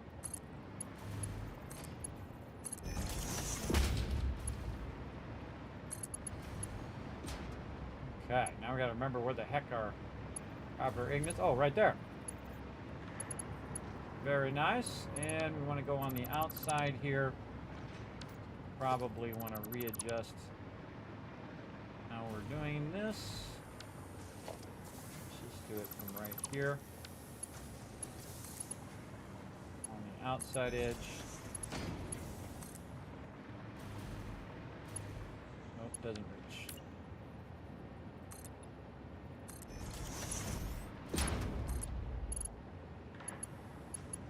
Come on. So finicky.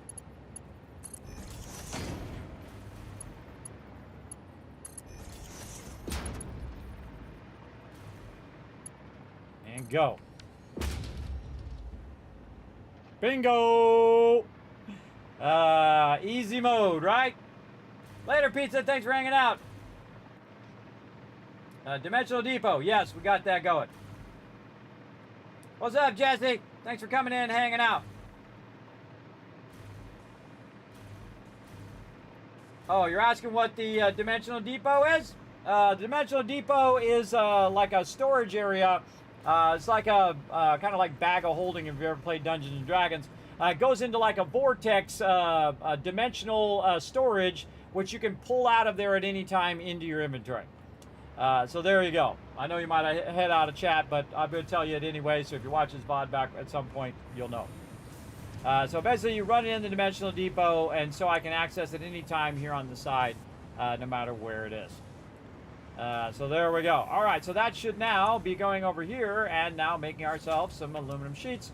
And those aluminum sheets will backlog in here eventually after it fills up the thing there, and now we have it going. Now, the biggest problem in our production is right here, which is our plastic, where we don't have enough. So we can go ahead and say plastic over here. We can grab a bunch more out, again, of the Dimensional Depot, and put that in there. And then also what we can do, oh, look at this, oh, we're running that up there, is run over here to our hypertube. It's over here somewhere. Right here. And really go crazy. In fact, I should probably just put it down here. Just put it right here. Store all my stuff from my inventory in there. Maybe take some stuff I can throw in the Dimensional Depot out of there. Say this.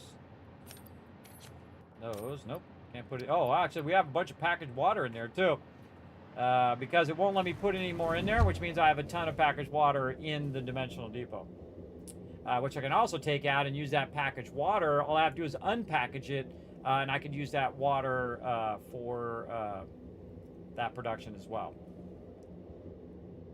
But don't need to, because we ran a bunch of water, so we're good. Let's get up here and see how much we've got left. Again, eventually I'll need to get my plastic back up and running, but again, we're just working on kind of starting again from the basics and working our way back forward again, but in a more elaborate way as well. So we'll run over here and see if we've got some plastic hiding in here. Oh boy, we are out of plastic. Oh mama. There's another one we got to get going. Another one we gotta get going over here. Now, since we have our nuclear power and we're not really using much of our oil, we can actually utilize our oil for some plastic as well. So let's do that real quick. And that's super easy because we already have the oil already over here. We can just tap into the oil and utilize some of it for some plastic production. And again, all of this will eventually be replaced. But we're going to go ahead and build it real fast. Now, I've built this before, everybody. I'm sure you're familiar with making plastic. But if not, I'm going to give you the very fast, quick overview. So the first thing we need to do is we need to bring in enough plastic or enough crude oil to make the plastic, right? And then what it's going to do is it's going to have an output of heavy oil residue. Now the heavy oil residue I can take and turn into, I'm going to flip this one the opposite direction. I can take and turn it into petroleum coke, and it can take up to 40 per minute, right?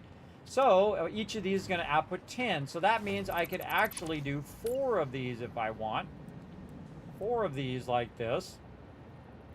And fill that up with as much oil as I can, produce 4 of those, output that, and then take the output of this extra, the trash, basically, right here, and then run that into here and turn it in petroleum coke so I can then run it into the dimensional depot. Like so, if I can find it, or actually not the dimensional depot, sorry, my bad, the awesome sink. Right here. This one's just going to go directly in there like that. Petroleum coke.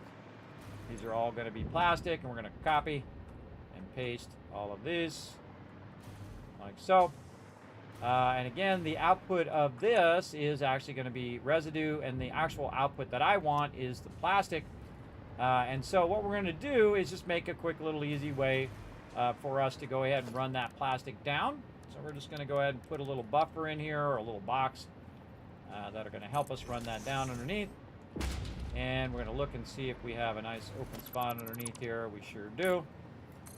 So we can actually we can make plastic and run it over to the other side over there, so we don't have to manually drag it in there, because we're totally out of plastic.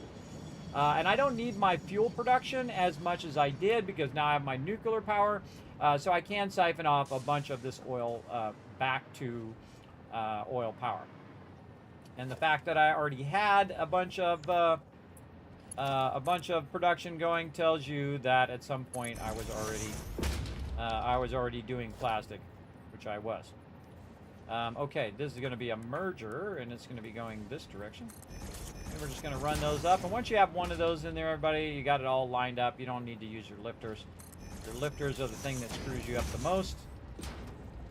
So I'm just going to put these in like this. Pretty easy. These are all mergers. Actually, really don't need the merger at the end. I can just run that out there. Then merge this, and then this is going to go into that box. Turn my light back on. I'd love to turn my light off every time I run in a hypertube. I wish they would fix that. Once my light is on, keep it on unless I turn it off. That would be nice. Again, these are all mergers. This is going to come up and put the plastic into there, and into there.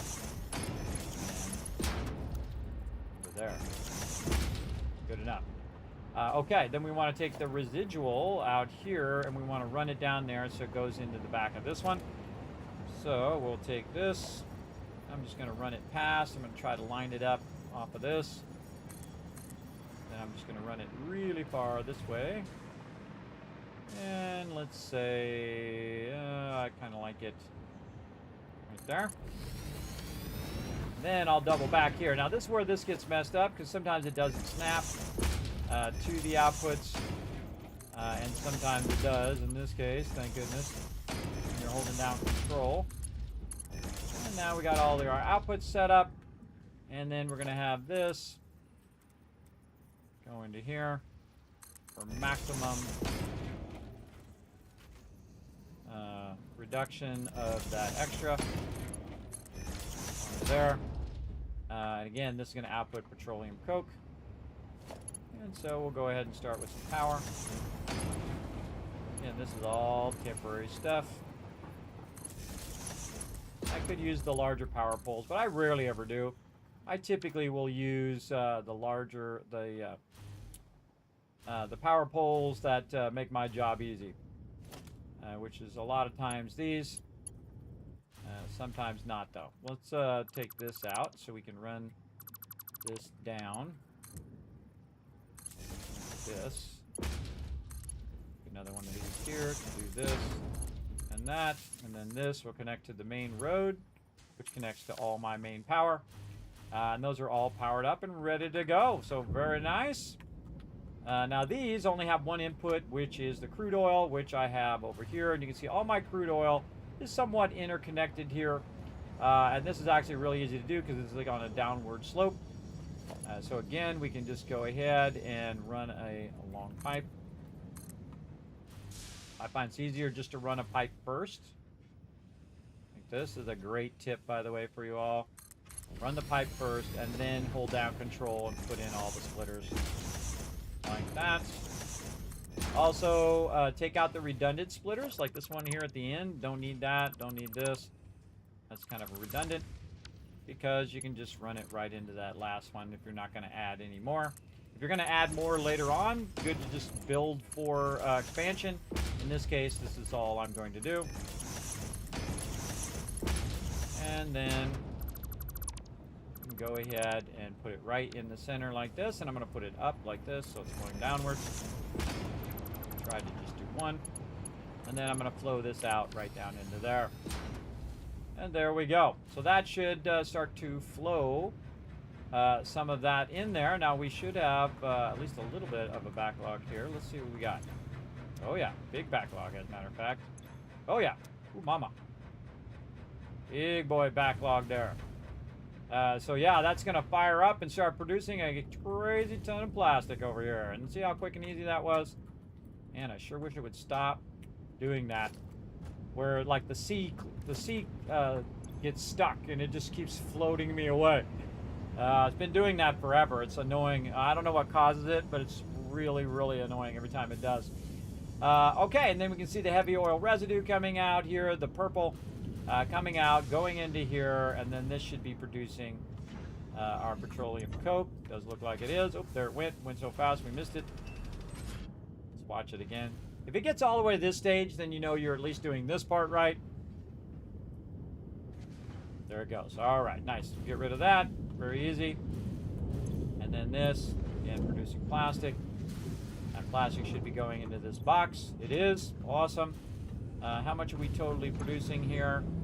20 per minute, so this is 40, 80. We're producing 80 plastic per minute, roughly, depending on how the oil holds out. We'll see.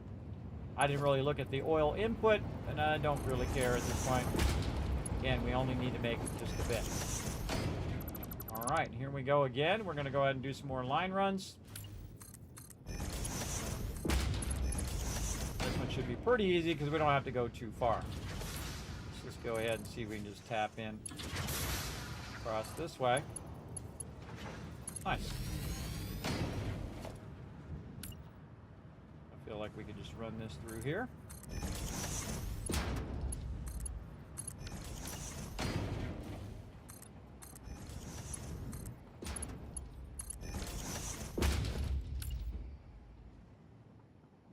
Probably link up with that other one on that other side.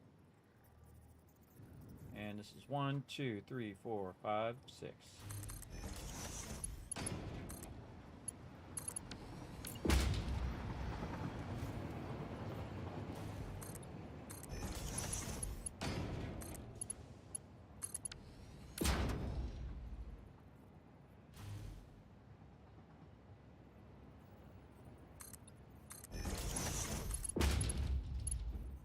Like I want to go to the inside of that one. So it's going to kind of mess me up if I do run some other lines there. Yeah, let's just run to the outside. Run it to the outside in case we do want to add that later. Alright, that lines right up with those. Very nice. And then now I know what the offset is. I can just use the offset of this one. I don't have to recount it. Come on. There you go. I want to turn the corner. Any open ones here? We do, right there. So we can bring this down. Maybe a little bit forward.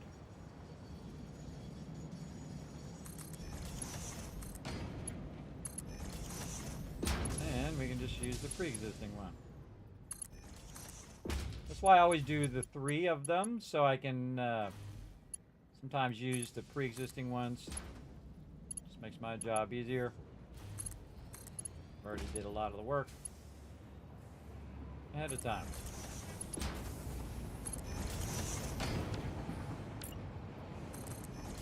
Okay, where do we need to put this plastic?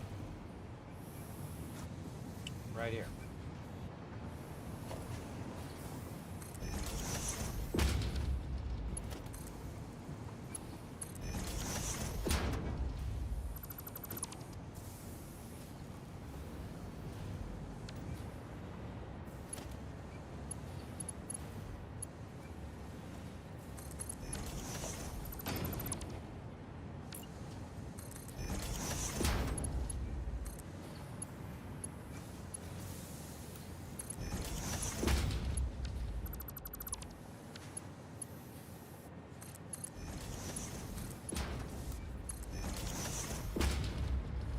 And there we go. Now we have an endless amount of plastic. So we can bottle all of our water so it doesn't stop our aluminum production. And that is now totally online production. It'll just keep producing that stuff until the end of time. And there's nothing else I need to do. I don't have to worry about any excess resources. I don't have to worry about it stopping. I don't have to worry about it not making the empty canisters. Though I probably, just to make this a little easier on me, we'll go ahead and get rid of all of this stuff here. Maybe make a little bit of a backlog here so that it can have a little bit ahead of time, since it is going to be making a bunch extra anyway. Let's go ahead and have it make a whole lot of those. So it can backlog those into this box and then keep that flow going. And there we go. So we should have now more aluminum plates. Again, we have run out before. Look at that. Aluminum sheets and aluminum casings doing their thing. Now, of course, if I was going to let this run, which I am, now I have aluminum plates and aluminum casings. And you're like, well, what big deal, Kismet? Well, if I have aluminum plates, then I can do this. I can go ahead and get my blueprints here. I can go to my storage. I can grab this one. And I can put a lot of storage in here. I mean, we ain't messing around now, everybody. We're getting some crazy. 10 box deep worth of storage. Because this will run infinitely, it can now store all of that, which is really fun. And then we'll put the dimensional depot out here. And we'll just take this one out. Now, the output and input belts are faster than these belts. These belts are Mark V's. But I needed the aluminum sheets so I can then make these storage units here. And the same thing with my aluminum sheets. Again, right now I'm not making that many. But over a long period of time between now and next week, I can tell you when we come back, we're going to have a lot of aluminum sheets and a tremendous amount of casings backlog. And that is the power of time. Using that power to your advantage. Let's put that forward just a little bit. And we'll rock that into there. And then again, the dimensional depot on the outside. For both of those. And there we go. So now it's going to go in there. It's going to fill the dimensional depot.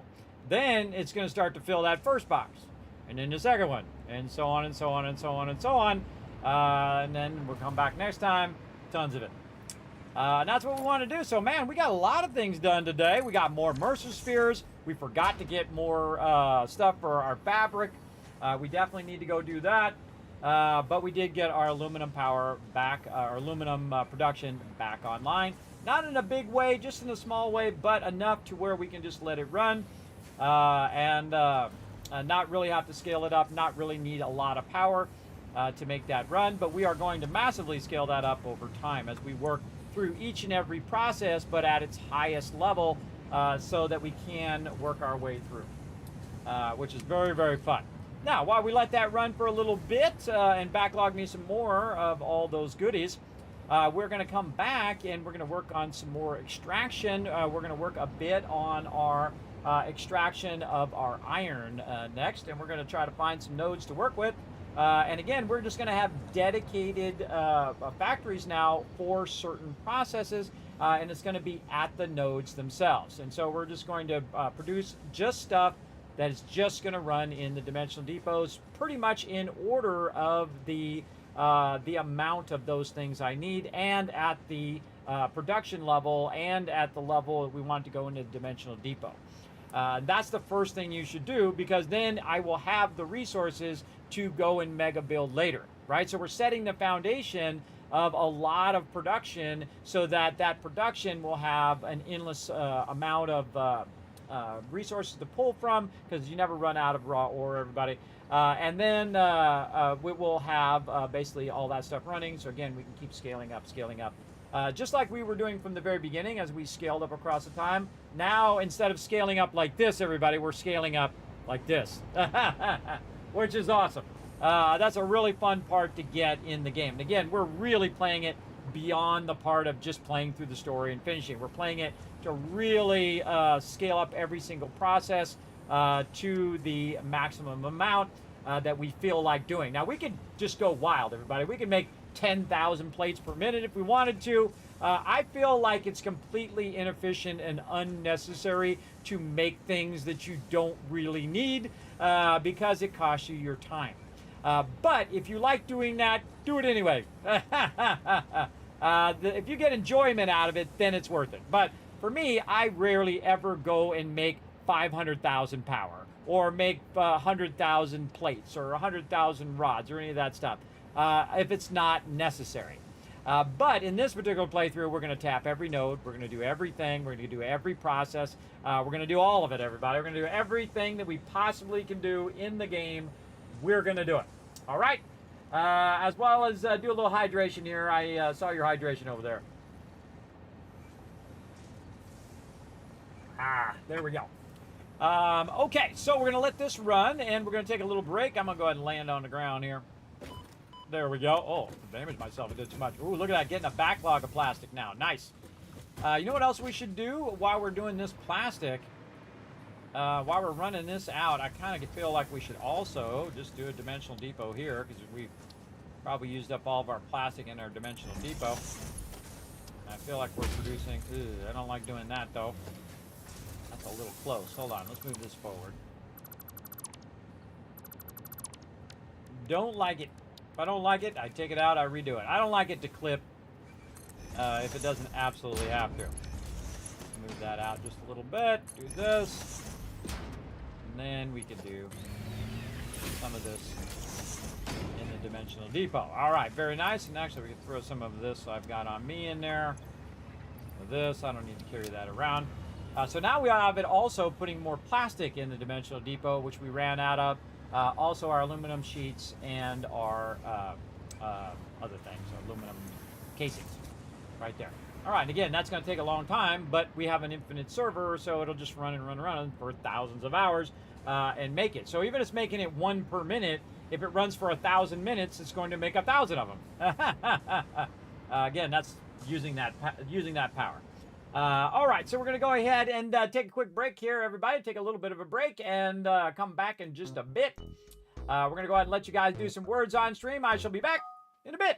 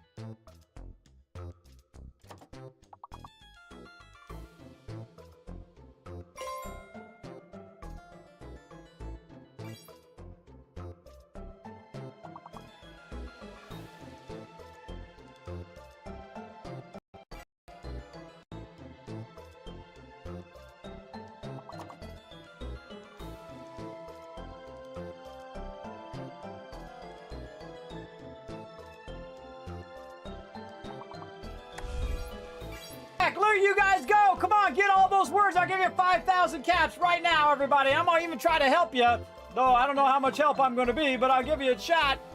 Let's see if I can get a word or two in there. Flea, you already got it. Right. How about flu? Yeah, look, I got your word. Come on, 4 more words. Go, go. Luff. This is a F or an L word. Got to be an F word or A word there. Oh, but you still got it. Barely under the gun there, everybody. Very nice. Let me go ahead and give you guys a bunch of kiss caps for absolutely crushing that one. Knocked it out of the park, everybody. Nice job.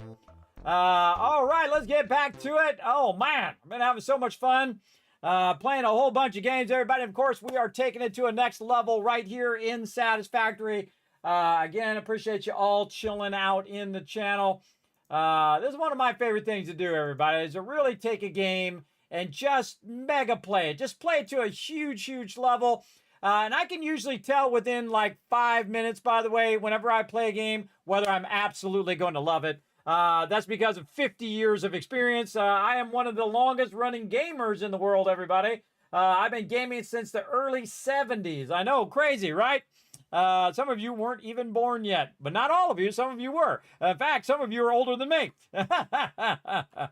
That's always the funny thing in life, everybody. Unless you're the oldest person in the world, someone's always older or younger than you. So there you go. Even if you were born yesterday, you're still not the youngest person because someone was born today. I find. All right, how are we looking over here? It looks like we got, oh, look at this. We've already backlogged the Dimensional Depot there. Love it, love it. All right, so nice stuff there. We're still going. Oh, we have backlog. Look at that. Just in the time we took a break, everybody, it's already made 1,000 of those aluminum sheets and also 1,000 of these aluminum casings. All right, that's awesome. Got that rocking. That's now going to perpetually run. We're going to end up with a crazy ton of plastic backlogging in here as well. That's also filled back up. Got all that production. Those were the 3 that had run out. And now we've got that back up and running again. It's going to backlog a ton of it. And eventually, again, we're going to tear all that down up there, except for the Christmas thing we're going to leave up there. But we're going to let that backlog for a while. Now, we check our to-dos over here. Let's see how we did. We collected more Mercer spheres. We got that done. That's GG's. Nice. We got our aluminum back up for production, and we skipped over this because I totally forgot why I was running around. But we need to go and find ourselves some stuff that we can use. Look at our cool spiral running over there, neato. That we can use for making more fabric. And typically, those are found in certain areas, and honestly, I totally forget where they are. Yes, I know they're usually over here and in underground areas. I think we already cleaned out a lot of these caves that we marked. Oh no, all my markers are gone. Yes, because I got DC'd from the server, so all my markers are gone. That is a bummer. Well, I guess we'll have to just check and try to find those entrances again. Now, probably if I log out or restart the server or something like that, I might get those back. We'll see how it goes.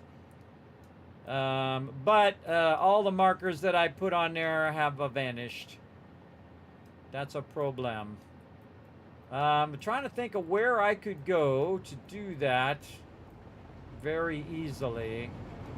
Maybe up in here by where we have our coal power. In fact, we got a train going out there. We can just hop the train, take us out to our coal power there, and take a look. Another cool thing about being way up, everybody, is you can see where your resources are. It's right there. Is that coal power. We used to have a train coming back this way, but it didn't come back this way, so we'll just make ourselves a train. Why? We got plenty of resources. In fact, we have an unlimited amount of resources. I have so much resources, still backlogged, everybody, from all the production. And we're now going to scale up all that production more and more and more. So we won't have to worry about any of at least the base level stuff, because we're going to build a lot of that base level stuff at the nodes at its maximum amount. So we won't have to worry about it again. Take a little train ride. Whoop, whoop. Love being able to be a grumpy old man occasionally when I feel like it. Yeah, there you go. There you go. I feel like if you made it past 30, you're doing well. Me, I'm amazed I'm still around, actually. We got some sort of weird thing going on with that thing back there. Hold on, let's jump out here. Figure out what's going on with our signal back there. My signal's doing something funky like that. I don't ignore it. I get in there and try to fix it. What are you doing here? Creepy signal. Back it up just a little bit more. Make another one. Take this one out. All right, working now. Sometimes that's all it takes, everybody. Just fixing that up. Okay, so we're going over here. We could go down there, but I think it's down here by where this is. If I remember correctly. We might have already taken it all out. Now we're going to need a chainsaw. And we'll see if we have any left down here. Come here, Fred.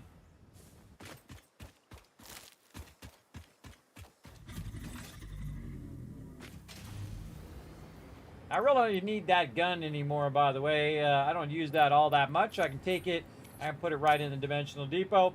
Then I'm going to take my chainsaw, and you can see I've got actually a bunch of them in there. I can just pull that back out of the Dimensional Depot and use that when I need it. I should have dropped off... Oh, I did. I dropped off a bunch of stuff back there in that box. I forgot. Okay, so we got a cave here that we go check out. Let's make sure we're locked and loaded. Oh, I don't have any more ammo. I left it back there at the base, but luckily I have a bunch of it running into the Dimensional Depot. Okay, now we're going to use the power of our verticality to go check this out. I kind of feel like I've already gone in here. Put that right in my own way. Nice.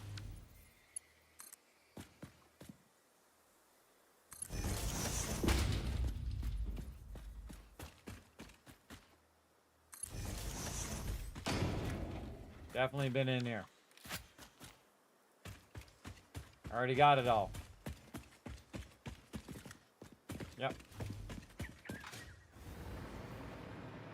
Now what we're doing is we're looking for fungus among us. As well, and you see we got a lot of extractors going here again with some basic blueprints that we used for easy extraction. We've got a cave over here. Kind of feel like I might have gone and collected most of this. Now sometimes you can just go up to trees and it will actually be on the trees. So let's just go ahead and get our, what is it, fuel. A little bit of our biofuel here. Oops. Not single area. There we go. Oh, just leaves and wood. How about over here? Again, sometimes these fallen trees or something nearby might give us a bunch. Nope, none there either.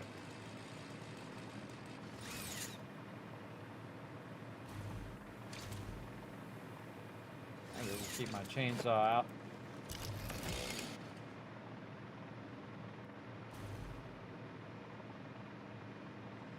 Yeah, it looks like we did a thorough job of cleaning all this up.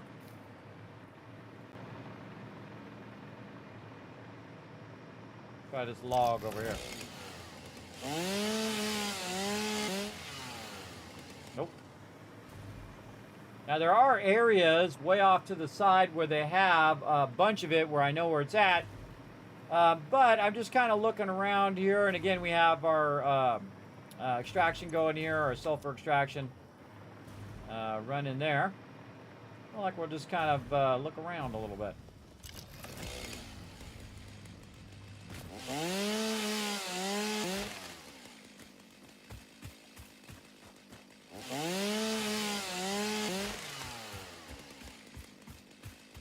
Water there.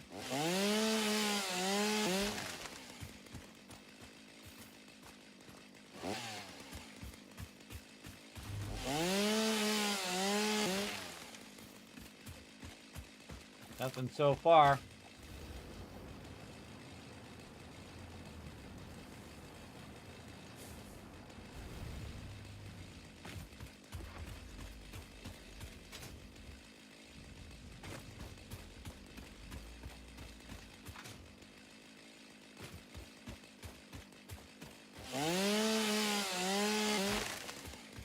Nope.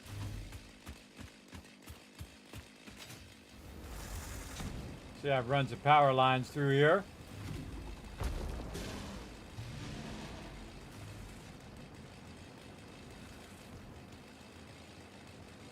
Yeah, man, I did a thorough job of clearing all these out.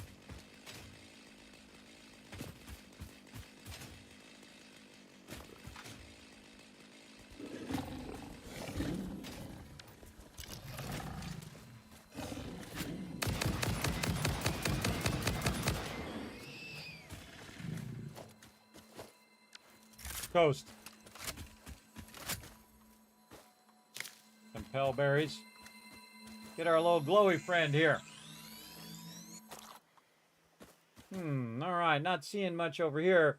I already came over here once and took out a bunch of this and used that cloth for other things. But don't really see. We got those. Anything I can really use.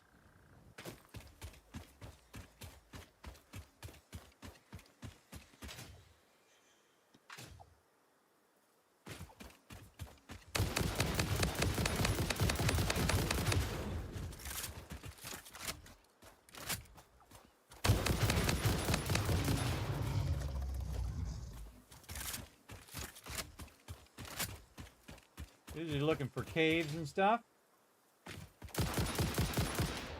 By the way, a little trick for you. Watch this. Crouch. Hold on.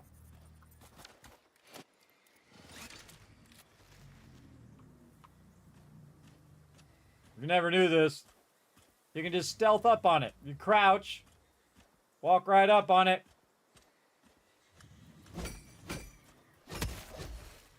There you go. I just blew your mind. If you didn't know you could do that. Very rarely do I remember that when I come back to play. That I can just sneak up on them like that. It is kind of cool, though. Alright. We're looking for some fungus. Or like mushrooms and stuff. To help us do this, but it looks like we've kind of tapped this whole area out, man. I don't see any over here. And grab some of this stuff if I'm running by.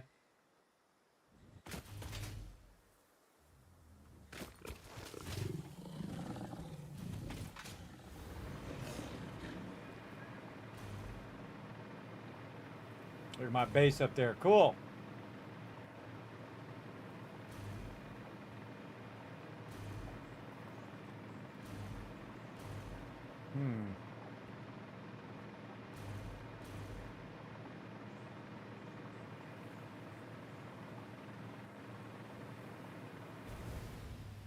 Oh, yeah, my water extractor over there. Forgot it was there. By the way, if you feel like you're going to fall, you can actually use your, if you were hovering, you can actually use your hover to spin the thing a little bit, spin the propeller so you don't die. But you had to be using it before you jumped. And I like to do this little parkour down the side here, because that's fun. Especially good before you have your hover stuff. Now, I could just build a bunch of power and do it that way as well. Catch me if you can, sucker! Later! Whee! Into the water. Now, one of the things they never did was do the underwater stuff in this game. But oh well. Alright, kind of feel like we want to go off to the other side here, up this way. See what we can find. Again, going on another adventure here. We've got one more thing to do on our to-do list today, and then all the rest of the stuff's just going to be whatever we feel like doing. Which is going to be working on some iron. It'd be the next thing I would do. Again, working across our basics again. We took all of our basics out at some point, because we had plenty.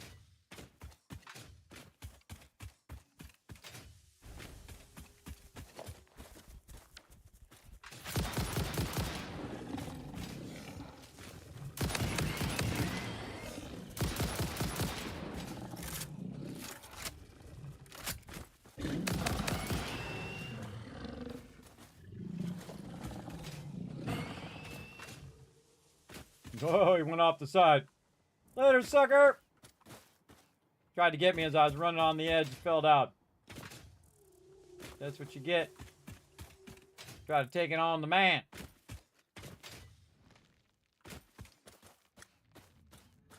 I'm back there. What's up, Fred? Did you see some of this stuff I'm looking for?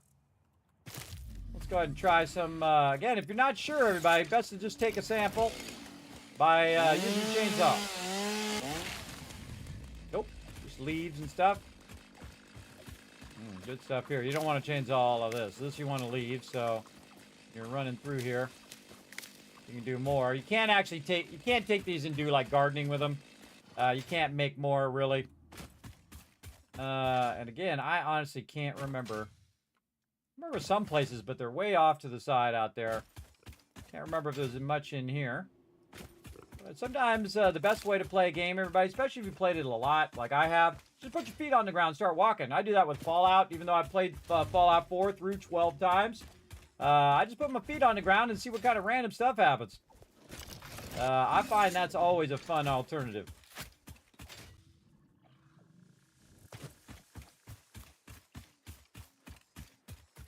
You know we're going to run into some of it eventually, because I didn't get all of it, that's for sure.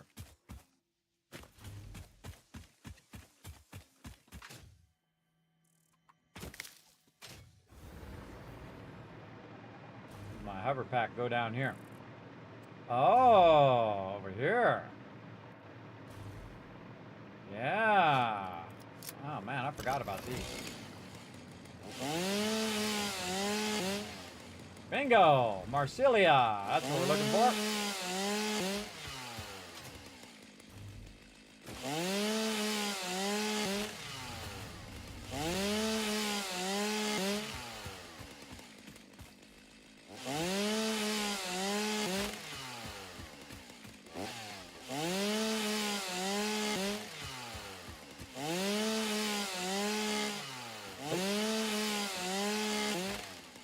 Go too early. Turn that chainsaw down a little bit. Or a lot of bit.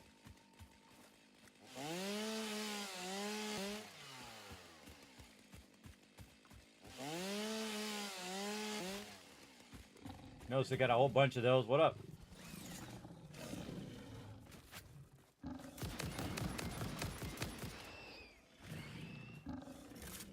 Spider down here too.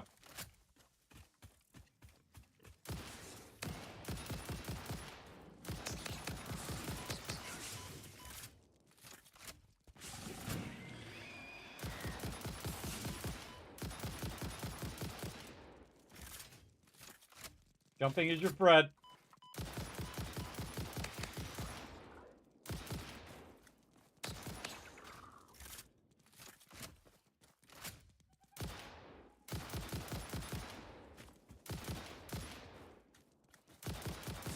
Let them come right at you. There we go.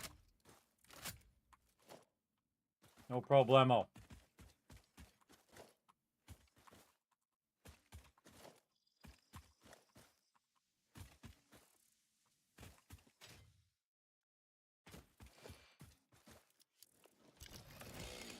Back to work. My wife really hates spiders, everybody, so she'd have to turn on the arachnophobia option in here. If you don't like spiders, you can turn them into kitties if you want. And if you're afraid of kitties, you can turn them into spiders into kitties and then make the kitties invisible. If you want to. But I find the trick to them is just to get them all grouped up and then back up and they come running right at you and you wipe them out. The big ones are really scary because those take a lot of damage to kill those. Those are really better to just stand by the edge of a cliff, let them come at you.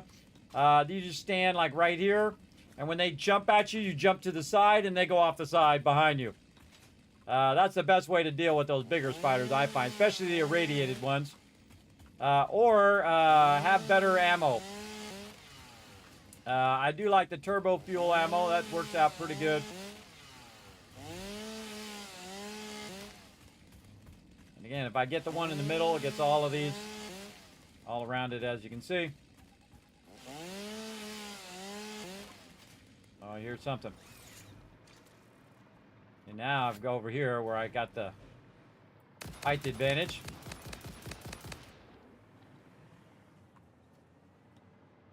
Come behind me.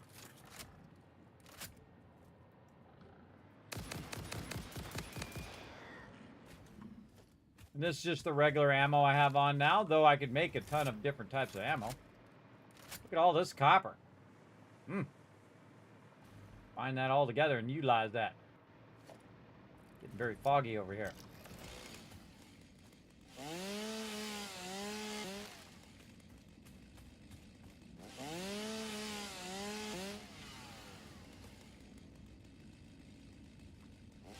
shadow go by.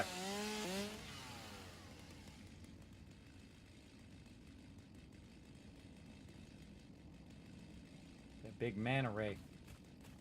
Big manta ray somewhere.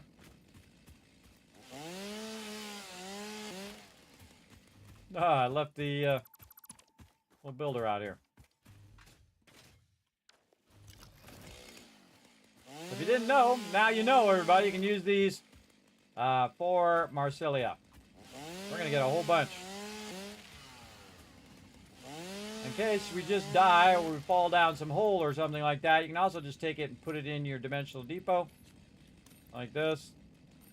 Same thing with all these other goodies. Anything we can just kind of put in there. Like so. That gets it out of our inventory. I think we've maxed our stuff there, yep.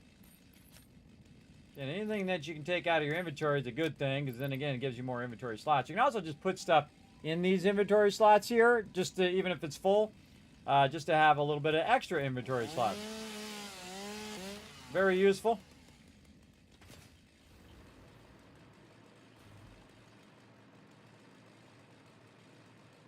All right, we're doing a very thorough job here. Purple and the yellow guy up there. Not really looking for those. Just looking for this stuff here. We're going to try to clear this out. I think this stuff respawns over time. Fred helping me out. He's like, right over here, Kismet. There's a bunch over here. Thanks, brother. Oh, I see some in here, too. Let's have fun with some things that go boom. Obelisk.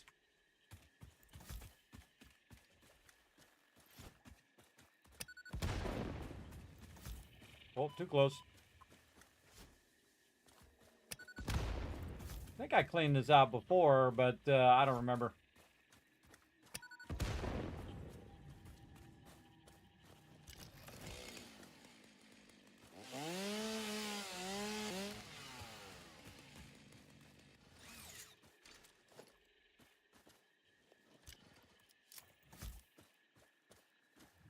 Too close. Sometimes you can just throw it, and if it gets close, you just blow it up when it's close to the thing. Sometimes that doesn't work, by the way. It just totally ignores your explosion. You know, it is what it is.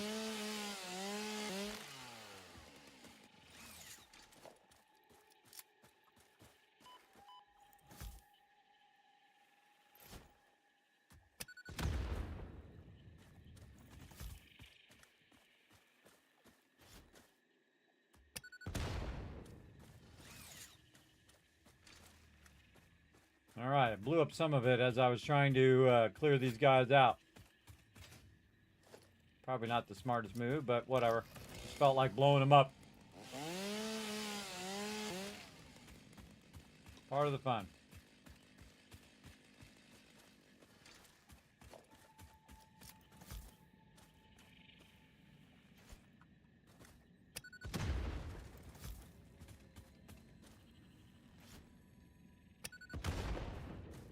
Yep, see, look. Didn't kick in.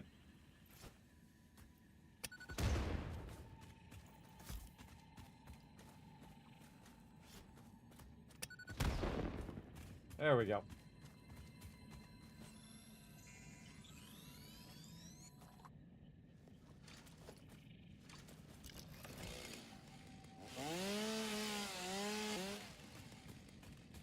And again, we could go get all those guys, but we're here for a specific purpose.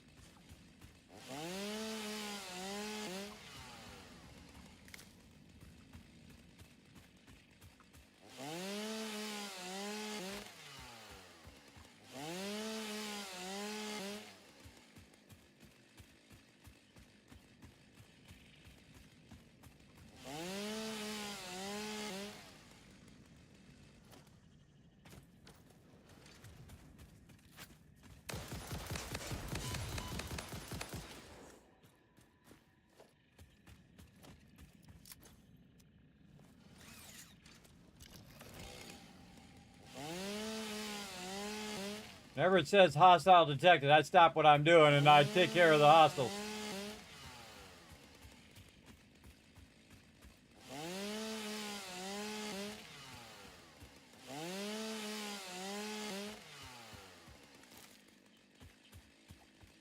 Man, there's a lot of these out here.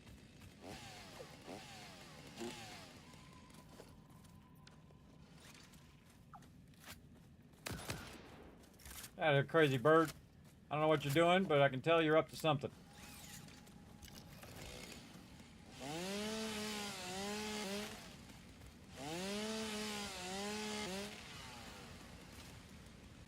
I don't think I've ever come over here and done this. Yeah, something new.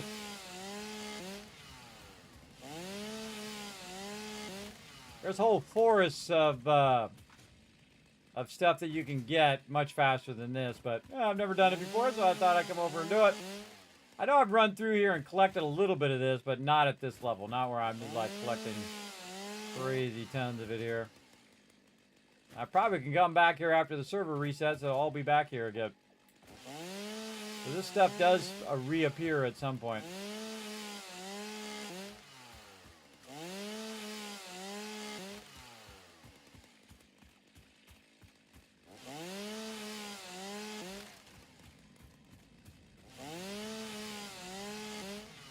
Could be making some synthetic fabric as well. So I just thought of it.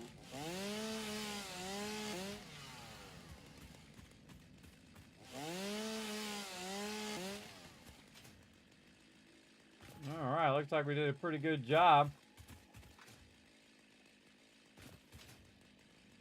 Got rid of most of it. Careful. That goes down to oblivion down there, everybody. That's a bottomless pit right there.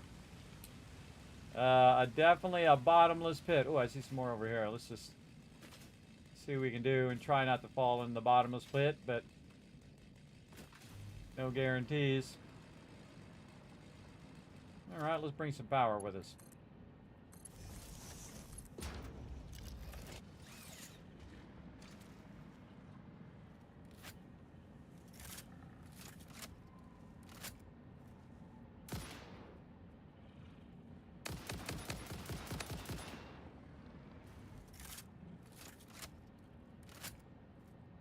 Seems a bit sketchy down here.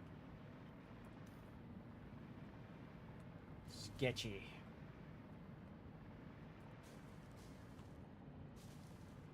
Where'd that guy die at? Over there. Sometimes hard to see.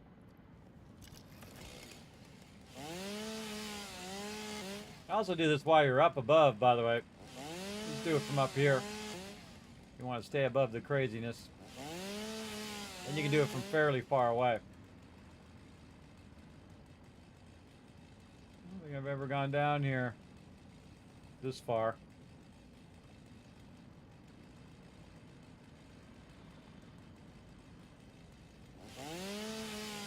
Oh, well, hello there, my little hidden friend.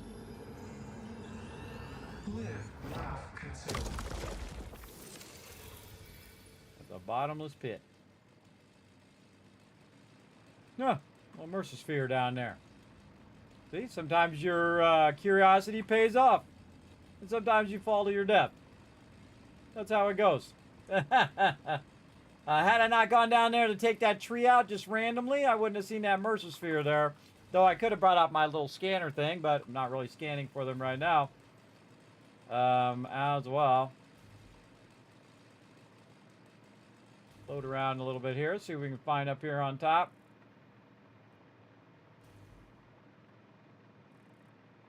We definitely been through here. Right in the center of that. Going up. Using my power. Oh, look at the planet in the background. Neato. Oh, speaking of. Yeah, come on, dude. Come on, right here. Come on, you can get me. Come on. Try to get me. Later, sucker. Enjoy that bottomless pit down there. Off he goes. He'll actually teleport back to the top after a while, so be careful. Okay, I'm trying to think of where would those be? They're way over here on this side. There's some. We're out looking for stuff for fibers.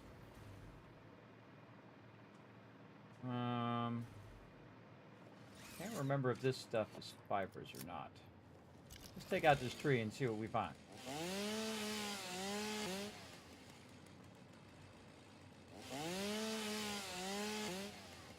Yep, that's Marsilia right there. Okay, wow, didn't even remember. Been so long since I've been over here. Boom, we found a bunch. How much is this? Yeah, instead of getting like 5 each time, we're getting 35. Whoa, something jumped at me. Big bad Spideys. Oops. See, I'm up a little too high. They can't, whoa, maybe not. You can get up high enough where they can't reach you. But you want to let them jump because they go in a very predictable pattern when they jump like that. And it's much easier to shoot them when they're just going in the air than when they're running around going. They run fast, man. They are very, very fast. All right, so we know we got to watch out for Spideys out here. But we also know where to go to get some Marsilia. Again, I'd totally forgotten. Wow, look at it all over here. I had totally forgot about this spot, and that is for sure.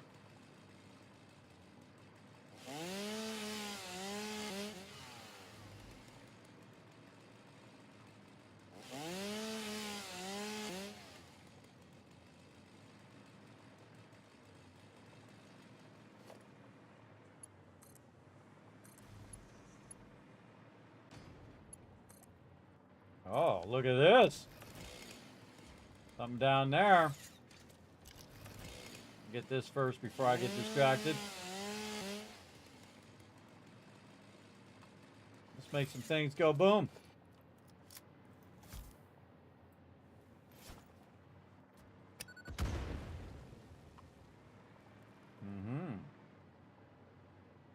Seems pretty sketchy. With our power. Bring some power with us just in case we need it.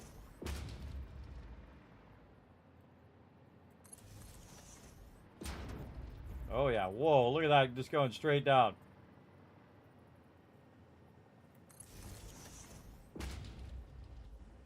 Oh, will not let me run power. Interesting.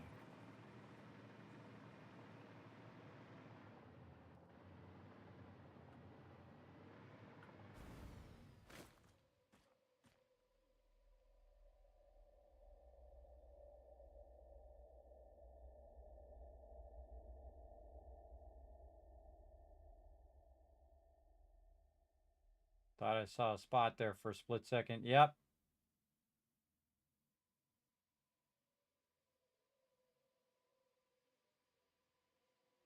There. But yeah, that's going to slide me down into that water. And luckily, I used my ingenuity to get myself back up. But I can't run any power in there. Keep myself from falling into the water.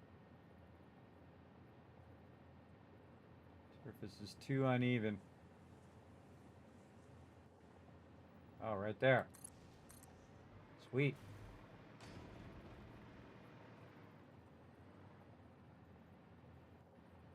Oh, I can run it into the water.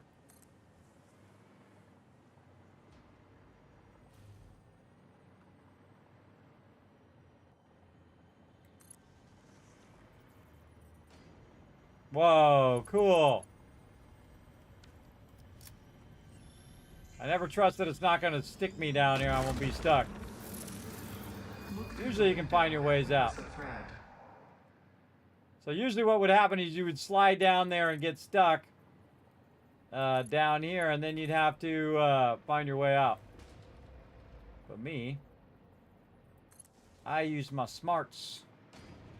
My smarts. And I see there's some Marsilia up here. See, this is what I was usually looking for. Whoa, Spideys!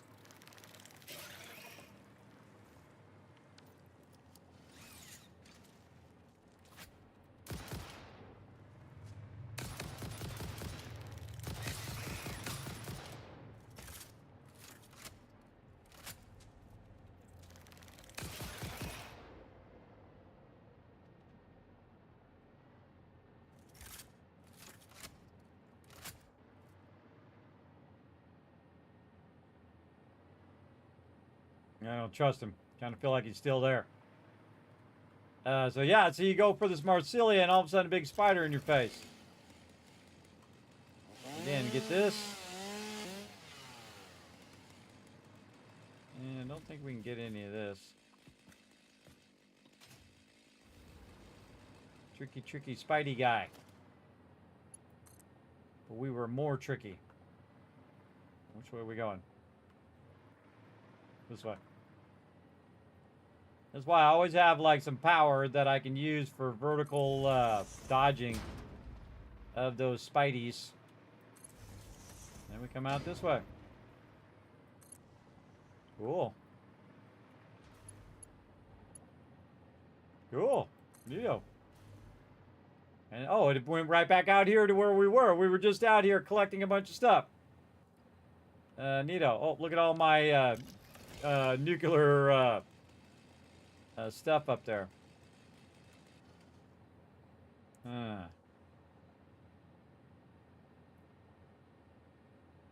Yeah. Good question. I'm gonna go back. Go back. We were on to a whole bunch of good stuff there.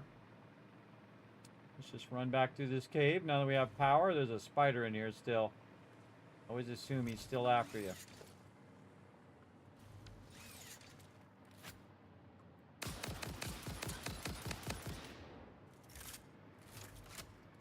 Dead now.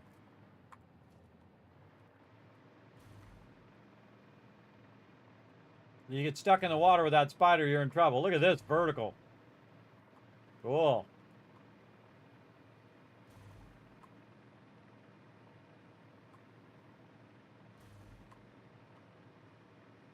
That was a fun little side trip. Hello, I'm starting Satisfactory. It's hot. Oh, this game is awesome. Or it might be hot like as in temperature hot. That too. But this game is one of my favorite games of all time, and I've been gaming for 50 years. So that's one of the biggest compliments I can give the game. It is incredibly great. I can play it endlessly. I try not to burn myself out on it, though. Any game that I truly love, I will not play 24/7. I know it seems backwards, but that's a fast way to burn yourself out on a game if you're just playing it 20 hours a day, every day. I feel like it's kind of like when you eat a very expensive steak or a really exceptional ice cream. You eat it really slow, everybody. You savor every bite. And that's the way I am with this game. I savor every moment I'm playing it, which is how I think you should play games. You should enjoy every bit of the journey along the way. And sometimes I'm not in a hurry. I'm just doing this kind of stuff. Whoa, here we go. Taking some damage. Oh, big boy over here. Big radiated boy. We'll just move on. Try not to grab any aggro.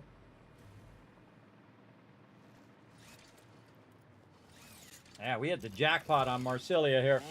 It was funny, one time I was playing through, out of the 50 times I played through, and I totally forgot where to get this. I just drew a total blank on it, and I was like, man, where did I get this? Oh, look at those two big spiders right there. See if we can get a Kobe on him. Kobe! Oh, I actually hit him.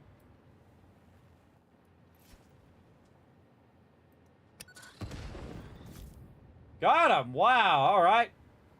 See, they're also getting hit by the poison because they were stuck in the middle of the poison. So that's also awesome.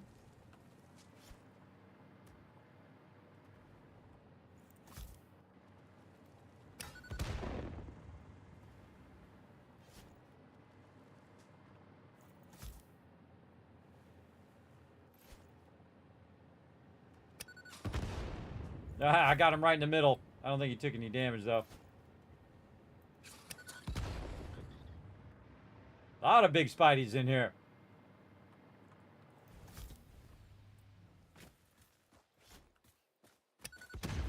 Alright, let's not be foolish with our lives.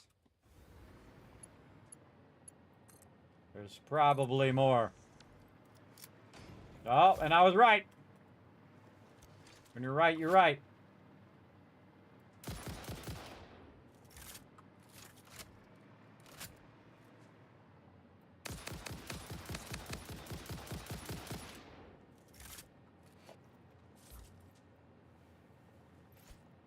Get them both.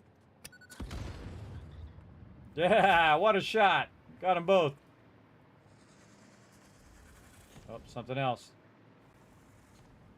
I'm shooting a fireball at me.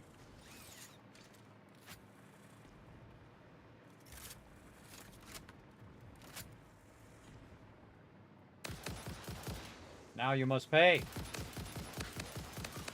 Nobody shoots fireballs at me. Oh, nobody who lives. Another one. Whoa, big boy.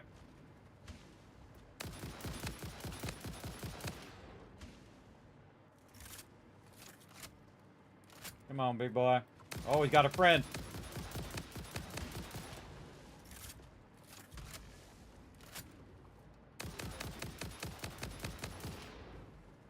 Oh, he's got lots of friends. What the heck? Why is there so many mobs in this one area?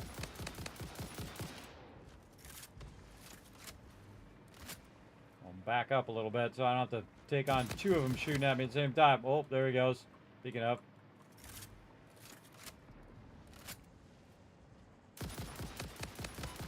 Oh, whoa, I didn't even see him shooting me. I'm hiding behind the bush. More of them underneath. Holy mackerel, there's too many. Run away. Wow, that's the most mobs in one area I've ever seen. Little punks. That's for you. Good time to, oh, they hit me. Good time to heal up. So they're off my screen, but they can still shoot at me from way over there. Oh, I missed some of these, too. Eat up. Now, I could make some medical packs, which I think I have somewhere. Put those in there? No. I could make some things that just give me full health, but I'm just too lazy. We'll get around to it eventually.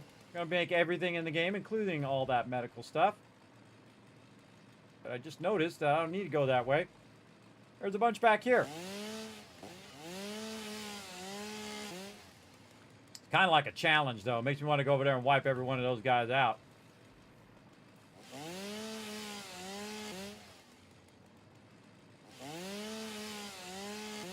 I like to just dip in, grab what I need, and leave. Kind of like trolling all of that. What's up, Fred? Did you go in the poison again? I told you to stay out of there. That Fred, he doesn't listen.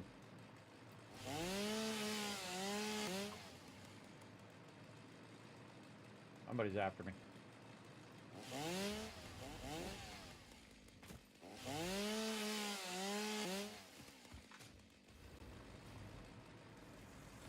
Ah, fireball guy. I think we got enough. How much we get? Holy mackerel, we got like 600. All right. Heading back to Cali. Let's go. Bottomless pit over there.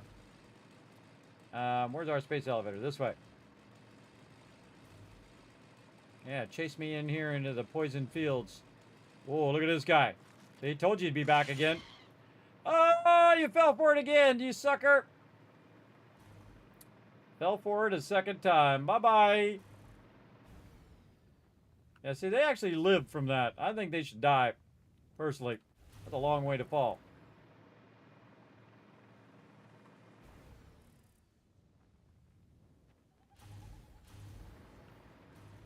In case he comes running over this way. Again, using my hover pack. Reload my weapon. And my way over how. Probably hop a train here to get back. And we'll have a lot more Marsilia. In fact, we're on our way back here. We could be loading this up.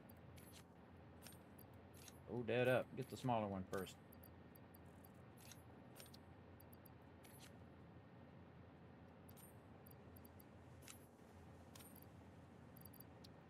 Man, that was a good run. That was actually like 900.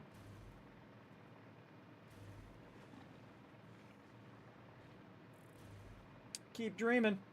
Slow pokes. I'm out of here.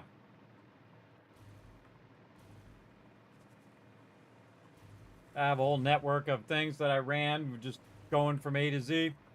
Helps me get around. Stay above the treetops and all the craziness. Because you can make just so many of those. Just tied into your main power. Or even you can make separate power if you want to, but I don't. I just tie it into my main power. I'm going to get over here and then tie into this power that's running up this thing. And this is going to take me all the way to the top. Or I think I have a hypertube there somewhere. I do, down to the bottom. Even faster. It's faster to go down to go up. I know, it's crazy. And in we go. And we got more stuff for fabric, which we can make more filters now, which is the whole reason why I did that, because I ran out of filters for gas and for the other stuff. What is the other stuff called? Gas and radiation. There we go. Radiation or uranium.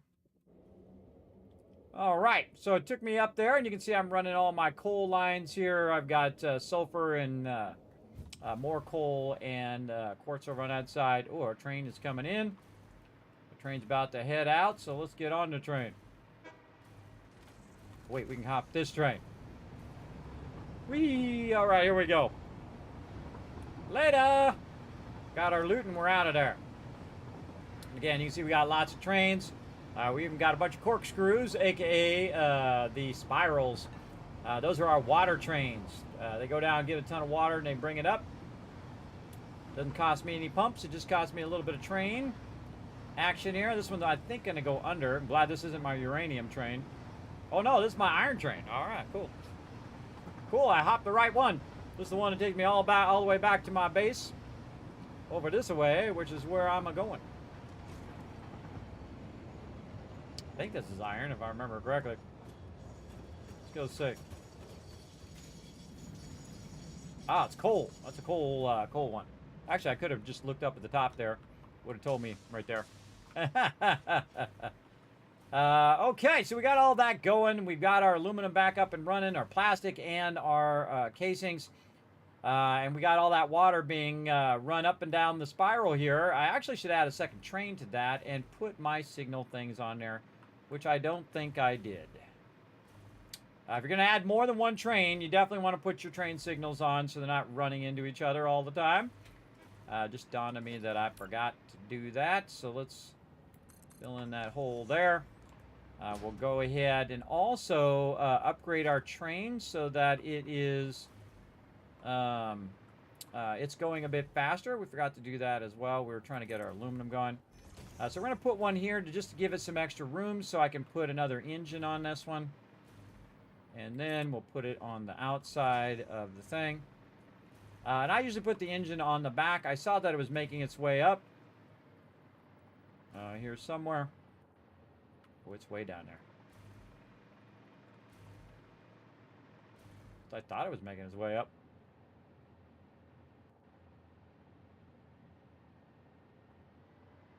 Thinking about it. All right, well, let's do this. So it's going to go this way, and then it's going to go into the spiral, and then we'll go down.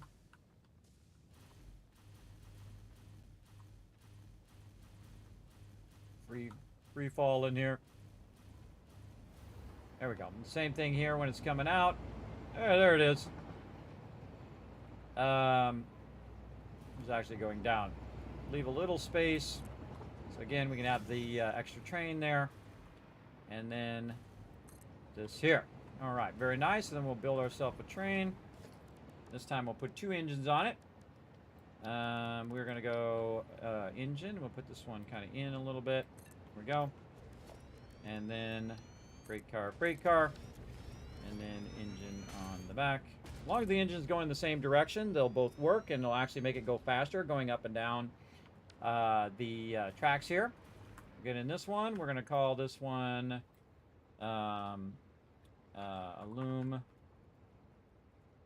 Loom Water Train 2. There we go. Edit timetable. Water pickup. Water drop off. Save the changes. Turn on self-driving. And here we go. And usually I like to have 2 water trains, one water train going up, one water train going down. And you want to make sure that it can enter the spiral. So we want to make sure that we do have this kind of blocked off. So if it is on the spiral, it'll be basically blocked off. And basically sync them so they're in opposite directions. Now, you don't want them to be right up on each other. You want one to be at the bottom, one to be at the top, and then to be in sync. So when that one's coming down, this one's going up. The way you do that is you block signal the bottom and the top. Because the trains themselves are electrified, I can use them for power, and I can just float all the way to the top. Wow, the train's not even there yet. I'm getting there faster than the train. And so again, you want to have it on your entrances and on your exits. So we have one there, and then entrance here, we want to go ahead and do the same thing here and just kind of hold it if there's one going down the spiral. So again, so we can basically time them to be opposites. And that's what we want. And that's going to maximize our stuff. And then when this one comes in here, I'm going to give it another train engine for it to use. There we go, to push that a little faster. All right, while that's doing that, we'll go back to the bottom, and we'll see if this other train is waiting to go up the spiral. So again, it's synced in the opposite direction. Oh, there it goes, already going up the spiral because the other one got out of the spiral. Nice, let's go ahead and check it now. Oh yeah, it's up to 100 now. Very nice. Again, you're trying to keep it near maximum because I made a perfect spiral. It's running at its maximum speed, both up and down the spiral. Again, I made it very easily by basically making 4 different blueprints, running those blueprints up, and then running all the train lines, and then easily done. And again, it's perfecto, perfection in spirals.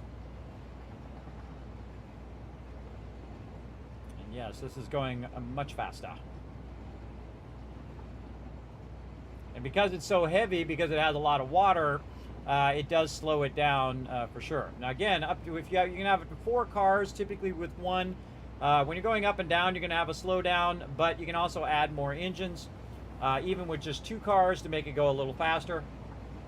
And then look at it going down. And see, now they're synced in opposite directions, and then they'll get more and more offset, where when one's going up, it'll be like, okay, that one's already out of the way, then I can go ahead and start up the spiral. And they'll get more and more separated, so they're optimized. Now, I don't want them just constantly going into the station. I want to make 4 trains, because then they'll be going in and out of the station, which means that it's going to stop the output of the train station.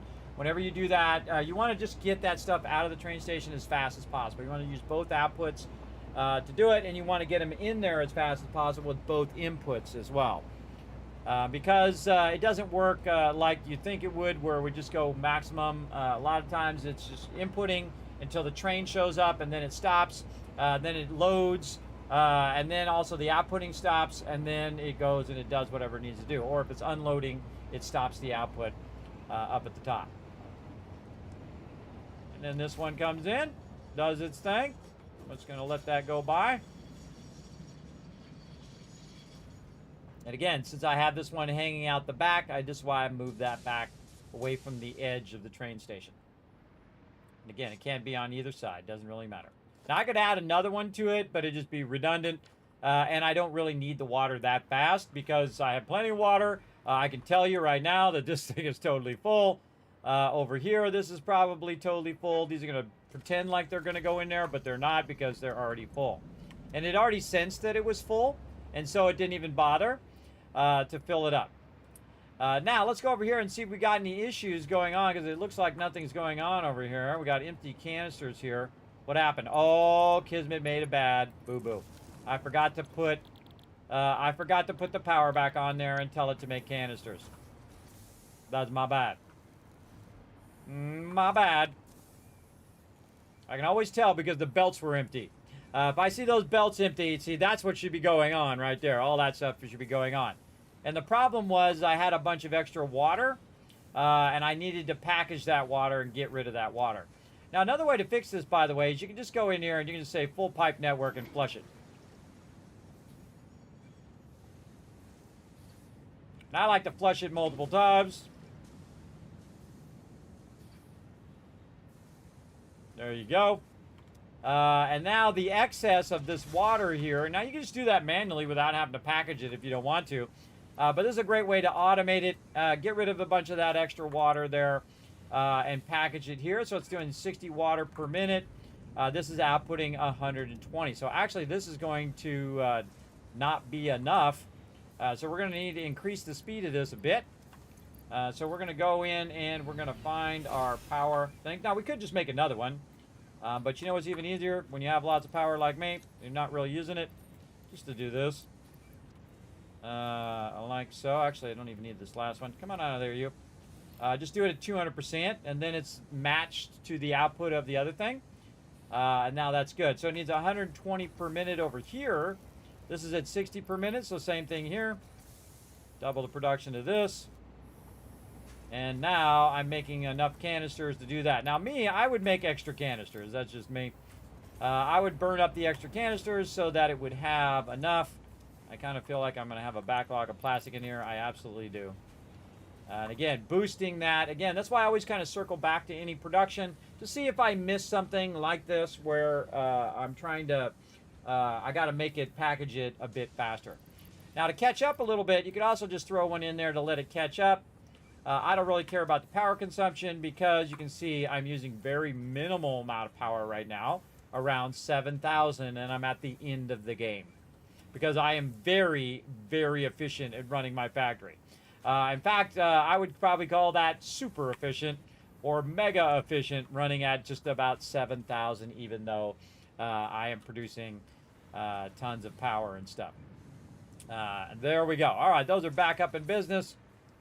Now it looks like it's all running again. Again, I moved that forward to add this thing, but I forgot to put that back in and then check my amounts. It happens. It happens over here. I don't even think this is producing at maximum amount because it'd have to have 240 aluminum solution to hit it at that maximum amount. And this is outputting 120. Though I could double this up as well. Let's do it. What the heck? What do we care? Double that up. Actually, we only need to double it. There's 240. And then this is going to go 240. I have a feeling we're going like a 1,200 coal. I'll probably have a massive backlog of coal in there. So now we're going at maximum speed here and producing 120, which is then going to be packaged and then run into the awesome sink. So now we're basically just doubled our production. Double our ability to run those in. We need 30 per minute on the output here. We're producing 60 per minute. Wow, okay. Then over here is taking 90 per minute.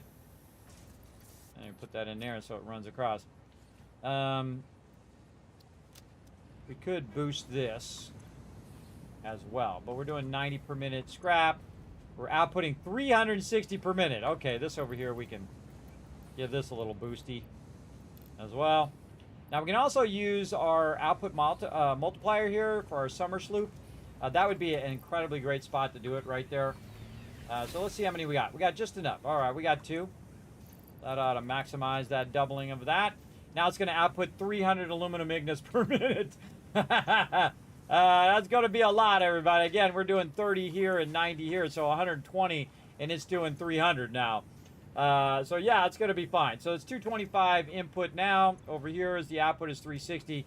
It's a lot, everybody. That's a massive amount. That's just going to backlog all of that aluminum again until we have 10 boxes of all of it again. So pretty sweet. And again, just barely using that power. Sometimes it's much easier to just overclock it than it is to build out the rest of the infrastructure, though it's more efficient to build out the infrastructure when it comes to power, but less efficient when it comes to your time, right? So again, balance those two things out as you feel necessary. Okay, so we got that done. All right, another thing we can mark off the list here. Let's head back to our hub over here. We'll make some more filters. And then we'll get back. Do we have enough time? Looks like we're running out of time, but we might got this. We might got this.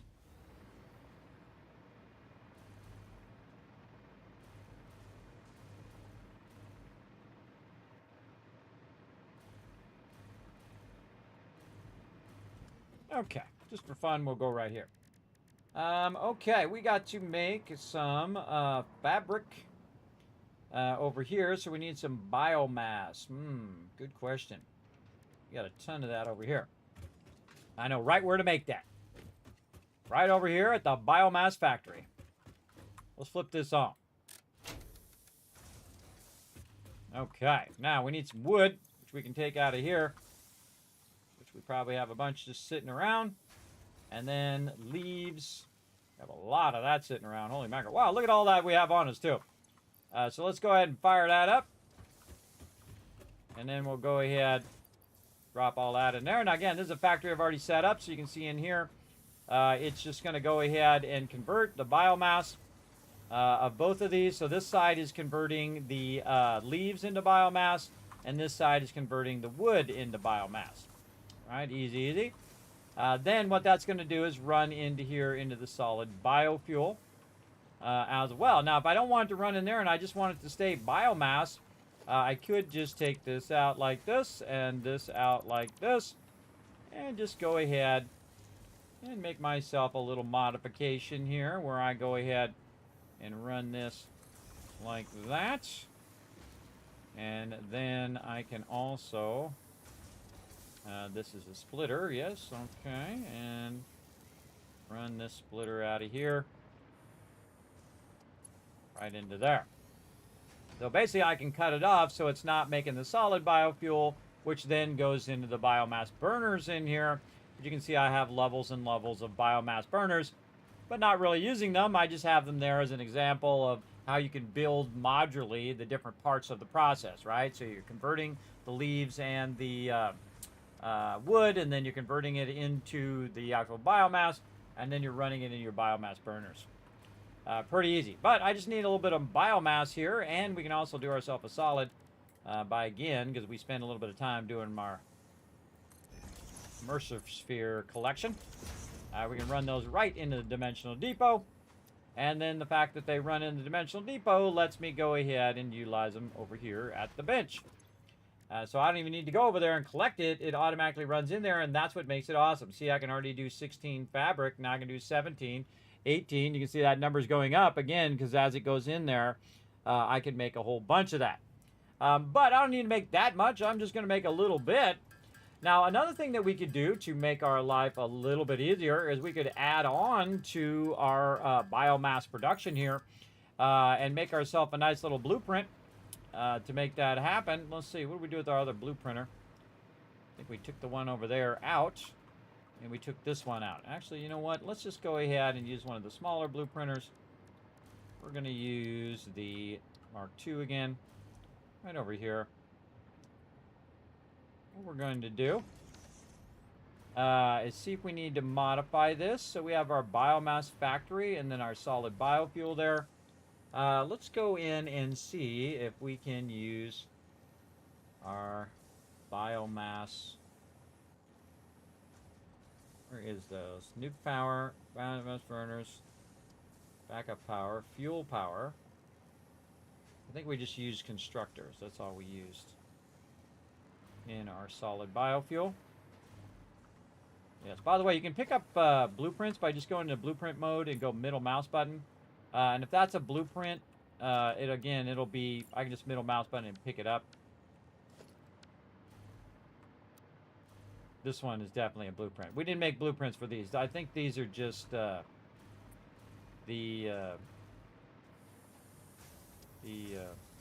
constructors. I think we have some constructors, though. If we're going to build it, let's make it fancy. Let's make it fancy schmancy.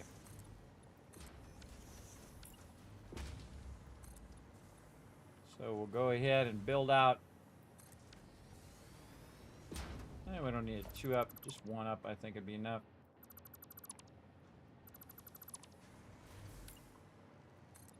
So we can read that sign down there. So what we're going to do is use our blueprint that we already did, which is our 6x6 blueprint.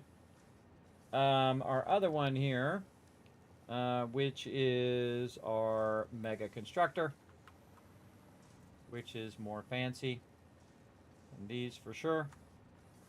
And we want to kind of favor the inside since this one is wider.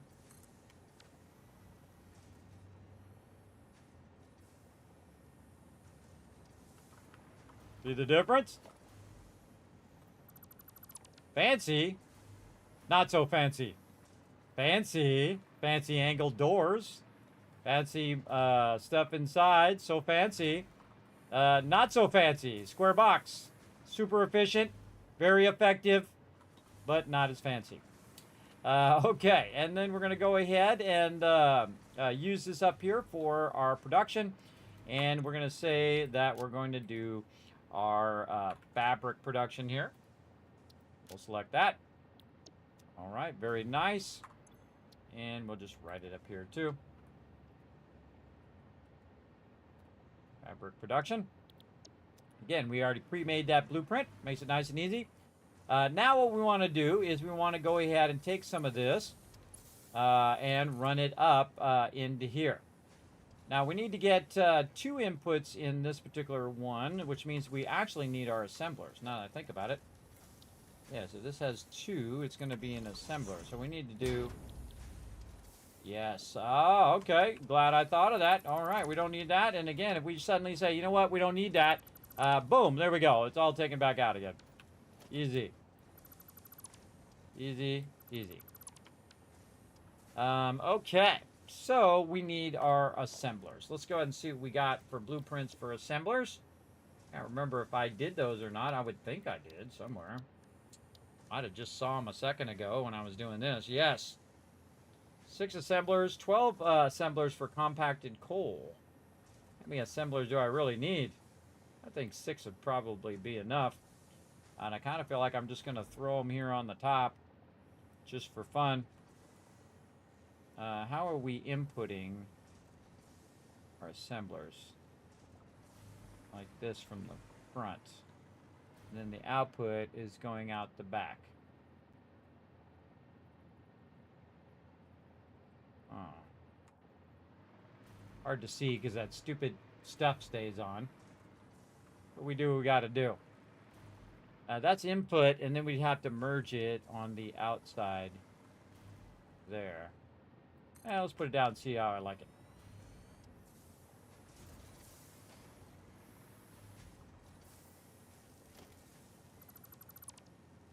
I feel like we want to split and then split again right here. And this could come up. And then this could run. Do I want to run in the top input or the bottom input? I feel like I want to run it into the wall. Make a little modification to our biofuel setup here. And adding fabric. So we don't have to do it. A little further down. Didn't quite get it on the notch. Right there. There we go. Kind of feel like better if we go like this. And then run that in the bottom. Now we're bypassing running it into our solid biofuel and running it into our fabric production. And then the other thing that we're going to need is our Marsilia as well. So what we'll do is we'll just put this just like this. Run that directly into there. take a bunch of our Marsilia out of here. Marsilia. Actually, we got a bunch already on us. Right there. Can't fit any more in there. Mycelia, by the way, not Marsilia. Mycelia. Take all that out of there. I don't need to keep that in there. Maybe 200. We'll keep 200 in there just in case. We need that later on. We'll put all this in here. This is now going to run into all of these, in which we can tap into all this power. So we're going to run this power right here to the center. We're going to have some fun. I'll go ahead and use a pole level 3, which I rarely ever use, which is pretty awesome because it has 10 connections. So we can just run all these connections down like so here. Very nice. And then we can tie back our power. Probably even run it through into the power down here, which is most likely has a connection underneath. Yes, it does. All right. But is there any chaining of the power? Right there. All right. Awesome. Now we have some power. That should get these going. All right. Now, right now they're on compacted coal, but I'm going to turn them to fabric. And then I'm going to copy and paste them like this. And again, I got this red thing that shows up because I took that building back out again. And now we got it going. All right, so now it's making a bunch of fabric. We'll want to go ahead and just have it come back in the opposite direction and end up right here in the front, just in case we need it. And we'll just extend the sides of these.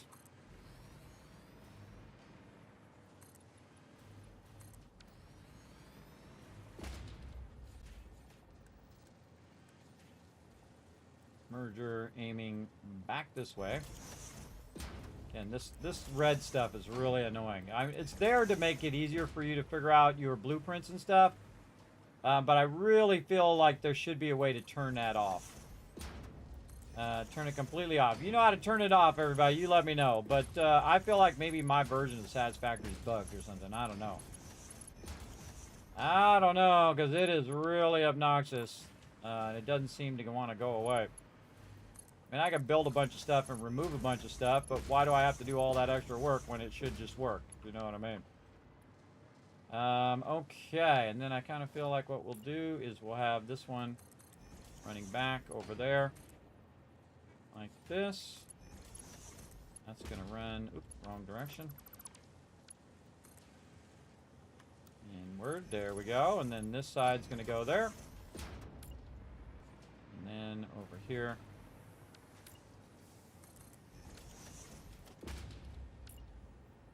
That there.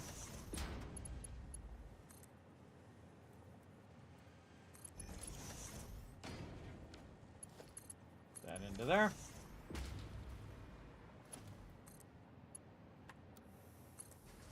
Bottom one. That in the top one. There it goes, making a whole lot of fabric. And it did all the work for me there. Pretty awesome. And then, to make our job even easier, it's going to produce all that fabric, and then it's going to throw it in the dimensional depot for us automatically, so I don't need to. And then what we can do is take that and then make our filters from it. We can also just make the filters, if we want, from that right there. Like, we can go and look at the gas filter. We need fabric, we need coal, and iron plate. And I already have a bunch of that already in the Dimensional Depot, so I don't necessarily need to build out that whole process, though eventually we will. We'll actually have the whole process of not only the biomass burners and all of that stuff, but we'll also have all the fabric processes and whatnot. But we're just going to let that do a little bit of the work for us there, because you really don't need that many filters. If you're standing in the radiation all the time, then you might. But I find most of the time you can just do a certain amount of them in here. A certain amount of fabric, and then you can turn around and use your thing, which is around here somewhere. Where is it?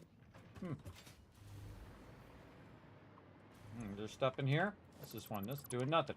Get that out of there. Where did our thing go? Oh. I took it out. It's very unusual. All right, well, we'll put it back in. No biggie. Our equipment workshop. Right there. We got our MAM over there. Do we have anything left in our MAM?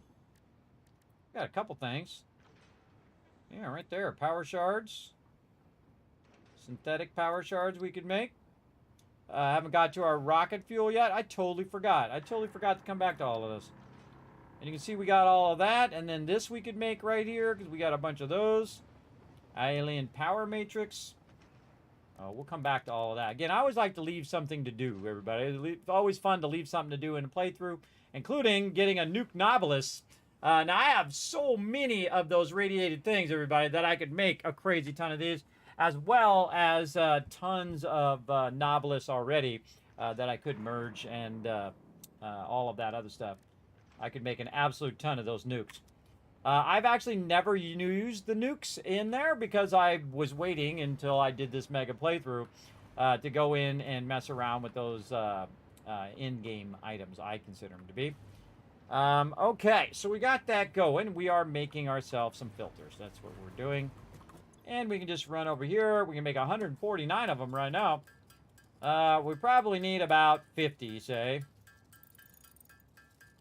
By the way, you can just hit the space bar. Just put your cursor on the hammer and hit the space bar, and you don't have to hold it down. In fact, you go make yourself a sandwich, come back, and this will make about 100 of these suckers. Actually, maybe 30 is more than enough. That's good enough. And then, because we actually made more of our aluminum casings, which is another thing that we needed to make more of our filters, we also now can actually make the iodine-infused filters for radiation, which is why I did the aluminum first before I did this. Though I could have collected it first, or collected it while I was out and about. But as you can see, as I make more filters, it just puts more of those casings into the dimensional depot, as well as all of my quick wire and so on. All right. GG's to the max. Okay. So we've got our filters back in our inventory. We don't have to worry about it anymore. Yes, okay, we are all good. All good on that. Wow, we're done again. And what time we got? We got some time to get some stuff going on. I say we do it super fast. Let's go ahead and set some goals, what we want to do next. Always fun to do a little to-do list over here, everybody. We want to go ahead and work on iron plates. How about dedicated iron plates? Iron plates, and then dedicated iron rods. All right, we're going to work on some of those, and we could probably get those done pretty quickly just by running over this way. Actually, we can take the where's the hyper tube? Way over there. Let's take a hyper tube this way.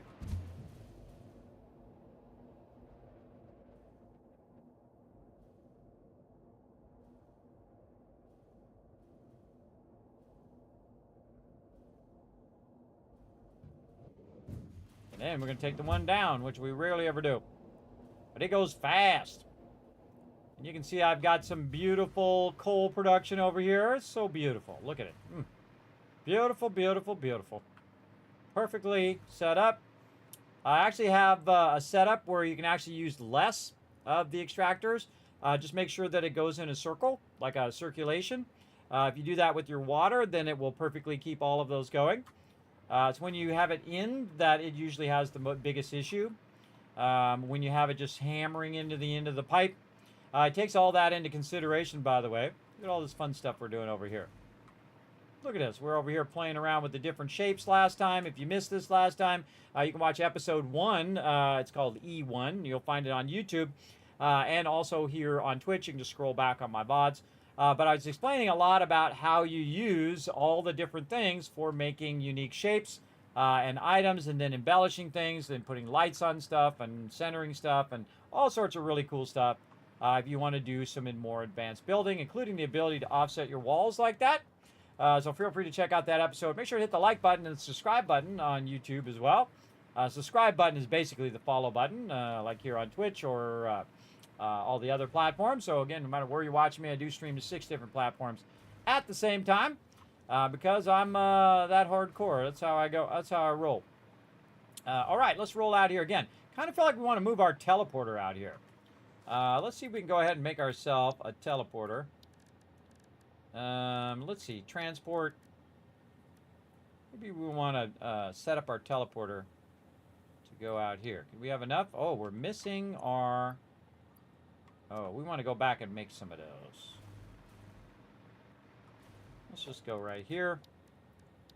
And let's see if we can just make some of those from what we got.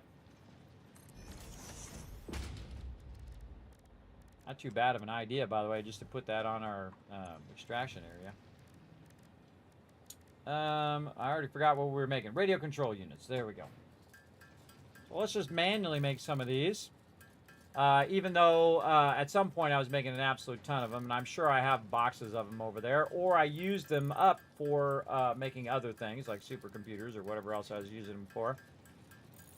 But because I have the raw resources, and I have a whole lot of those raw resources, by the way, I have thousands of them, I can make really anything I want. Again, when you get to a certain stage of the game, it's right about stage 4 and 5, especially when you get to aluminum, when you're getting in stage 7, 8, and 9, once you get that aluminum production going, you just make everything from aluminum down, make 10 boxes of that, and you can finish the game. Easy as that with just 20,000 power. I know I could do it. I know I could absolutely do it with just 20,000 power. Now notice the difference between this boxy stuff here and this much more cool kind of monolithic style. This is basic building over here, or sometimes I call it super building if it's being productive. And then this is mega building. This is when you're really going in and making it fancy. And then you're giving it a certain style, a certain feel to it, right? So you can see here I built out the storage there on the larger blueprint, and you can see that we've got this rocking and rolling.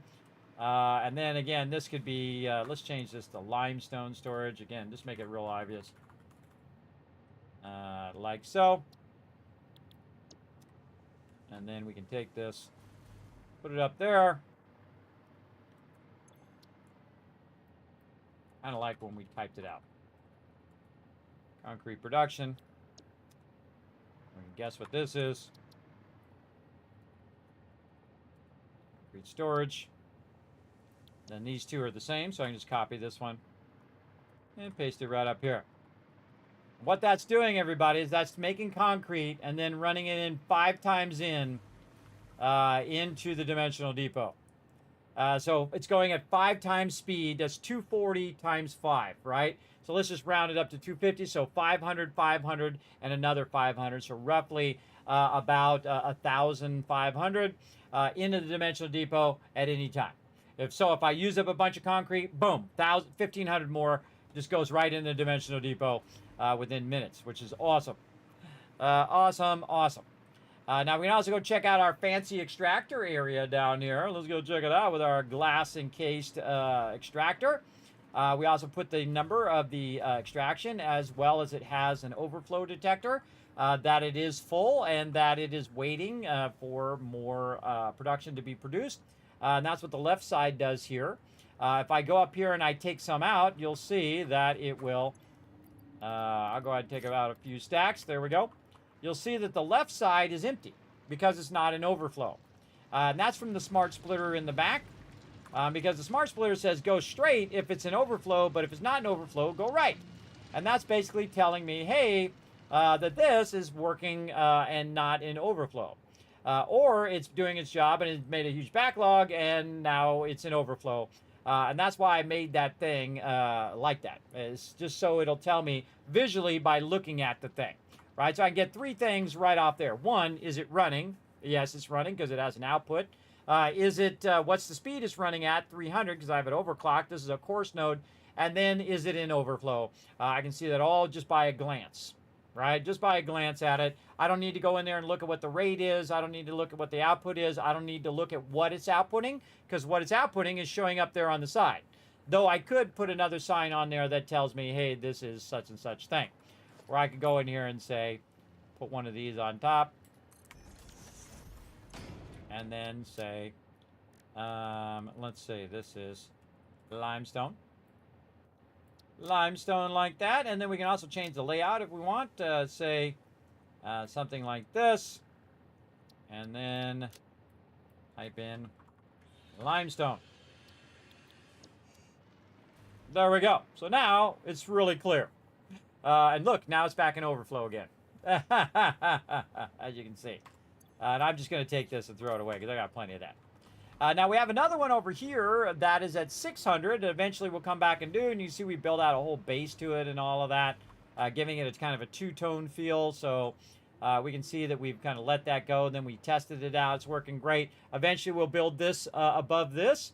But I like to work on things in order and in priority. One of the things I want to work on is the maximum amount of iron plates. We just happen to have some iron nodes nearby. Let's take a look at what we got. We got an impure. We got another impure. We got a baddie over here that we're going to go shoot in the face here in a second. Oops, second we get over our lag there.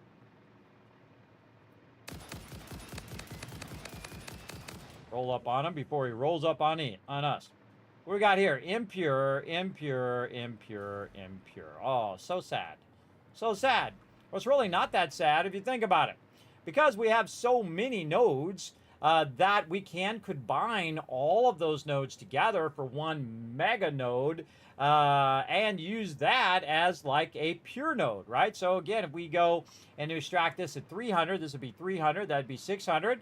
And then the other two, 300, 300, it'd be 600, 600 together, 1200. So there's 1200 extraction right there, right in front of our eyes. Now, all we got to do is run over here and do a little queen. We will rock you. If you can't hear it, I don't know what to tell you.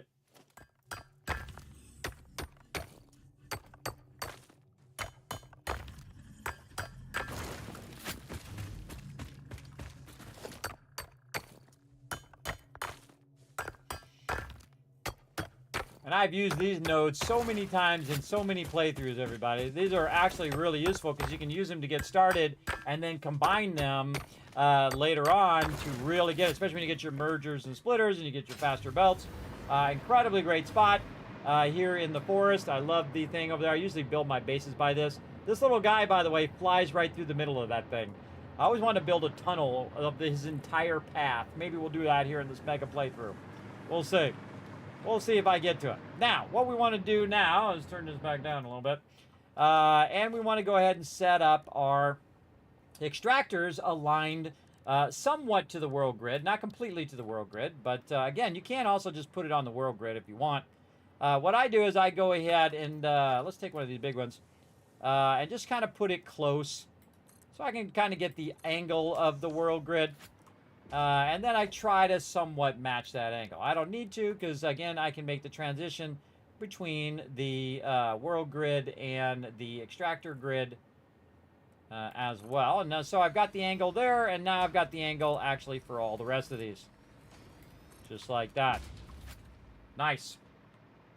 Now we're going to go ahead and align this to the actual extractor grid. All right, with one of my favorite pieces in the game, the metal beam. And so we're going to go right over here and we're going to hold down control to snap it and we're going to rotate it to get it right underneath there. We're going to left click. Then we're going to bring it out till it turns yellow. Then we're going to go 1, 2, 3, 4. Kind of hard to see underground, but that's what it just did. Then we're going to go ahead and use our foundation. We're going to try to snap our foundation in there if we can. If it's going to let us. That's a pretty tough one. That's a tough one. We ran into an issue there. How to fix that? That's a good question. Now, see, even the nodes are not aligned to each other. So we need to figure out a way of fixing where we could do the foundation there, where it would let us put it on there. Let's try that again. Like this. Oh, now it's reversed. Hold on. We got to go the other way. Make sure it's straight. There we go. We got to come out this way. Something funky going on there. I don't like it.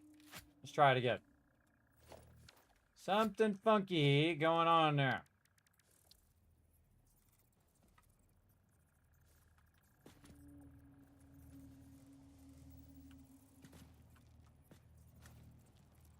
Ah, it's reversed. It is totally reversed. Okay. We've got to get the right side to snap in. Nope. Reversed again. We'll get this.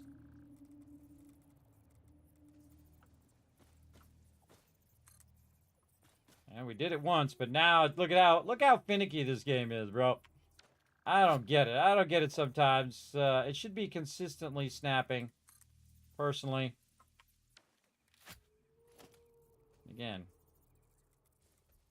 Should be snapping to this and rotating and then rolling out. Nope, doesn't matter which way I rotate it now.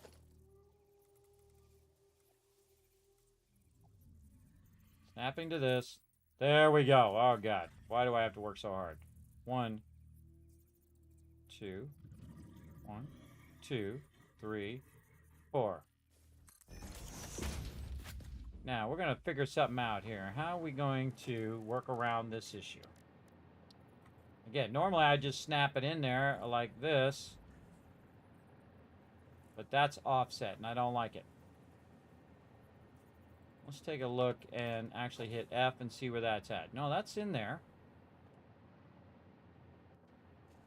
Seemed like it went to 4. Let's see here. 1 and 4. Let's go over here and do this one real quick. Again, it should rotate this way. Oh, that was backwards again. Man, what the heck? This thing is really screwed up today, but that's okay. Here we go. 1, 2, 3, 4. And then we take our foundation, we throw it in there. Bam! Works perfectly. Yeah, it's because of that hill right there that's we're having an issue. See, we can't get it to snap down there like we normally do. So, how can we work around that? That's a good question. We'd want to bring this up. Maybe... Oh, God, not that. On a foundation. Maybe this, and then H, and nudge it forward. There you go, everybody. Use my noggin to try to get it going. It's not centered, though. That is totally not snapped in there. And this bar is not centered. But that's how to do that. That's absolutely how to do it. Okay, so we got to go this way. Again, this is backwards today, but whatever. And then 1, 2, 3, 4. Then take the foundation, snap it in there, hit H, nudge it forward until it's lined up properly. That is how you do that. Nice. Even with the tricky terrain in the way. Actually, we're going to do this. And then we're going to bring this up. See if we can get away with bringing this up just a bit. Now, I always check it before I move on. Make sure that you can put it back down. You sure can. And it fits perfectly on the double. See how perfect that is, everybody? That's absolutely perfectly centered on the foundations, which most people do it the other way, where they put the thing down and they do the side thing and all of that, and then the end of it's hanging off the end of the foundation. That sucks. If you want to do it properly, that's how you do it, everybody. And I try to do it well, not just fast. Try to do it well. All right. Something in there, and hard to get rid of. Get rid of this one. There it is, right there in that corner. Nice. Okay, so we brought that up a little bit. Maybe up one more. Let's try it. See what we can get away with here. Nope, that's as high as we can bring it. All right, that's good enough for me. We'll go with it.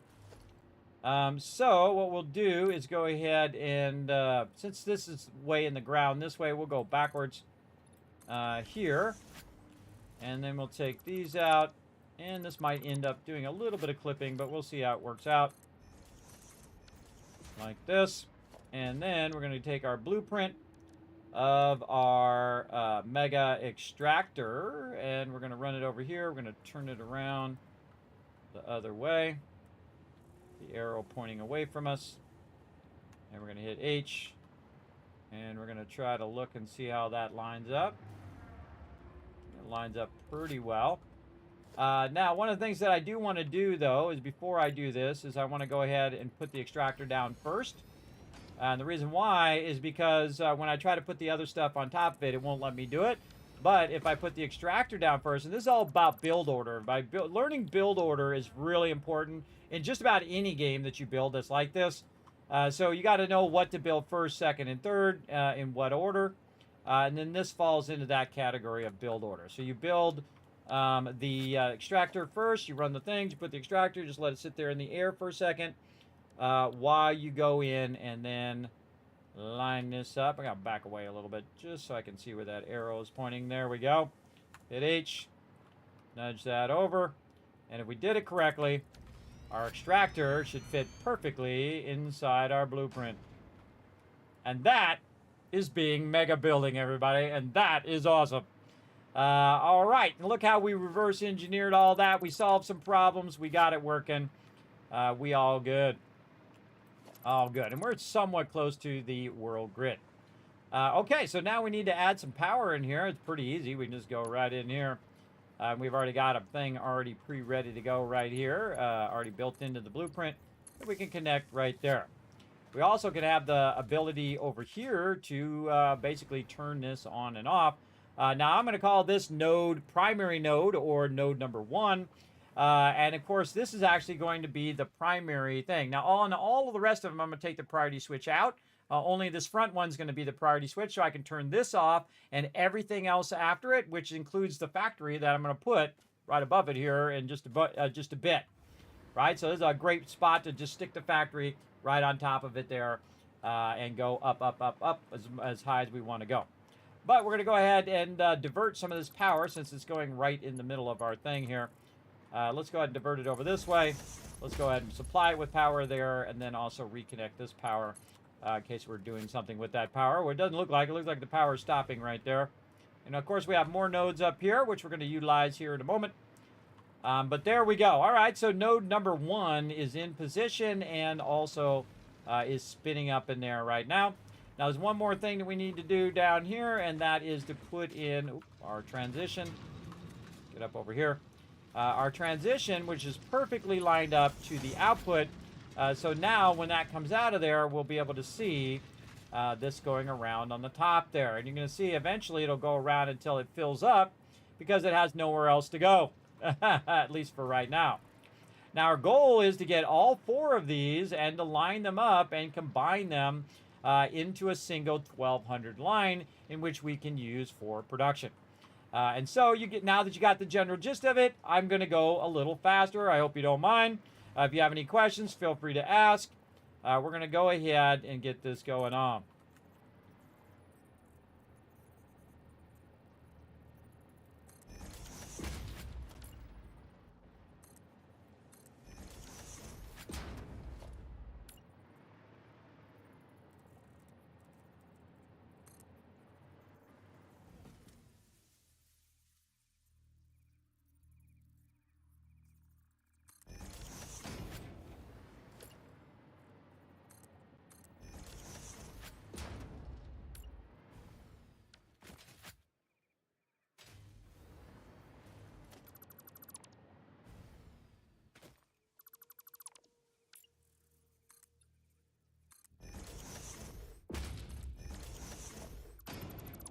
Going to go into build mode now.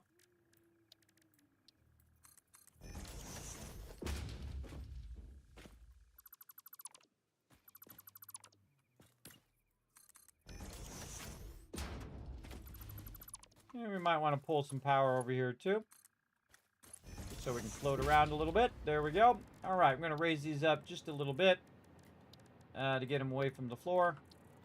See if we can get away with it. Oh, looks like it.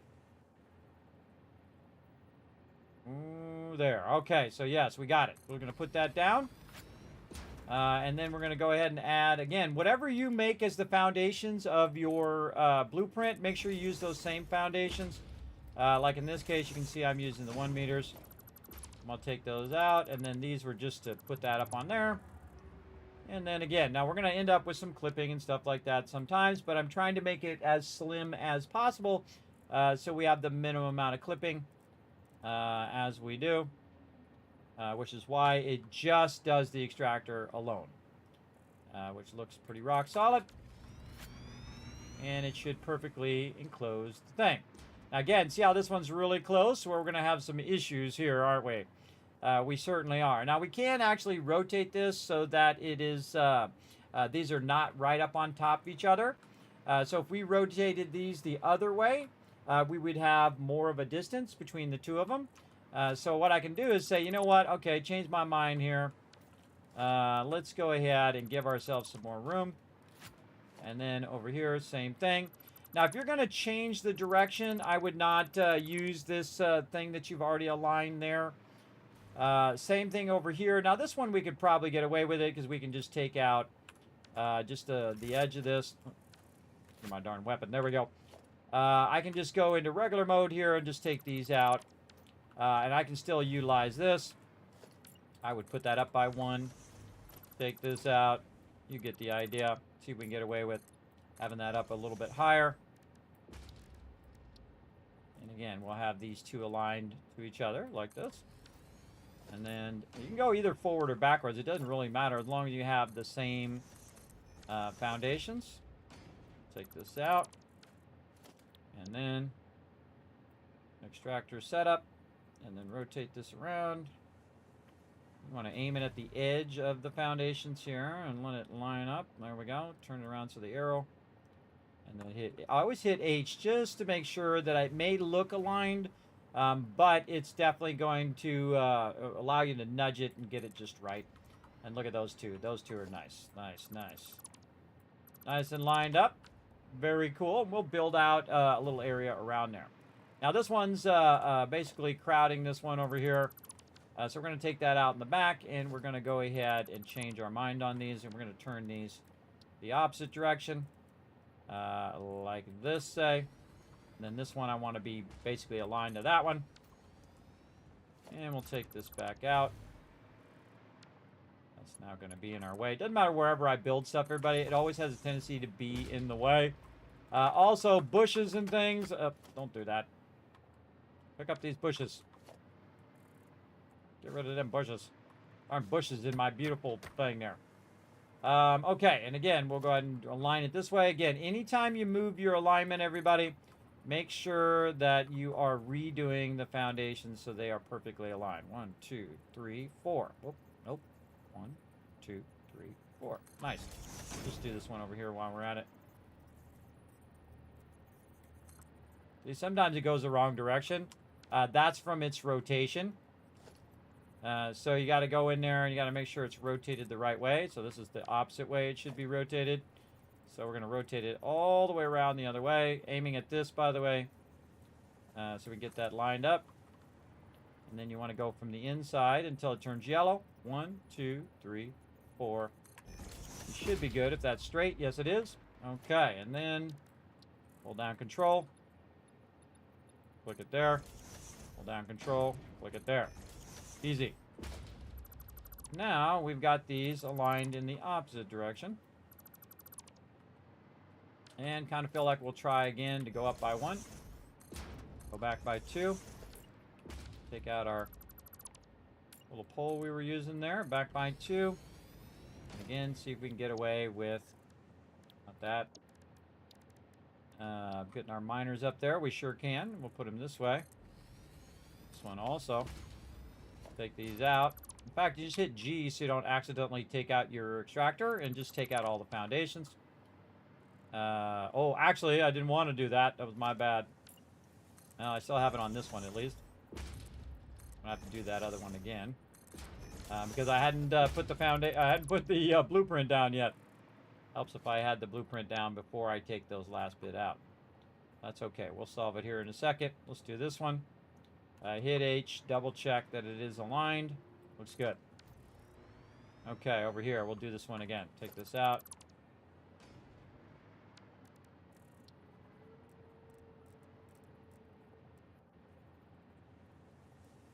believe it was a little that way. We'll go with it. And I would take these out because these are just going to be in the way when we put these other ones down.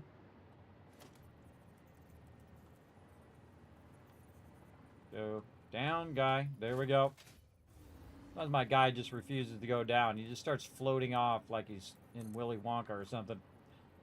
I don't know what the heck. 1, 2, 3, 4. Know exactly what to do on this one. Bring it up. Take this out. Take this out. Double back this. Miner in there. Now we're going to go forward with this so we can align that. We don't need these anymore. We can take those out. Hit G for those. Take all those out. Again, build the thing first. If it doesn't let you build it second, best to build that first because it won't let me build it inside the plant. So we got to work our way around it. It also will not let you put it in the blueprint. So again, you got to find a way around the shortcomings. Okay. Just gonna act crazy now, are we? Come on. No, you want to. There you go. Sometimes you just got to move around a little bit for it to do what you want it to do. And then there we go. It's now perfectly surrounding the extractor. I know, pretty cool, right? Very, very cool. All right, we got that. Now we don't need these. So we're just going to take these out. And we're just going to do this. Like this. And then we're going to connect these directly to this one. So we just chain them together. And we only need one priority switch over here. Like this to get all these running. Again, we're going to run this clear over to here. Like that. And then we can just tap off of this output. Or we'll go this way, whichever way. There we go. Now all of those are going to have power over here from the priority switch. And then we'll go ahead and do this. And then we'll say 02. Iron plates is our final output. So we're basically getting raw iron. Now we can also put raw iron in there if you really want to be specific. But it's actually on right now. And so if this is on, if I pull that down, this should be running power over here, and this should be on. But I haven't gone in and done the few little things that I need to do to make that on yet on all of these, which is to go up here and connect the blueprint, the power from the blueprint. Oops, I can get over here. The power from the blueprint here to the actual machine, which is right here. So I'm purposely built in this little connector for that power, and that one's going to start up.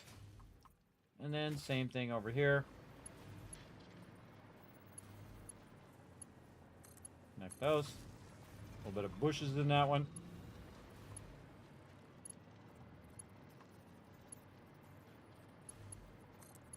And connect that. All right, so those are all tied together now. Looking pretty nice. Look at them all. Cool. So two that way, two this way. Oh, man, that looks really good. All right, that worked out really nicely. Like that. I like it. Yeah, we took a bit of that out, so that's not overlapping, though we could just as easily overlap it just a little bit. Kind of like that to make that kind of even out. Yeah, don't mind it, don't mind it. Then here in the front, even out the front here. Why does that one seem a little higher than the rest of these?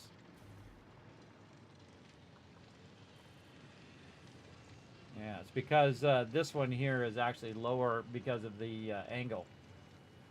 Yeah, so a little higher there. How do I want to do that? I probably want to bring that down to this level just to kind of visually make it a little easier to keep that kind of at that same level. And you can mess around with the different levels. I could also go and maneuver it. Eventually be able to do vertical nudging as well. That's going to be awesome. They have it in the experimental version right now of 1.1. But again, I could also turn all of these off remotely from way over there on my base through my priority switch switches as well. So that looks amazing. And those are actually all 300, which is pretty cool. I kind of feel like I might want to put one of these things on top eventually and say what it is. But we also need to do the other thing, which I forgot. Let's go in here and connect our little output. And then over here.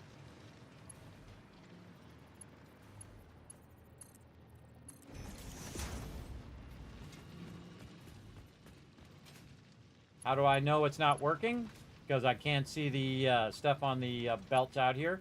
Which is, that's that belt's really purpose, is to, there I go, floating off into space again.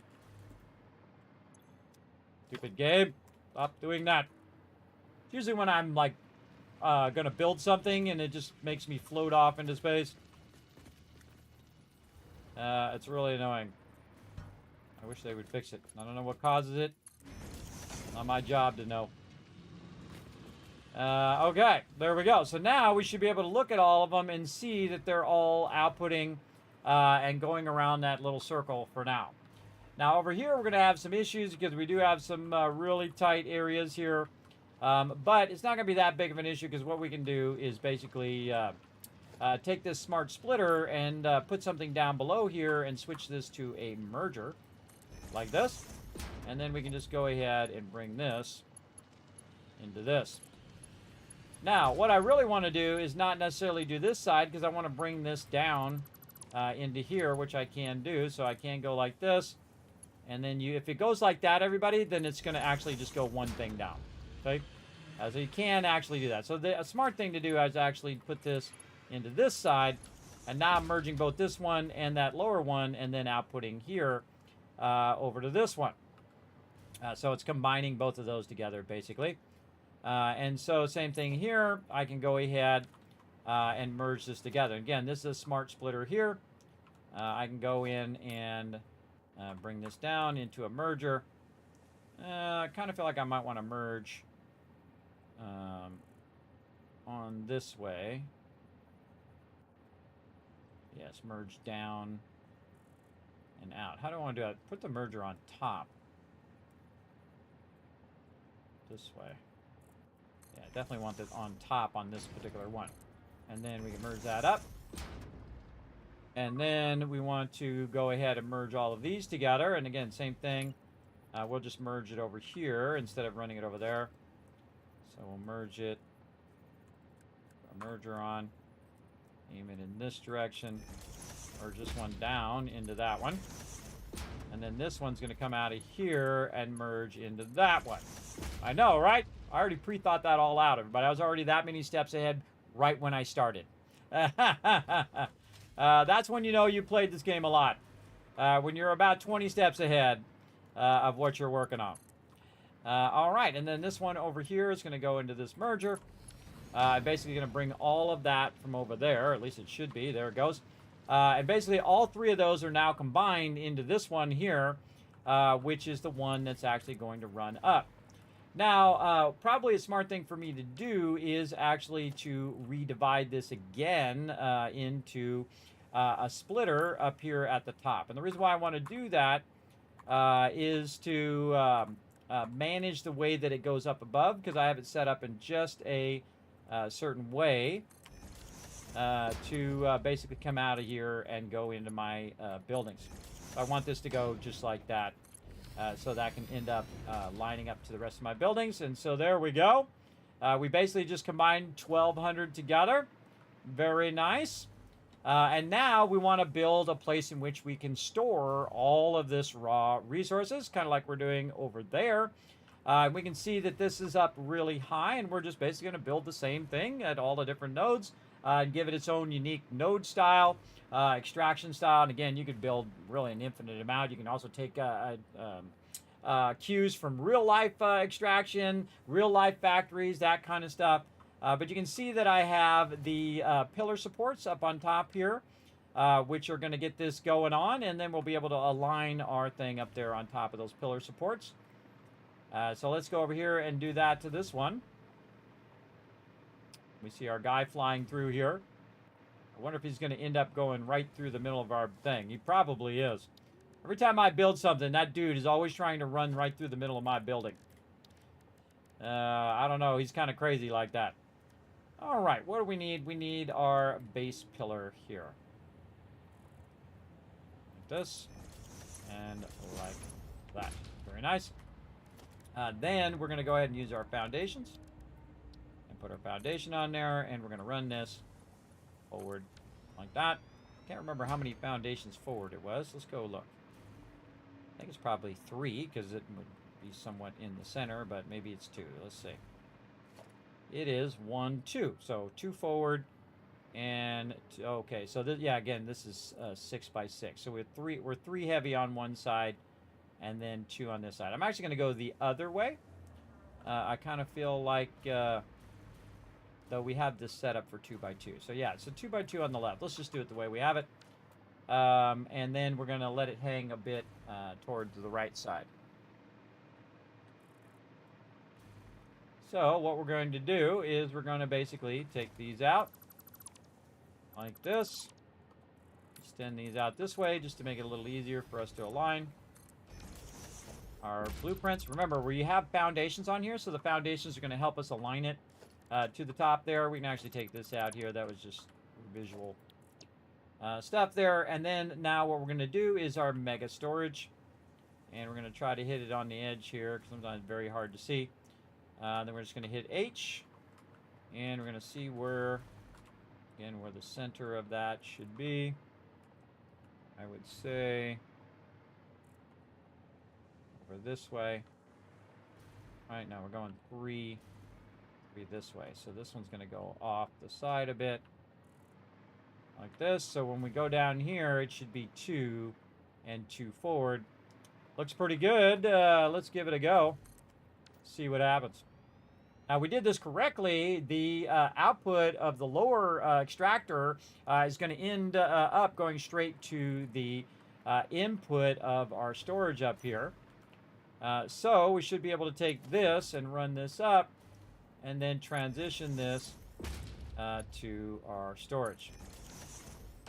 Like that. So in theory, that should be running up through there. Now, sometimes you have this gap, and this causes it to have an issue because it has too far of a gap. We can also go in and fine-tune it inside here as well, but we actually need to go ahead and connect these together and see if it actually does run in there, because we got to add that part too. And if we see it over here, then we know it's working. So again, it does just the right amount of gap that it can connect those two together, and it does work because, again, otherwise we wouldn't see it in the storage itself. And there we go. All right, look at it go. Look at it fill that sucker up like nobody's business. Go do your thing. Now, I could have it running 2 lines in there and just kind of separate these into 600 and 600 and run them in, and then have them dual inputting in the back. I feel like it's completely unnecessary because it doesn't really matter. You just want to let that run in. Now, again, look how easily I can look at the front of this and see if it's actually running and working at its full capacity. Well, I can tell you right now that it's not. And you're like, well, wait a minute, Kismet, you did all the things you need to do. Well, there is something else I need to do. And that is to upgrade these all the way to 300. Right now, they are coarse nodes, which means they're only producing 120. So we want to take our overclockers here and maximize each and every one of these nodes like this. And you're like, well, Kismet, it takes a lot of power. Well, that's okay because I can always get more power.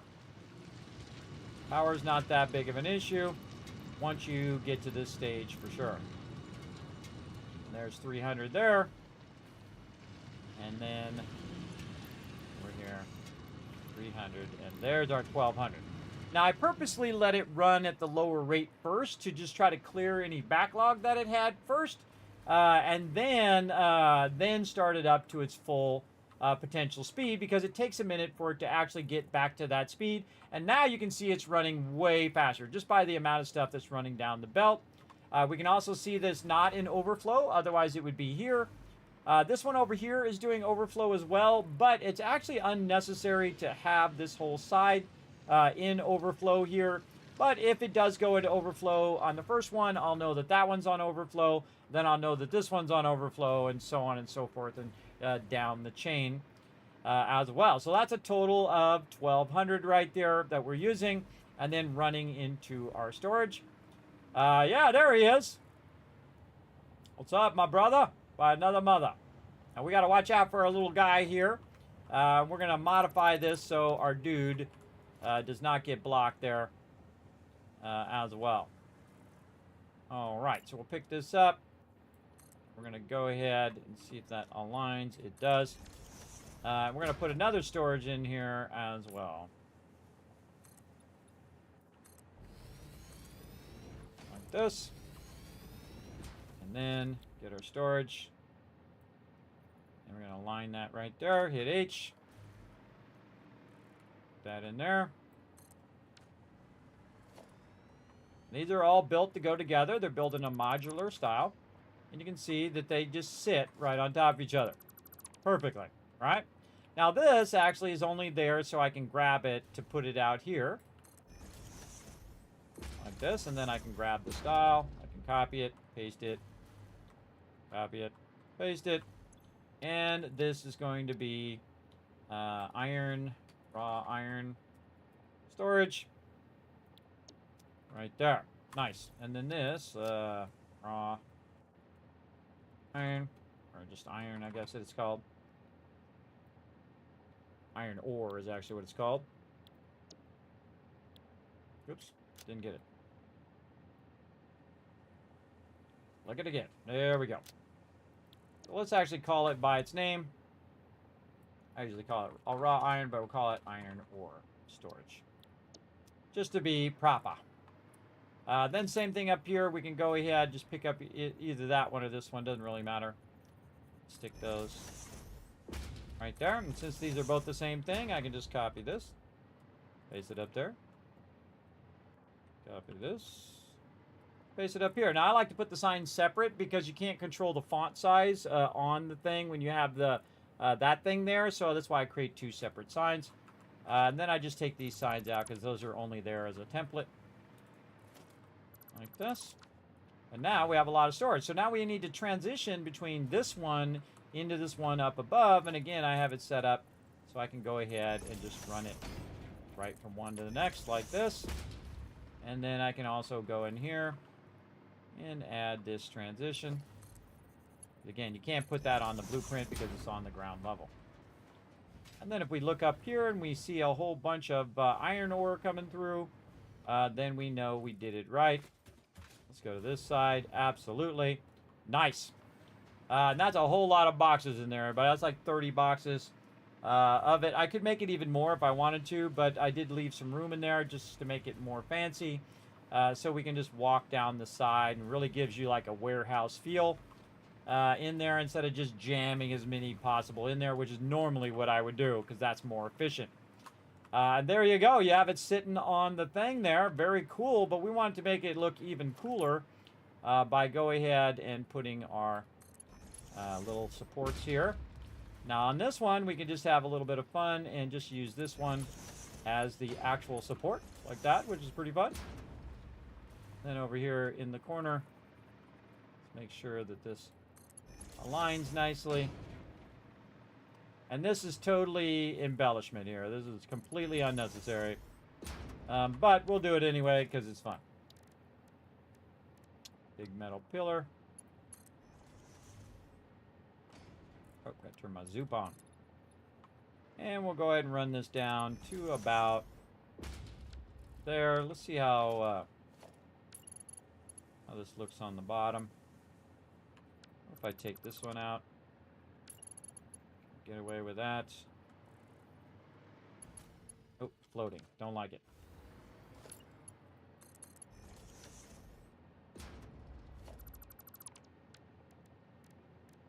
Could use a really low level beam support, but that one's really small.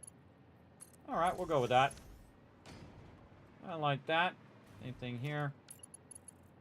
Running this down. We're just above the ground level.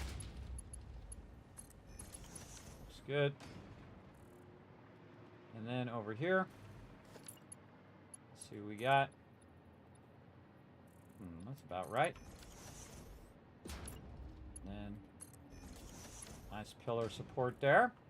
Now we want to color it in. We do have some colors specifically for this. A little carbon steel there on all of these just to make it look cool. And there we go. Doesn't stand out as much.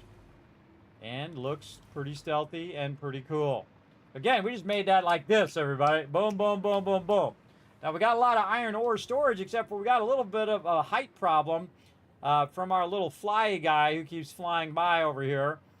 So I'm going to keep that in mind when I am building to try to avoid blocking that guy. Though he will just go right through my buildings, everybody. He'll go right through your buildings. But if you're there, he'll knock you back, by the way, and knock you up against stuff. So keep in mind. Kismet never disappoints with his super long streams. Thank you for them, sir. Always love the Satisfactory ones. Well, thank you, Brunheen. Yeah, we're rocking this, bro. We're got 10 hours in today on this one. I get all involved. You got to think that we barely scratched the surface, everybody. Look how many nodes are on here. Look how many nodes. How many nodes have we gotten done? 1, 2. Well, really not done. We got a lot more to do in there. So what we want to do is to think about how much plates can we make from 1,200 iron, which is a lot. A lot. Do we need that much to do? Or maybe we should just make a little bit and then use the other half for our rods. Again, this is really just for running it in the dimensional depot. It is not for actual production. And these are offline or at the node modular production, where its job is to make a whole lot of something and run in the dimensional depot so I can use it. And then, of course, the two most important things that I typically run out of whenever I'm building big, gigantic stuff like that is concrete, number one, and plates, number two. So that's really what we want to make a lot. And occasionally I might need some rods, but not at the level that I do plates. Plates I do the absolute most of for sure. Now, what I'm going to do is wait for that dude to fly all the way around again. He's over there. And I'm going to try to get a little sense of how tall he is. And I'm actually going to build the actual factory off to the side here. Now, I got to be careful of my nodes over here. And we'll probably have to rework this corner or build something in such a way that can get these nodes out of here. Because we're going to combine these nodes and those nodes together and use those for our rods. But right here, we're just trying to do plates. And do I really need 1,200? Probably not. But am I going to do it anyway? Absolutely. Because you don't, man, you got so many nodes, everybody. You have so much. It's not an issue, that's for sure. It is totally not an issue. So, speaking of, let's go ahead while we're waiting for this dude to come back here. We'll keep an eyeball for him. He's going to go through there and turn around and come back. Let's go ahead and get this out, and let's take a look at our plate ratio. So 30 in, 20 out, right? So right now, if we want to do 30 in divided by 1,200, basically, so 1,200 in divided by 30 is going to be 40 of these constructors. So that's a lot of constructors, everybody. That's a massive amount of constructors. So we need 40 constructors, and right now we're doing 7 of them each, so we're going to need around 6 of the stackable constructor conversion. And that's going to be all the plates that we'll ever need to run into the dimensional depot. I can tell you that right now.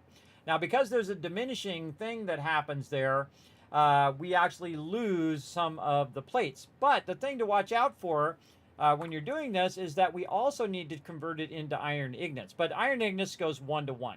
So that's no big deal. That means that we do 30 in, 30 out. So we still have to do the smelters that go along with this. Right? And we're going to wait for this dude to make his way back over here. And we're going to try to take him into consideration.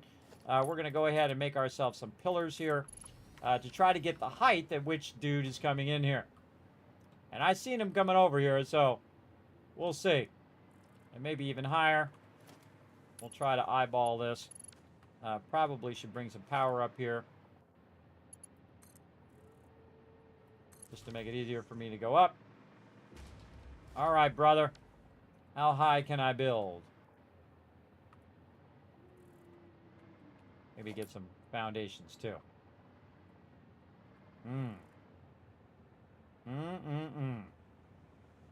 Oh, man.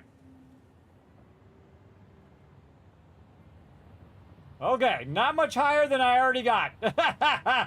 We'll call it this level right here, everybody. And look at him. He just misses that building over there. Again, I built it in that way to try to miss him going by. All right, so that is perfect. Very nice. We already got it exactly how we want it. So now we know we need to keep it below this level. Otherwise, he's going to fly through our building. Now, it doesn't really matter. You can just have him fly through the building.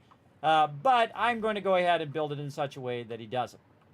Okay, so now what we need to do is instead of building vertically like we normally would, like over there, we're going to build in a horizontal fashion. And we have to be able to chain our output, our resources, into those as well. So we're going to actually have both of these output into a separate area where we're going to have our mega constructors. But first we need to make ourselves some mega converters. And where do we feel like putting our blueprinter? I think I feel like putting it right over here. And put this right down here. It's kind of in the way. Let's redo this power over here.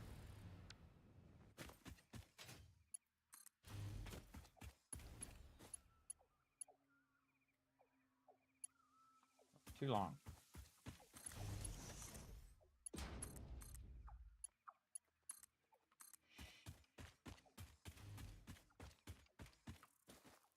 It should work backwards that way. There we go. Yes, it's not back at it. Okay, kind of feel like over here somewhere. Let's put some foundations down. Just to make this a little nicer. Go into blueprint mode. Snap that in there. Get our blueprinter. I want to keep it up off of the ground there. Make it easier. And there we go. Okay, now we're going to use our pre-existing things as the template. So we're going to go ahead and grab our blueprint for our mega constructor. We're going to immediately give it another name so we don't screw it up like we did last time. We're going to call this Mega Smelting Mark III. Used to smelt different resources. There we go. And then we're going to change this to smelters. Right here. And save it. All right, new blueprint now made. Okay, and again, we're going to use the same style we used before. And what we're going to do to make this a little easier is we're going to take off the roof here. And we're just going to say, we're going to hit G just so we take out the center of the roof here. We can always add it back later. That's going to make it so we can basically function a little bit. Now we want to make sure that we still keep our inputs from the bottom here and our outputs here at the top the same while we're in here doing all of this smelting. But we can rework how we do all the rest of this as long as we keep in mind that this is going to come up and run into here. So first thing we're going to do is take out all the constructors by hitting G and remove those. There we go. And then this is also going back, which is basically the output of all of this. So we can actually put smelters a lot closer together than we can with our constructors. So let's go ahead and see how many smelters we can put in here and like putting them in here. That's the important part, is that you like how many you put in. Okay, and there we go. And then this part we can take out for now. And we'll take this out. And so on. Or we just leave this thing here at the end to give us a general idea. And smelters here. Alright. Now, smelters are basically the same thing, right? So I'm going to take the iron ingots here, 30 per minute. And I'm going to convert them to 30 out. So I just take 1200 divided by the input, which is 30. So I basically need 40 of these smelters. There's a lot of smelters. That's a whole lot of them. So we want to go ahead and get that going where we have about 40 of these. Now, the best way to do it is obviously to do it as even numbers. So if I put 10 in here, then I can just do this again, 10, 10, 10, and 10, 4 times, and just have it actually doing all of the smelting, which is what I feel like I'm going to do here. I'll probably put 6 on this side, and then 4 more on that side, and that should give me 10. And then I don't have to change the layout all that much. So we'll go ahead and do this. And we're also leaving in the things up above, if you didn't notice there. Like we'll get that one in. There we go. And then this one here. And this is in the way. And there. Now, one of the things you notice about the smelters, oh, this one is a little elevated, is that the smelters also do the same thing, and they just go a little bit above the top. Get this to go down. There we go. Let's see if we can snap those in there from the front. Much nicer. There we go. Double check these over here. Make sure they're not doing that. I call pie in the sky stuff. Nope. Looks good. All right. I'm definitely going to have to take this out in the back here. Try to line this up. Okay. So this is outputting and then merging. This is merging. This is merging this way. So we need to try to get 4 of these in over here.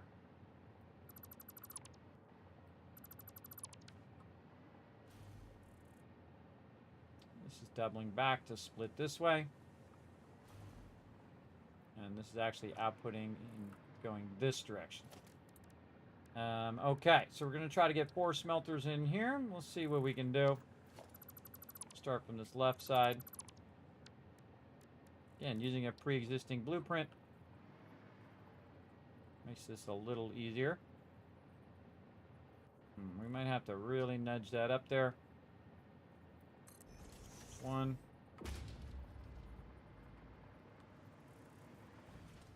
Down near the lower level. Take all this out. We'll redo all these mergers later. 2. That's actually coming back, so that's going to be in the way. We don't want to do that. Oh, no, we do. We do want to do that, because that's going to be on that side. And then this one. Get this. Right over here. We would be styling. All right, nice. Okay, there's the other 4 that we need. So we have 6 on this side, 4 on this side. That's a total of 10. That'll make doing the math nice and easy. Now we just need to rework some of these splitters and whatnot so that they are running like this. This does not look like that's going to happen. That is going to be super awkward to make that work.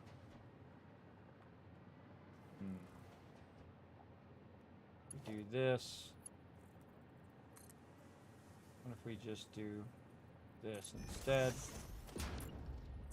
Just bring this up. Bring this up. Much better. Much better.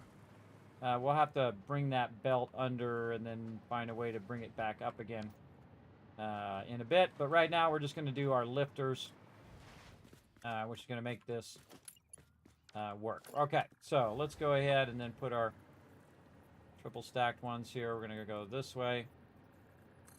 And there. Those are going to be real close together. But not too bad. We can still see the belts.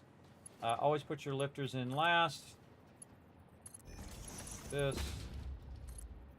Like this. Take this one out because I put that in first. We're going to just put it in last again. And then we're going to connect these ones at the top together. Those are all running in together. Very nice.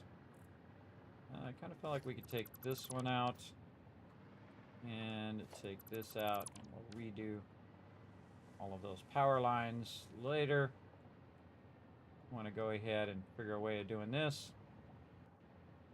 So we might want to just put this here, just so we can make a nice transition. Hold down Control to override the snapping. And run that under, then run that up to the top. And then we're going to split that. On the top there? No? Not aligned? Really? You're telling me that's not aligned. What is going on there? Oh, that splitter's the wrong direction. Bad splitter. Bad splitter. All right, take this out. Use that as a template. Turn it the right way. That's why it's not going in there. There we go. I would not trust this belt either. I would go ahead and take that belt out. Notice I took the lifter out. Don't trust any of it. Don't do it. You'll regret it. You will absolutely regret when that stuff doesn't work and you're like, ah, God, I just made 5 of those and now it's not working. Or 100 of them. Always do it. Build order. Put this in to find where it goes, and then you take all those out, put these in last. Build order is vitally important. Okay, we got all of our connections here. We don't need this one. And so we've managed to make that go under and then back up here. Nice. Okay, so now, again, we need our splitters here. And so we'll get our splitters in. Going this direction. I feel like this one side is offset more than the other, but it'll do its job. And you notice that I'm using the max speed belt. Because why use anything else? Makes no sense to me, but some of you want to slow stuff down or speed stuff up, and that's okay. That's what you want to do. You go right ahead. I find it highly unnecessary, but you do you. Alright, again, trying to get all this to merge together later. It's going to be fun. No, I didn't want to make it go in a circle. Want to put that in there. Okay, and then this is going to go across to this one over here. To move this back just a little bit because it's now being blocked. And this is only here to hold up the bottom part. All I really need to do is just move that forward so that thing looks like it's sitting on there. That's no big deal. That's all it is acting as a foundation for it. That's going to go in there and merge. This one's going to come out of here and merge. We need to get the lifter for this one. This one's really easy. You can just run that into there. At the end, got all the inputs there. We've got this here. And we've got our input coming out of the floor into here, running to the end, and then flipping back away that way. And then we'll run this to here. And then that will split over here and run all the rest of those resources in there. We need to do some more merging over here. It's going to merge all of these together.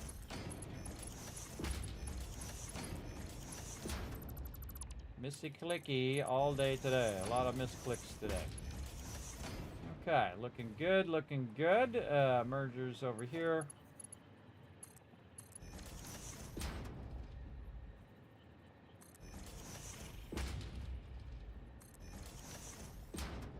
Those do not look like they're going. I wish it'd pick up the orientation and stuff too.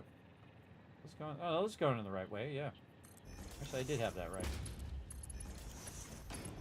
But I still wish it would pick up the orientation of the item that you just middle clicked on. I don't know why it doesn't. Like if you pick up this and you middle click on it, it should also pick up what it's actually making. I think it should do that. It should pick up the orientation and what it's making. For sure. Okay, now we could set this to iron ignet, but I'm going to just make it pretty generic and then come in here and set it to whatever I want it to be. Like this. See if that goes back. Yeah, sometimes you can't reset it back, which is a bummer. But oh well, we'll just leave it like that. Which will probably trip me up at some later point. I could take it out and put it back in again. I feel like doing that.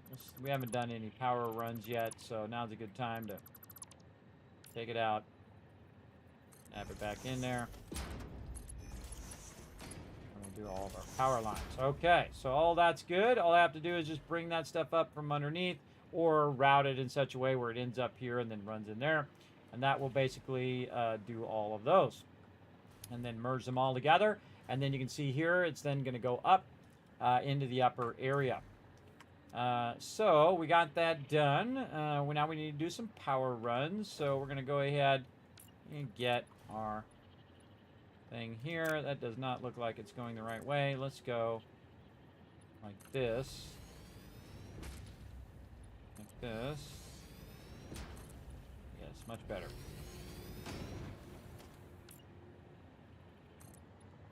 These all run a specific way. Okay, so we don't need this one. We're going to take that out. Where's all the power connectors on these things? They are right there. Okay. So, what can we do here? We could just go crazy here and start upgrading these to the top thing. I feel like it's going to cause it to crash, though, because every time I go to try to upgrade one of these things, something goes horribly, horribly wrong. Let's see if it gives it to it today. Oh, looks like it worked today. Yay! All right, awesome. And we can do 10 of these. Let's go ahead and connect all of these nicely. Very nice. And then this one's running back here. And then probably same thing over here. We could just connect all these together. Hopefully it doesn't crash. Yeah, it didn't. All right, awesome.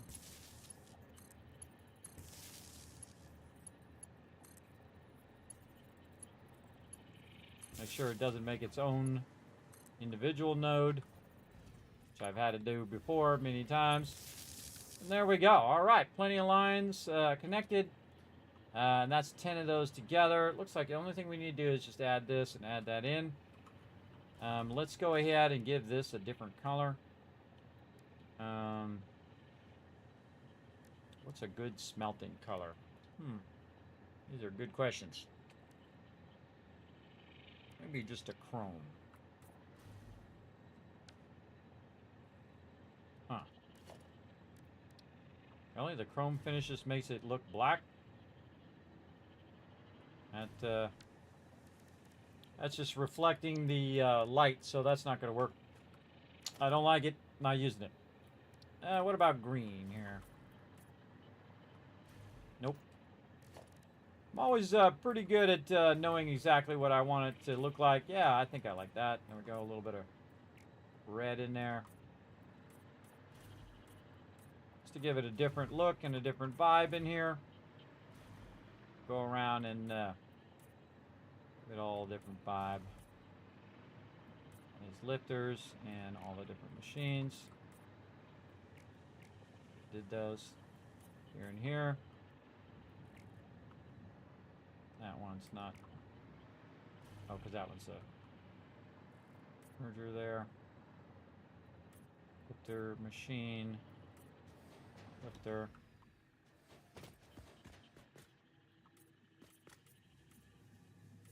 I could also do the belts. What if I do the belts? What do the belts look like? Oh, cool. They look yellow. Neato. It's the secondary color. The outside edge is thing. Wow, I like the yellow. All right, let's go with the yellow. Give it a whole different vibe in here. Again, this is embellishing, everybody. I don't really need to do this. But, again, just give it a whole different feel so that when we're inside here, we know that this is our forging. I find that certain stuff... just get the vibe of it. I just like the way that it looks. Pretty cool. We can add lighting in here too if we wanted to. It's not like I'm gonna spend a lot of time in here. If it was like a central area where I was spending a lot of time, then I would do it. But most of these things are like they should get to a point where you don't ever have to be in them again. They should be completely automated. That's the point of what you're doing. That looks awesome. I really like all of that. Let's check back here. Let's get these ones just to be thorough. I'm sure I'm going to miss one at some point. Let's check all these again. Looks good, looks good. All right, kind of feel like we want to do that on the outside edges as well. Let's give this red vibe. And then we want to change the color of this other stuff. Maybe like a purple. Just to kind of give us a little bit of a contrast between the colors. And so we know that is something different as well. And then this is smelting. So we'll put that here. And we can just smelt through here. Okay, and then we can put iron smelting or copper smelting or whatever we want to do. All right, looks good, looks good. Let's go ahead and clean up the other sides here with some more of this nice red on the side here.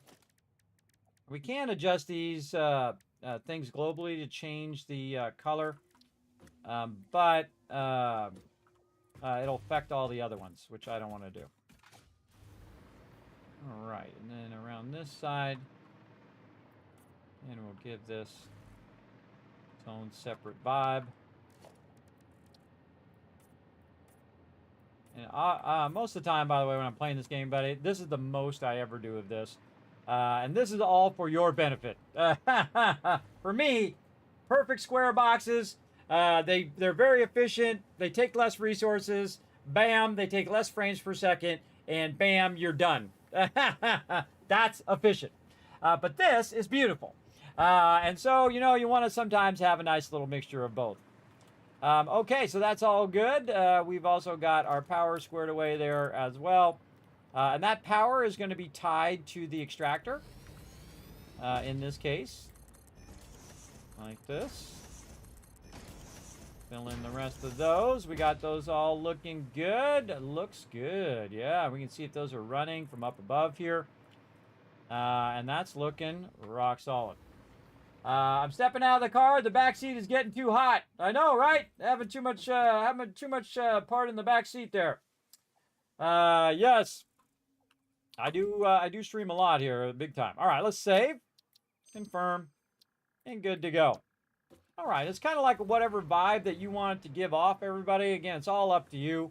I mean, I could put lighting around it. I could put all sorts of stuff.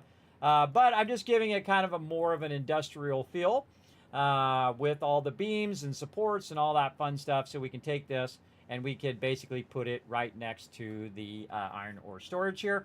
Now, another thing I need to decide, in which direction do I want to build this? Now, I could build it in this direction, but I have another node over here, so I don't want to overlap that node. And if I build it in this direction, is it going to be blocking anything? Not really, other than the extraction of this, but these are just going to extract and then run over to those two, which is going to extract as well, but I'm not going to have this here. So I'm going to build the other factory over here for the rods. We're probably not going to get to the rods today, but what we're building is also for the rods, including the smelting, and then we already have the mega constructors.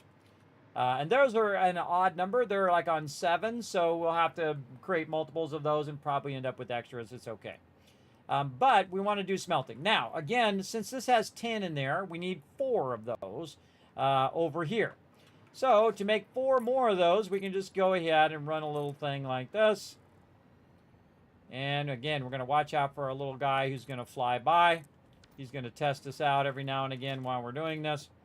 We're going to go ahead and take our... and actually, while we're doing this, we could just do this double high. Let's just do this. Over there, just for reference.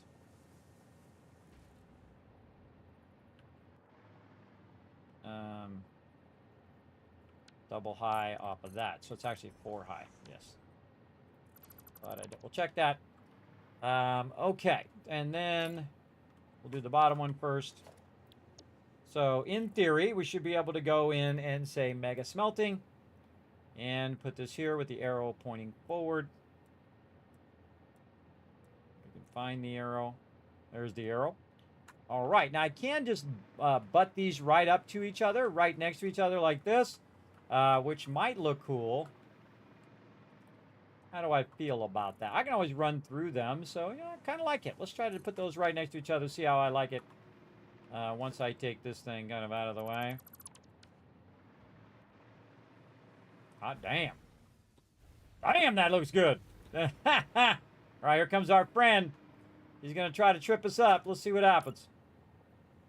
Then we're going to bring this one up by 4. We're going to put some more foundations down over here.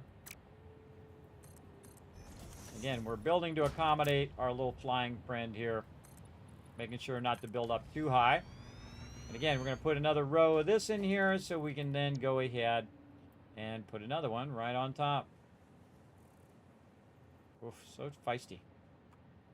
Again, we're going to align this to the edge of this one. Oh, that is way too far forward. Put it on the wrong side.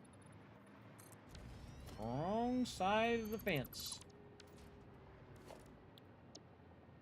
Try it again.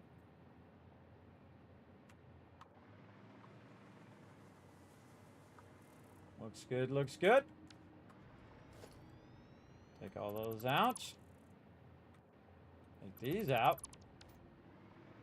And then, right over here, we're going to do it again. Probably good to bring some power over here, though.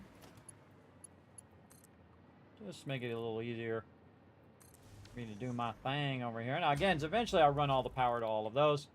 But right now, we're just trying to get our... stuff together here. Trying to get our smelting in. Right there. Again, we're going to go up. Walls. Again, now we're kind of building somewhat vertically, but also horizontally to adapt to the situation of these guys being in the way. I actually could just go right off the top of that one like that. That works too. Get that out of there. And then more smelting.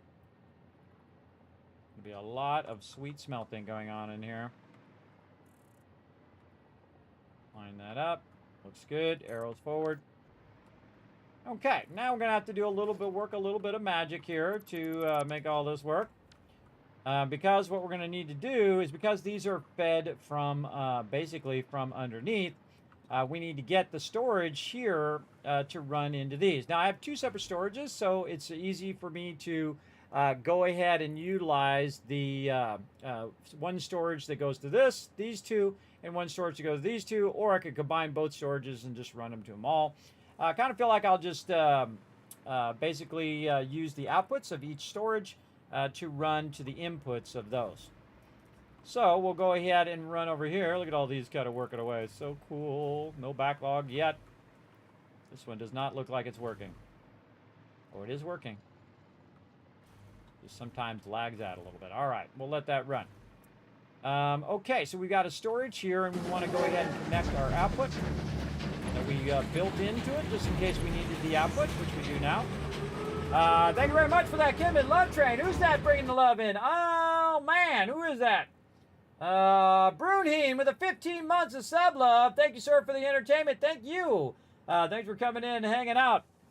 I greatly appreciate it here in the stream, for sure. All right, so we're going to go ahead and take this, and we were going to try to turn it the other way, but apparently it wants to be a bit feisty. There we go. We're going to run that like that, and I see this is an output, so I don't want to run it there. What I want to do is take this and run this into the input of this over here. Whoa, we got a hype train starting up, everybody. We got some more love in the chat.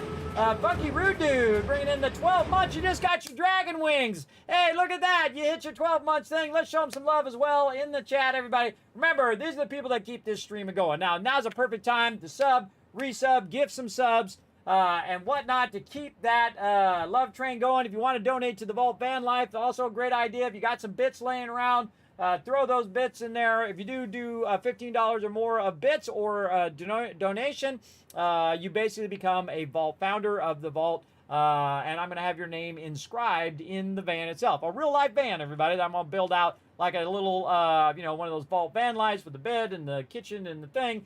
Probably on the cheap, though. Not buying one of those ones that cost like as much as a house. That's ridiculous, everybody. I'm definitely not doing that. So normally I would take this and I would run this up, by the way, but the smarter thing for me to do on this one is actually to run it down. So we're going to run it down like this, and then what we're going to try to do is input it right here. Now, one of the things they did add or are adding in in the 1.1 update is vertical splitters, everybody, where you can actually go in and split this vertically, which is awesome. Now, one of the things that's problem, everybody, see how that snaps there? It snaps really weird.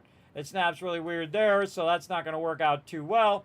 Because what I want to do is take the output of this and I want to split it between these two buildings that are the lower level buildings. So now you have to do it the old-fashioned way, which is how I do a lot of things in my life, because I'm of the old-fashioned way. And I feel like the old-fashioned way was way better than the modern way in a whole lot of things. But then again, I'm a little biased, so there you go. So what I want to do is bring this out, and I want to split it and then run it down the way here. So I'm going to go ahead and do something like this. And then I'm going to run this over to here. Like that, very nicely. And this is just for reference down here, because I'm actually going to bring this up like this. And make sure my input is going correctly. Run that out, put this into the splitter. And GG's. And then this here, we'll put it this way just for funsies. And we'll go ahead and do our nice 90 degrees. And then this decided to do something really weird there. I don't know what it is about this particular belt that just goes crazy. And then over here, same thing. But this one we'll go ahead and aim in this direction. Like this. I think that's definitely too far for it to make it. So we'll just go ahead, since it's so adamant about sticking itself to the ceiling, we'll just run it as far as it'll let us go.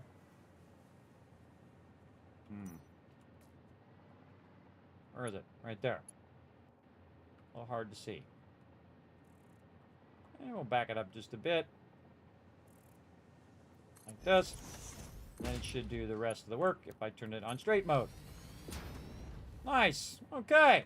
Got our ore in there. Now we just need some power. Now this whole factory is going to be run off of this one switch here in the front, which is our iron plate factory. And you can see we're combining all these 300s together to make 1200, because again, we're at the end of the game. So all we need to do is take a connection from down here that we are using for our stuff here, and run this connection, not up here because this is storage, because that doesn't need power, but run this connection into our smelter area here, where if I just run over here and find myself a good connection, there we go. So now this has power, and then because these are exactly the same, I can go in and go ahead and vertically run these power as well. So it goes between there. Very nice. And then if I feel like it, I guess I could come back here and then cross connect this one to the one next door in the back. I just feel like doing something, a little variety here. Like so. And then the same thing for this one down here. And we have some redundant connections as well. Not like you really need it in this game. It's not like the mobs come along and just like try to destroy your stuff. At least not yet. Unless they add that at some point. But this game's really mellow, where you can just, you know, do whatever the heck you feel like doing without having to worry about all of that stuff. You're just in here building your factories, having a good time. Occasionally you might have some respawns and stuff do whatever, but they don't destroy your stuff. So that's cool. Might get in the way of your stuff, but they don't destroy your stuff. All right, iron ingots here is what we want to produce. So we're going to copy that, and we're just going to go ahead and start to fill all these in. And once we have all the resources in here, this is just going to fire up and do its thing over here. And again, paste, paste, paste. And we want to see that these are all yellow. Have yellow lights in the back. See if the yellow lights are there. That means that they are actually set to do something. They just don't have the resources. And then down here. Now these ones down here are going to start right up because I've already put the thing in. Again, we can see the red stuff there. I've already put the resources in here, so they should, in theory, start up once I connect the inputs. And that one there. This one again. You want to make sure you see those lights change. Very nice. And then we'll paste all 3 of these, and we'll go around the back. We'll take a look at the lights. All right, lights are all good. All right, next area. Over here. Again, I love these sliding doors. Really make it easy to get in and out of your factories. Remember, don't forget to factor in you as part of the factory. This is why factories are built the way factories are, is they're built at a human scale. If we had giant robots doing it, they would build it at a different scale that was for the robots and not for humans, which eventually they'll probably do. They'll build it at a scale that is not human-sized. Or the robots will after we're exterminated. We'll see. We'll see how it works out. I probably won't be around for all of that. It'll be up to all of you to get rid of the robot uprising and save humanity. It'll be all you guys. Me, I'm going to play some games. Try to get as many days as I can left. And then go from there. Because you never know, everybody. You never know how long you got. So, make the most of it. That's for sure. Do things that bring you joy. Like hang out in my channel. I'll bring you lots of love in here every single time. And I do a lot of cool stuff like this as well. So if you haven't already done so, make sure to hit that follow button. Remember, it does help this stream tremendously. Let's run that into there. And there we go. Let's go out here. Same thing. We can get this one started up. And we'll run this out of here and see if we did this right. Did we do this right? Oh, look at them started up. Oh, I missed one right there in the blueprint. Why is that one? Oh, I missed it right here. Ah. Oh, we got to fix the blueprint for that. Whenever you find a mistake, everybody, you want to fix the blueprint right away. This we don't no longer need. We'll take that out of the blueprint as well. When you see something like that, immediately go back to your blueprint, fix it straight away so you don't make 10 more that's like that you have to fix. Now, those I'll probably just fix because they're already in place. They're already set up, already in line. But again, if I do see I made a mistake there, it's on this side, I will definitely go in and fix it. Oh, and I should color it proper color as well. Okay, very nice. And then again, I don't need this piece here. Okay, nice. Now, when you save it, it doesn't automatically apply to something you already have built. Basically, you just save it, and then the next one you build, which I'll definitely use that blueprint again. Wow, look at this. Look at this industrial complex we're building up here.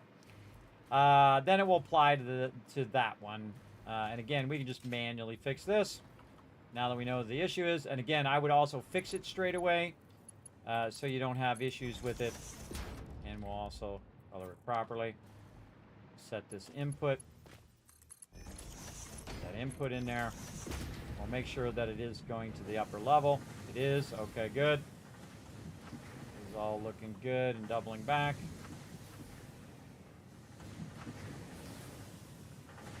All right, these are all starting up.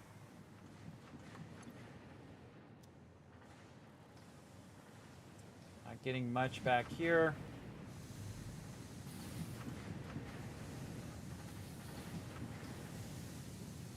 Now, what these do is these work on what's known as manifolds. Manifolds mean that the first two are going to fill, then the second two are going to fill, and the second one, third. So it's going to fill them in row. And once those are all filled, then it will then start to run more across this top belt, which you'll see. Because again, remember, this is coming in here at 1200. So this is going really, really fast. And basically going faster than we can really see it. Coming in and out of there. Just make sure I got the right lifters in there. I didn't make any mistakes on my belts or anything. Looks good. And you can see this one's at 82 right now. In fact, I could just help it along by filling it up with the extra stuff I've got on me. Again, this is what I call supercharging it, where you go in, just take the excess that you have and putting that in there. There you go. And that's going to take a little bit of time to get up to full speed. Remember that it is splitting with the other one from the other side. So it's about 600 in this side and 600 in the other side. You can see right there. There we go. Perfectly balanced. Very nice. Let's go in here and see this one. See if this one started up. We got green lights there. Oh, this one's already good. This one's already good. Already outputting. Look at that. Already filled. Nice. Nice, nice. Now, again, when this one fills up, it's then going to put all 1,200 to the other side as well. So, very nice. Very nice. Okay, so we got that running. Now we want to get this other one doing basically the same thing. Let's get that going. We're going to go this way. Going to line it up about the same spot just to keep it nice and consistent. Right here. Not straight. There we go. And we'll go ahead, slide in here. And we'll go ahead and put our splitter in. Like that. Just stack those up. And that there. Other way.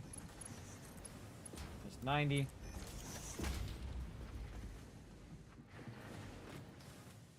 And this one runs into the pole there. Why did this one not? Oh, it doesn't have the pole. Right, because it's the bottom. So that bottom one doesn't have a pole. But this one actually has a pole in the way. So we'll have to work our magic a little bit here. So we'll go ahead and run it this way. We'll turn off the smart thing. We'll run it out of here. And we'll just divert it just a little bit onto one of these beams. There we go. Make sure that's going in. Yes, it is. And we'll just run that into there. Okay, and then again, we can set our input, which is already good to go. Very nice. And I'll go in here and put our output. There we go, and that's going to start that running to there. It's splitting, looking good. Let's go in here and get this in. That can run into those. We want to fix our problem we had from before. And we want to go in and color that in. Make sure that it is going back. Yes, it is. We've got some green ones starting up there. Very nice. Okay. And we want to go and do this other one. And go ahead. That's already running. We want to fix our transition here. Again, that's going to be fixed in the other one. Oh, and we forgot to take these out. Take that out there. Take that out. Check these down here. Take those out. This is our storage. Okay. That's out. This is out. That one's out. I want to check that one thing to make sure. Okay, so again, now we're on the upper level. We should start seeing our greens here. All looking good. All right, plenty of backlog. Because while we were doing this, we were backlogging boxes and boxes and boxes of raw iron ore. So it has a massive backlog of that iron ore. And we need about this many. Now, actually, if we go in and we say 1,200, it's about 40. So this is exactly as much as we need. Usually what I do is I add extra to just burn up the rest of that. But this is going to be a tremendous amount of plates, everybody. So we don't really need to worry about it. It's going to be a tremendous, tremendous amount. Now, we're going to come along and work on our foundations and all of our support pillars and all that stuff later. We can go ahead and take all this out. I kind of feel like leaving that in just because it's connected there. Or I could do this and just say that we use a nice little half foundation here. It's kind of holding that up. Yeah, something like that. There we go. A little improvisation there. And we're going to have our supports here. So we're going to probably have to cut this one in like we did for the other one. We'll probably just put a 1 center support down there and do all of that next time as well.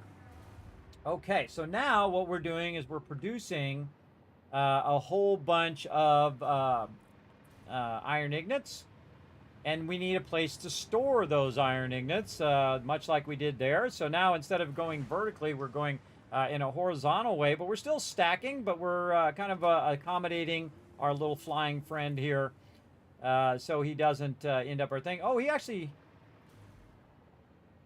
Yeah, no, he flew the same way. I thought he was going to actually fly a different route. So now we're smelting, and we're maximum smelting. What we want to do now is just simply to go in, and actually we could just use this actually as a reference for the top level. Just go in and just use our blueprints again. And again, this is what's so great about a modular style building is that you can just go in and repeat the same thing over and over. Or you can go in and change all the coloring and really go crazy if you want. Me, I like to be very, very efficient and effective. And we want to get our mega storage again. And then we're going to aim it at these foundations. Make sure that we got this nice and lined up. There we go. And we'll come back and we'll do all of our signage and stuff. We can take out this part. There, I kind of feel like I want to leave the front of that. I think that looks actually kind of cool with the walkway in the front. I'm going to leave that on the bottom one. Very nice. And again, just visually, you can see that it has different coloring, and that different coloring is basically telling us what that particular thing is. But now we want to go ahead and do some storage. So this is going to come out of here, and normally I have the storage up above. Now I could have put the smelting all on one level and then put the storage above it as well, but that's okay. We'll go ahead and merge all of this together as we go. And the same thing down here, we have a bunch of this smelting, and we'll want to go ahead and bring that up and combine that with the output of these up here as we go up. Now, if we bring that up, though, we can see that right now we're using this, and if we stack these upwards, it's going to... the output of this is actually not what the input of that should be, right? So the output of this needs to merge together along the top edge here and end up in one of these storage units at the end. So we're going to go ahead and take the outputs of these, like so. This one we will put in this direction, and this one we'll put this way. And we'll go ahead and just put a nice easy merger here. You notice that I only have the splitter on my bar, because you don't need to have all of them on your bar, because you can just hit E to switch between them. E like Edward. Again, combining the outputs of those two to here. Very nice. And then we want to get this to the storage. Now the problem is that the input of that storage is down below. So we want to go ahead and say run this out. And we'll go ahead and just make ourselves a nice little wall on the outside here. Not where the output is, in case we need that output for whatever reason.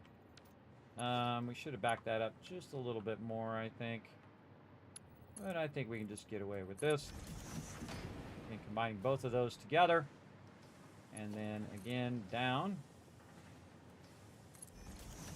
Another one of these. And here.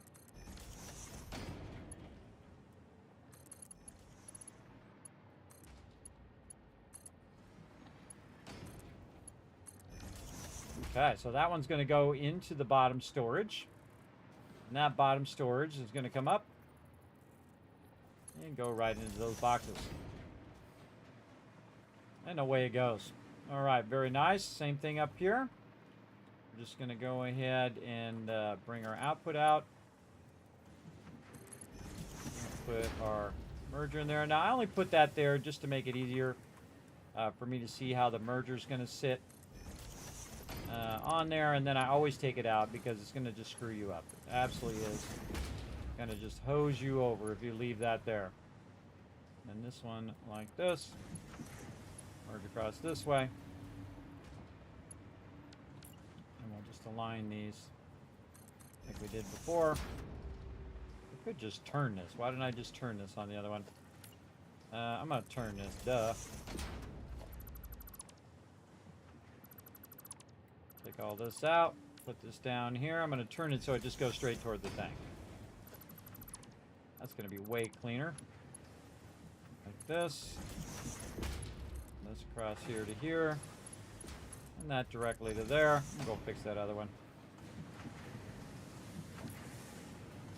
Again, I'm going to put one on top, and that makes it easier for me to go ahead and realign so it's going the other way. And like this. These across to here. Never trust this. See, I took it out, put it back in. See how it wasn't moving? Never trusted everybody again. Heed my advice. A little smoky up here, but it is working. All right, nice. And so now both of those are, that's running down there. Now we're going to have this one do the same, except for a little bit higher right here. And then aligning this here. Now another thing I could do is actually merge it right there so it goes into the first one and then goes into the second one. What is 20 times 30? 600. Okay, so that is doing half. So instead of doing two of these where I have to run it down and run it in, I can just go ahead and do this instead. And this is going to run at 1200 anyway, so it's going to run at the maximum speed belt perfectly, very efficiently, up into there. Now this should automatically be running up in here once I attach this. And we should see them get all the way to the end. Yes, very nice. And so we'll just merge those like that, and we'll go ahead and just merge these down by simply, how do we want to do this? I don't know. Do the merger here. I kind of feel like do the merger here. Right off the edge of this. And we'll do all of this first. Because these are both aligned to each other, so it makes it really easy to go ahead and make a nice merger like that. Again, this one's going to merge this way. It's going to go to there. And this one's going to merge down. Like this. Just to come out a little bit. Like that, and then go like this. And those are going to merge down. And then I kind of feel like maybe we'll just do something fun, like a floor hole. Like this. These floor holes work good on belts, but not so good on other stuff. And then down again. We'll aim it like this. And then all the way over here. Maybe a nice little 90 there. And we have that now running all the final product down in there. Remember, that's from all four buildings now. I have been combined down into a single line. And you can see that it is massively backlogging that. Now, our next goal is to, of course, build out all the underpinning of it. Again, watching out that we're not covering up any nodes. We've got some copper nodes down here that we want to eventually use. But you can see that there's really nothing out here. So we can build a giant factory that is just doing plates. And that is probably the largest node factory that I've ever built. Again, typically I wait until it's time to do these more elaborate builds. But that's looking great. We just want to put some supports in there to make it look legit. And then we want to add on all of the iron conversion. Again, it's going to be the same as this, except for it's going to have 7 each. So 30 divided by 7 is going to be about 5 of those. Yeah, that's going to be a lot. That's going to be a lot. So basically, it's really 1,200 divided by 30, which means we need to do 40 of them. And then each one has 7. So it's actually 6 of them that we need to do. Now, if I had more clearance, I would go ahead and lower these down so it's actually acting as a actual support for it. So I might do that. I might go ahead and bring this down and see how I like that. Also good for me to bring the power over so I can work on this in as well. I feel like our big goal today is to get our plate factory up and running. So I already forgot how many it said. Around 6. So we need 6 more of the thing. So we could do, say, 3 and 3. We'd probably do pretty well. So let's go ahead and go in the opposite direction. We're going to go 4 down. And let's see if we can get away with doing these. Now, again, everything doesn't have to be symmetrical, everybody. In fact, symmetrical can be quite boring. Boring to look at and boring to build, I think. But if you like symmetry and that's your jam, you go ahead and get it going on. Me, once you know you can do it, it's kind of like, okay, that's like newbie stuff. And then you want to try to push yourself to be a bit more advanced at it. If you want. You do you, as I say. All right, there we go. Yes, we could definitely fit one down a little bit lower, which means our supports will be a down lower. Don't think I could squeeze another one underneath there, but that would look pretty cool because then it looks like this side is holding up this side, and then that side's holding that, and I only need supports on the other sides. I could put them in the centers if I want, but it looks like that this side is holding up one side, this side's holding the side, and that's what's causing that kind of bridge effect. Okay, and then again, we already got these built, everybody. Again, we don't have to do very much. This is going to go pretty fast. We just go ahead and put these in here and then get this going on. Again, feels like an apartment complex is what I'm building here. An apartment of awesomeness as well. The whole blueprint. There we go. And take this and nudge it into place. Now, you can use the blueprint snap function. I feel like it doesn't work all that well for this, but you can if you want. We definitely need to bring more power down here because my power is making me drop. Boom. And more of these mega construction. Now, again, we could jam more than 7 of them in there if we want to. But I kind of feel like it's pretty cool the way it is. And this is also going to have extra. So if I do end up with a whole bunch of extra, which I am because it's right now producing a whole bunch of extra, I can burn up all that excess into plates. We're going to have a lot of plates when we're done with this. Oh, we ran out of some resources. Running out of those resources for a split second there, and then it put a whole bunch more in there. Get this arrow to point forward, please. Arrow, please point forward. Let's make it a little bit longer here. All right, mega constructors. Overlapping. Oh, Fred, get out of there, Fred. Fred's in the way. That's what's causing it. Fred always trolling me over there. He's always up in my business.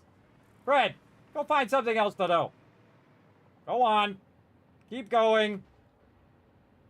Don't look at me like that when you're walking away. Don't give me the side eye. I can see you from here. I can see you giving me the side eye. I'm trying to work here.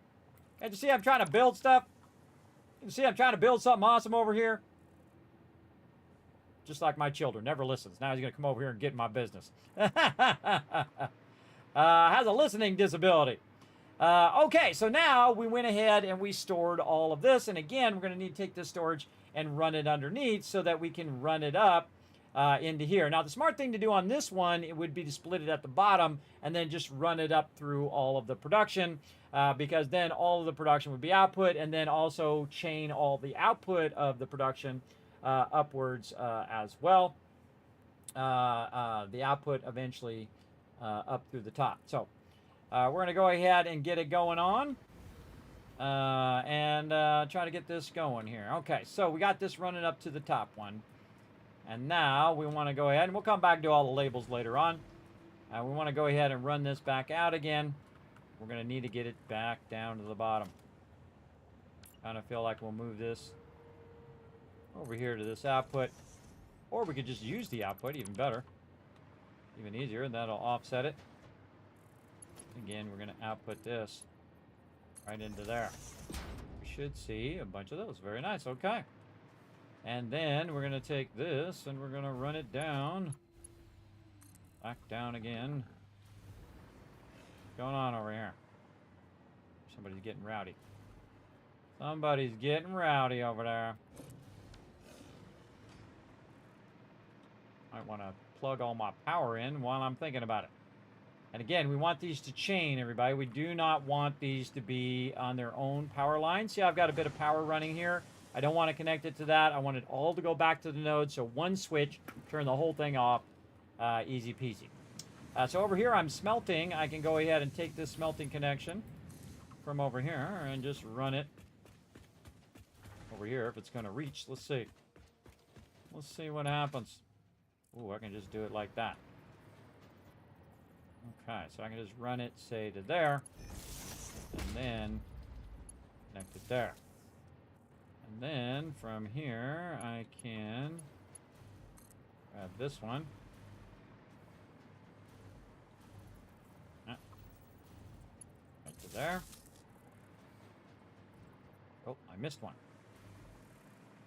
This one down. I go down as well.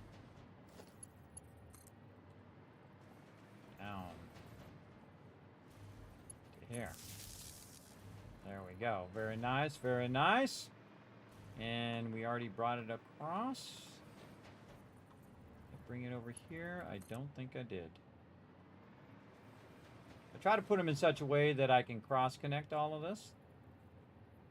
Yep, not going to like that. We can cross-connect in the front. Right here.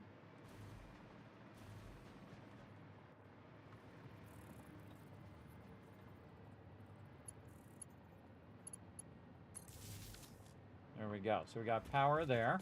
Oh, at the door. No power here. Definitely got power in here.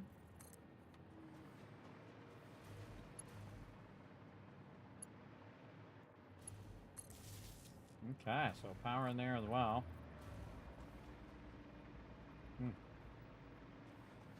Just thought of something. I could have built it where there's a light outside, so when all my stuff in here has power, it's at the end of the power chain, so it's outside. So when that lights up, I know that all the stuff inside there has power. I just thought of that. That would have been brilliant. But maybe in a future design. Definitely giving yourself a little bit of a hey. Why is this one? That one's on. Okay. Out the door. And we should be able just to look on the top here as well and see if they're on, which is another thing that I did do, but it'd be kind of cool to have it in the front as well. It does look like all of those are on. I can see all the power as on there, except for that one. That one needs a thing. So I did kind of do it, but it'd be nice to have a little light in the very front, so I don't have to look in the window. Or look on top. And there we go. So again, that worked out really well. That's why I have those kind of going through the foundations there, so I can see that all of those are now powered up. Very nice. Now we just need to get the resources in there, and then this is going to make a tremendous amount of these plates. So we're going to go ahead and do something like this. And then get ourselves a wall here. Alright, just trying to be annoying down there. You better run. Not gonna help you.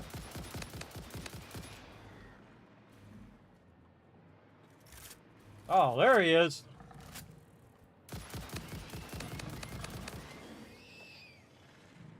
Get out of my business. Kismet trying to get some things done over here. We got a super long stream going on right now. All right, in there it goes. Let's go ahead and set this first input. Right there, very nice. Okay. Oh, we didn't tell it what to be. That's going to be helpful. Tell it what to be, because we got it on concrete right now. We want it to be iron plates. There we go. Again, we could have made another one that was already preset to iron plates. It's easy to go around and change them. I find. Make sure they're all turning green. That is doubling back. It is. Nice, nice. I think we're good there. These here did not take. Okay. Let's see, they're yellow. Yeah, there we go. Okay, first one good to go. As well. Now we have an output of this one, which goes back up. That's our plates. So we don't want to combine those. We don't want to chain those up, otherwise that will mess us up there. So we probably want to just feed this at all three levels. So we want to do this here, like that, and this here, and we want to take this, and we want to get this going on. Thanks for coming in, showing that love, everybody. Again, thanks everybody also for showing love to all the people showing the love in the stream. I appreciate it. Oops, my hand keys are no longer working. Oops, cannot push any of the buttons. All right, main menu real quick. You know how when you're just trying to finish something and then everything has to go wrong? That's how it goes sometimes. When you're when I was pressing 1, 2, 3, 4, 5 in the bar, it wasn't working. So best if I jump out and just jump back in again. Almost 3,500 hours the server's been running. Very cool.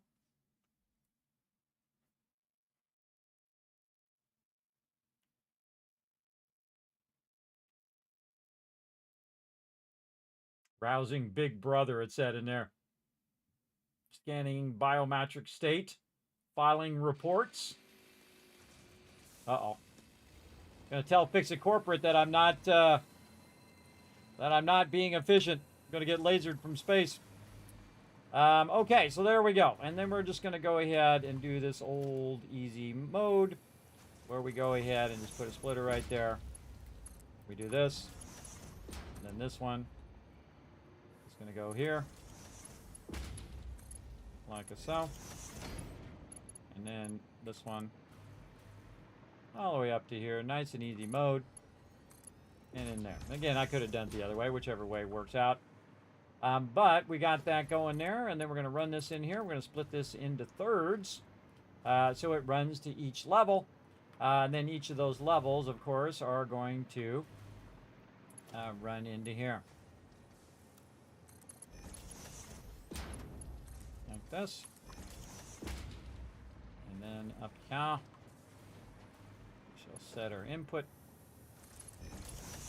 Run those in. Come back and actually change all of that in a bit. Let's go ahead and just make sure we do all of our input stuff first.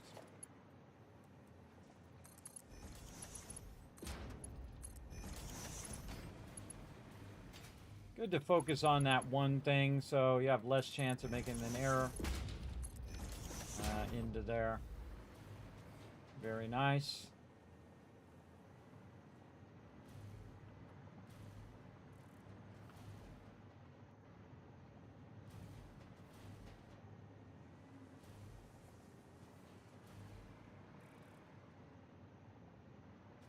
Should have built a way of chaining the raw resources from one level to another. Normally I do that, but this is fine. I can go ahead and just do it this way.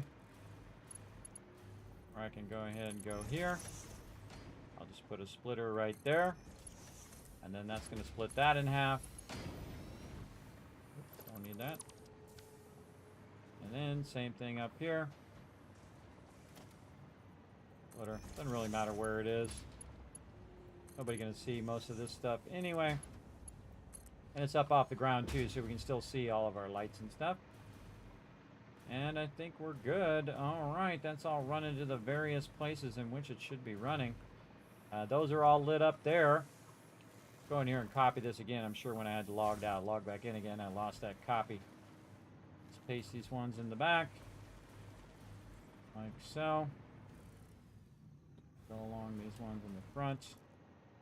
Paste those. Okay, those are good. Paste this. And this. Our input in.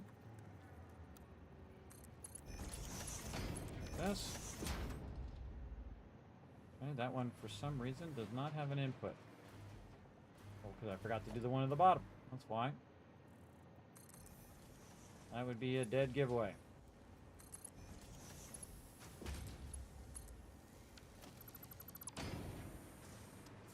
Okay. We should see some green lights start to light up in here. Again, I don't even need to go in there. All I need to see is some green lights going off. Then I know it's going in there. We can see them right there. So those green lights are going. I can also check it from right here. We can see that the ignits are going in. We can also just fast track it here because we got a whole bunch on us. So we can just fast track this side a little bit so that it's getting into overflow just that much faster. And again, I don't need to keep it on my character. And that's working fine. Okay, so now we need to go to the next level. And we need to make sure that these are all set to making plates. Yeah, there's a lot of plate production here. The sole purpose of this plate production is to run it into the awesome sink. Or not awesome sink, into the dimensional depot. Those are two completely different things. Oh, these ones here are yellow, which means that they probably didn't take hold. I see them being yellow. They probably didn't take hold, or they just don't have enough resources yet. It's got to spin up into full speed first. And we'll come back and we'll check every single one. And when you're pasting, just check it every now and again too to make sure you're not just doing it for no reason. Okay, that's a level 2, and now level 3. We'll go ahead and get this going on. And here. Real easy just to copy paste it. Make them all the same. So we got our inputs. I forgot to do that on the other ones. But we'll go check it here. Put there. Almost easier to put the inputs in the middle level up higher so that you could do all the lifters and all that stuff. We got that going there. That looks good there. And we got some green lights there. We got some green lights there. Green lights, okay. Not so much up here at the top. Let's go in here and see what we got. These are set to concrete. All right, let's go.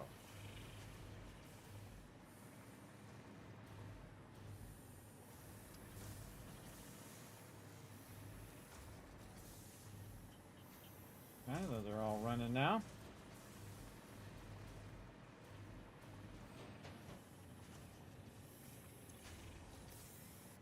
They're already set up. Green, green, and green. Okay, so that's all good. We've got that making some massive amount of plates right now. Kind of feel like we want to just go in, double check everything level by level just to make sure. We'll just check every one of these is set to plates and that it is inputting. It's getting its input. It's running out its plates. I'm going to do it really fast. And yes, I can actually see it that fast. If you can't see it that fast, you haven't been playing games as long as me. I can see stuff super fast, whether it's plates or not. I'm just looking at the input and output just to see if it's in there, because I'm super fast. Now, I actually play games way faster than you see me play on stream, everybody. If I'm playing off stream, I mean really fast. You would not be able to see what I'm doing most of the time because I'm doing it like this, where I'm just going as fast as humanly possible. But see how I noticed that one was wrong? Even though I was doing it really fast because I was just looking at the inputs and the outputs. Again, just double checking that they're all doing their thing. Oh, there's another one that's wrong. And good. Again, sometimes the pace doesn't kick in, so I do like to double check it because then it gives me peace of mind that I went through and double checked everything. I do the same thing when I was a designer, everybody. I would always double check all the production and make sure that it was done correctly. And that's just a peace of mind. Then you don't have to sit there and say, oh man, why is that one not working? Why am I getting less output than I should? Just double check it all. We already did this one, but you know what? Let's give it a double check. Oh, right there. I don't think I did do that one. I would have noticed that. And then this one. And that one. And we all good. All right, again, just in case some of that pasting didn't take place. Now, what we want to do is we want to go look and see if there's any ones that are yellow. Why are they yellow? Why are they yellow? And that's because they are full of plates. It has no place to put all these plates now. So now we want to siphon all of these plates and run them all the way to the last part of the process, which is the storage, which I'm going to put up a little bit higher since we have a rock right there. We can probably just take this line out now. Because again, remember also we're extending the power this way. Again, doesn't it look like a giant apartment complex? That's kind of what it feels like to me. So we're just going to put the two storages up here above. And we're going to zoop these out. Up here. To hold all these plates that we're going to produce. And again, mega storage over here. So these blueprints work both horizontally and vertically, though they are mostly set up for vertical integration. It's also set up in such a way where you have your production and then the production goes into storage. We can adjust it however we want. We go back to blueprints and make it 15 different ways if we want. But I find it's best to just adapt to however you're building so that you can better control it all. So where this one's going to come out of here, and of course this one is plates, which we're going to go ahead and just take here. And we're going to do this on each level. Just merge these together over here, and I'm just going to guess this one. Oh, that is not correct. It's going to be a merger. There we go. That should go there. We should see a bunch of plates coming across here. We sure do. All right, awesome. And then these are all going to merge together and then go into the bottom one here, which we're going to go ahead, just push this out just a little bit so we can go ahead and do a platform here. And basically do the reverse of what we're doing here. So we're splitting back here. Notice I'm putting it in the back of the building too, so I don't have to look at it. Just like they do with dumpsters and other things in buildings. They put it all in the back so you don't have to look at it. That's what I do with my buildings as well. Now this one's going to be a merger. We're going to do the opposite of what we did there. And actually we could merge it upwards so it's aligned. Even better idea. Let's merge this upward. Oh, even higher. Or no, we want to go down here so we can go under. No, that was right. That was right the first time. I had that correct. All right, merger. Very awkward connection there. Okay, merging those into there. Now, this is actually less than 1,200 because each of these are 20 each. So it's going to be less than 1,200 on my belt, and that's okay. That is okie dokie. Again, same thing here. Run the output of this one this way. Put our merger here.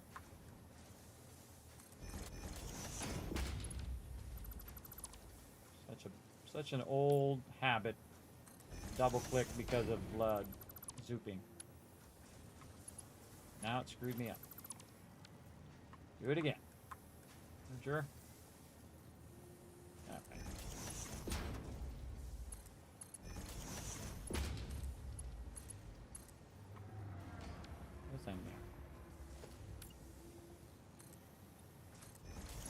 just double click it in the same spot. You don't have to keep turning zooping on and off, which I think gets annoying after a while.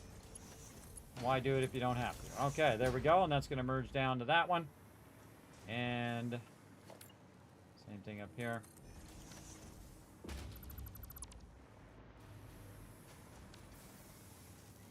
Much easier in the sunlight to see what you're doing.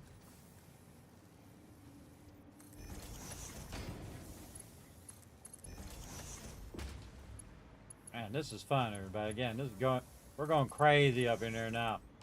We going crazy with this big old building that we're doing. And again, we'll go there.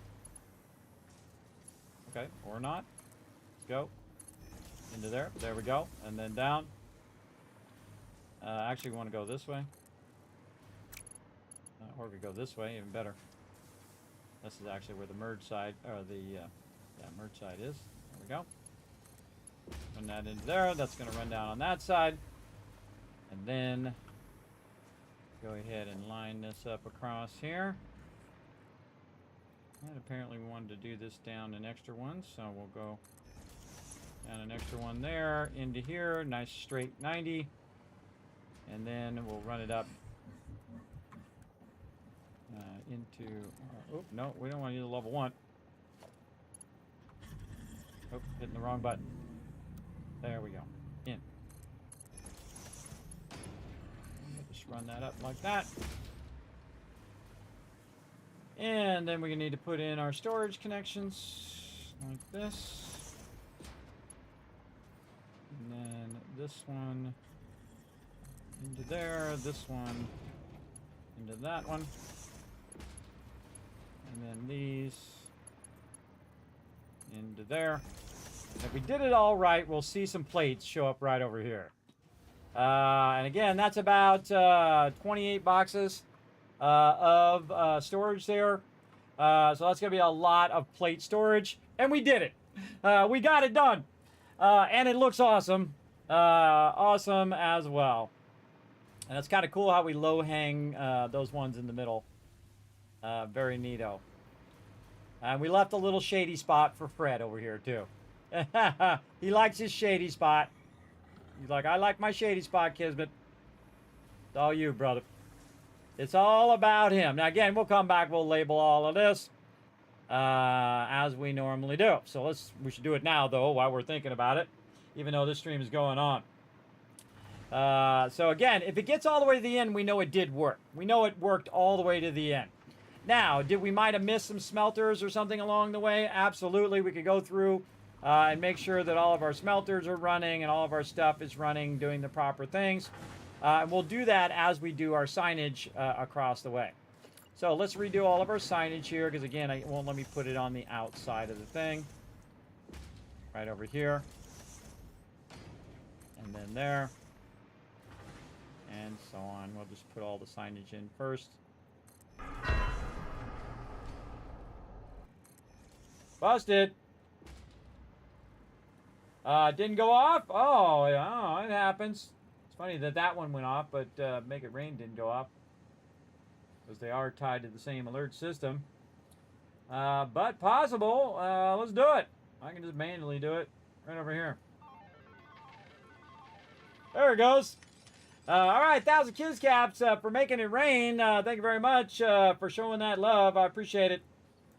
Right in there. There you go, Brunheen. Thanks for making it rain, bro. Or at least the chat thanks you. I mean, I don't get any. You guys get all the Kids Caps because those are the peeps who deserved it. You deserve all the love right over there. I don't need none. I just need to get these things in here and properly label this so I don't slack off and say, oh, I'll do it later. And then you never get around to it. You don't do it now, 99% chance you're not going to do it later. There's a slim chance you might, but most likely not. Oh, too high. Too high there. Go on, get in there. Man, I wish there was a way to snap those across. That would be nice. I mean, it aligns if you aim at this, but if you hold down control, it doesn't snap. You have to manually line those up. Oh, those are looking good. Oh, get the ones down below here too. Let's not forget these. Get these all properly labeled. Like so.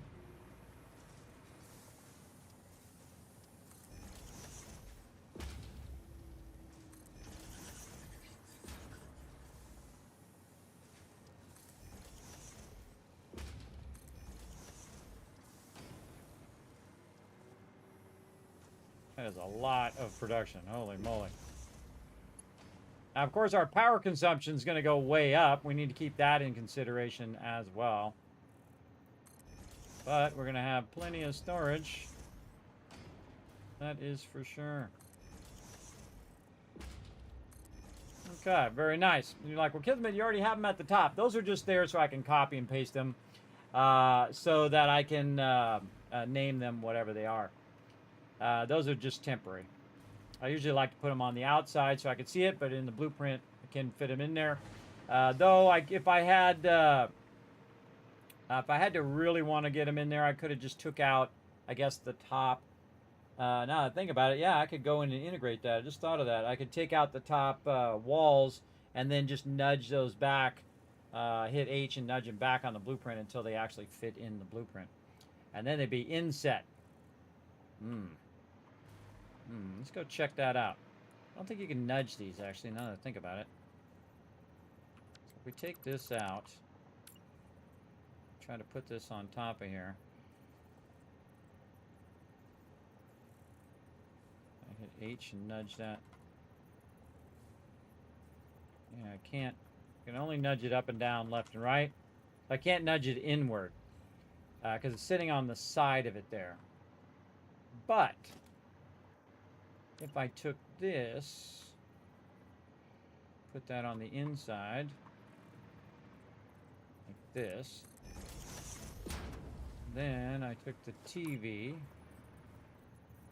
I very awkwardly tried to get through there, and then turn it like this, hit H, and go out, and then nudge it forward. Oh, it only goes there. Now, yeah, now I can nudge it and inset it.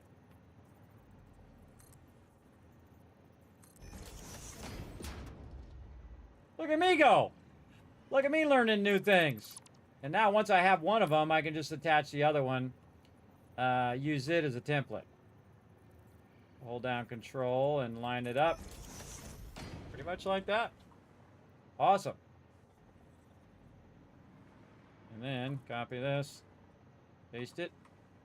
Copy.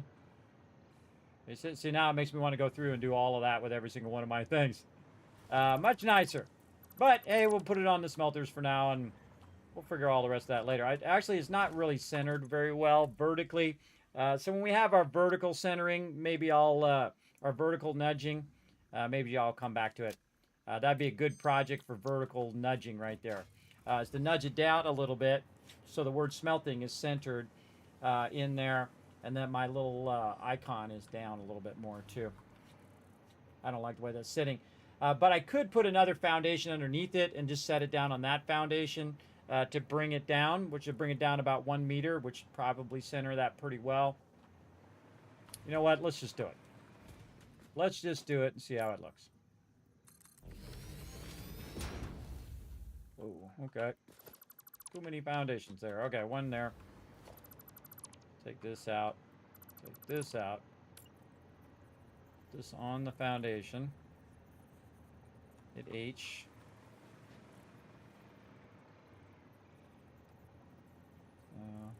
Go forward. No, it's right there. Take this out. Take that out.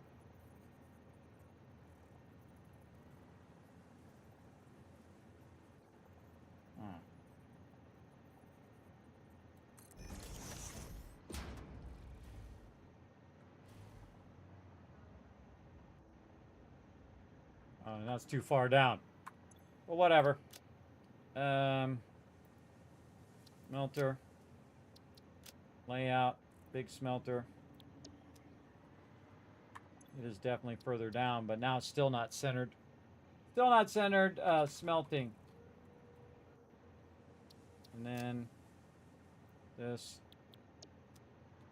Yeah, see, it doesn't matter which way I do it. It'd have to be in smaller increments of vertical nudging. We'll go with it for now, though. We put all that work. Oh, we got to take the foundations out. At least it's built in, and I don't have to keep moving it every single time. I like that part of it.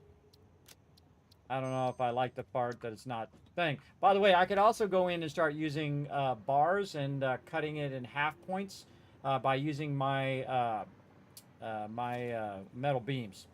I could definitely get that to be centered if I wanted to spend enough time on it, which I don't want to do that right now.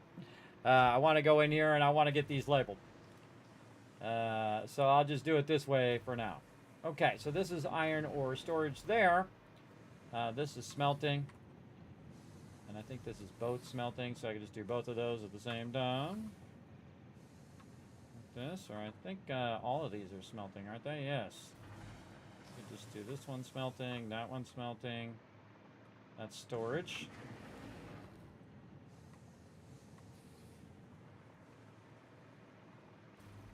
All right, I'm going to take these out.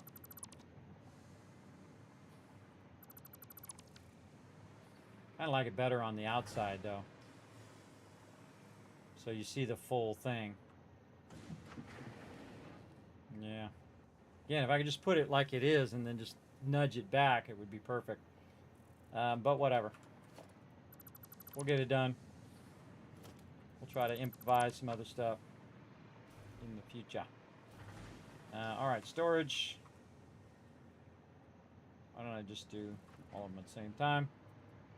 I'll make that like 100 times easier. Oh, easier if I could go down. There we go. What storage is this? Oops, wrong one. I forgot to put what it's doing here. So this is iron ingot smelting.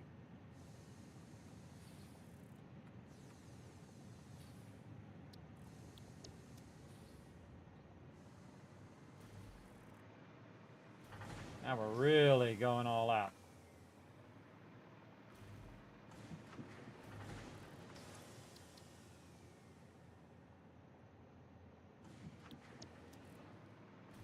Smelting, storage,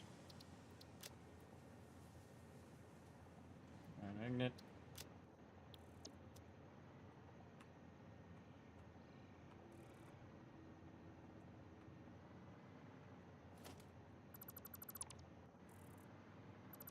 Also to remind me what that building is. Okay, smelting, iron ingot storage. This is plate production. These pasted on here. And these are plates.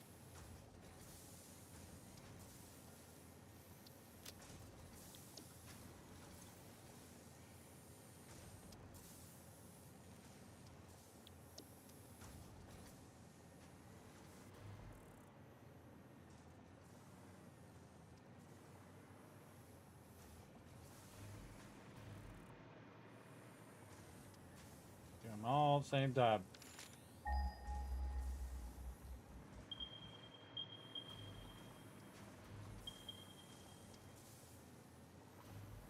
It would eliminate the need for me to make multiple of those.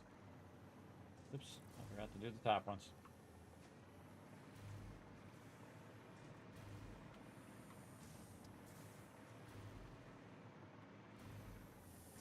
Sometimes you got to copy it multiple times because then it just decides not to copy it.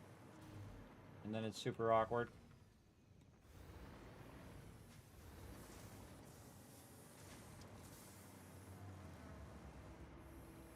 Okay.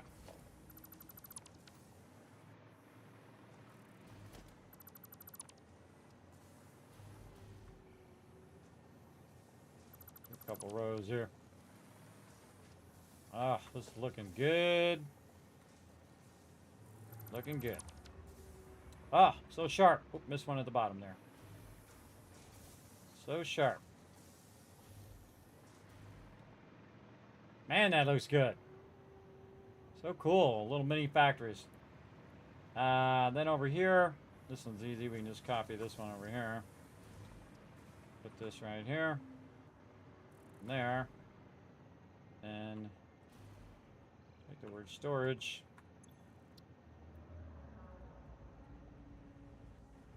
Storage. And then do this. Okay, very nice. And then with those. Just pressing control and releasing, by the way, so you can pick specific things. And then this should be filling up with a massive amount of plates up here. Oh, yeah. Okay, so now there's another thing that we want to do up on the top here. So we're going to go in here and we're going to add ourselves some awkward, apparently very awkward connections here. How do we do the other one? The other one we put on the top. But this is the actual storage. What do we do over here? Go take a look. I could do it right here on production. Just bring the storage out and then bring it over. But what we're doing is we're building a factory that its sole purpose is to put plates in the dimensional depot. And over here, this sole purpose is to put concrete in there. And this is only a coarse node. And this coarse node is putting way more concrete in there than I'll ever need. And it's putting it in there at 5 times the rate that it would if I was just running it into one dimensional depot. It's running it into multiple, as you can see right here. So yeah, I did it at the low side of the top there. I see what I did. Yeah, I did it at the low side. Very nice. Okay. So we'll go ahead and do that over here. And again, look at our cool extractors doing their job. Very cool. We can take that out of there now. That was only temporary. I like how you can see the smoke coming out of there.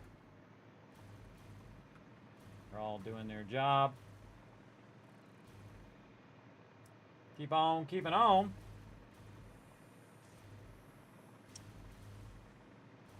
What's going on here? This one does not look like it's connected. Glad I saw that. There we go. That one backlogged a bunch of plates. Okay. We didn't get that top one in there.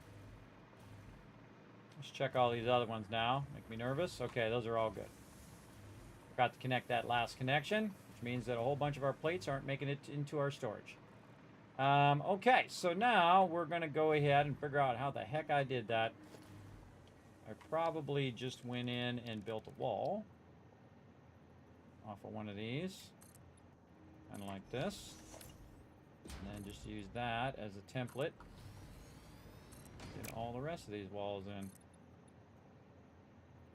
It's kind of down a little bit, but that's okay.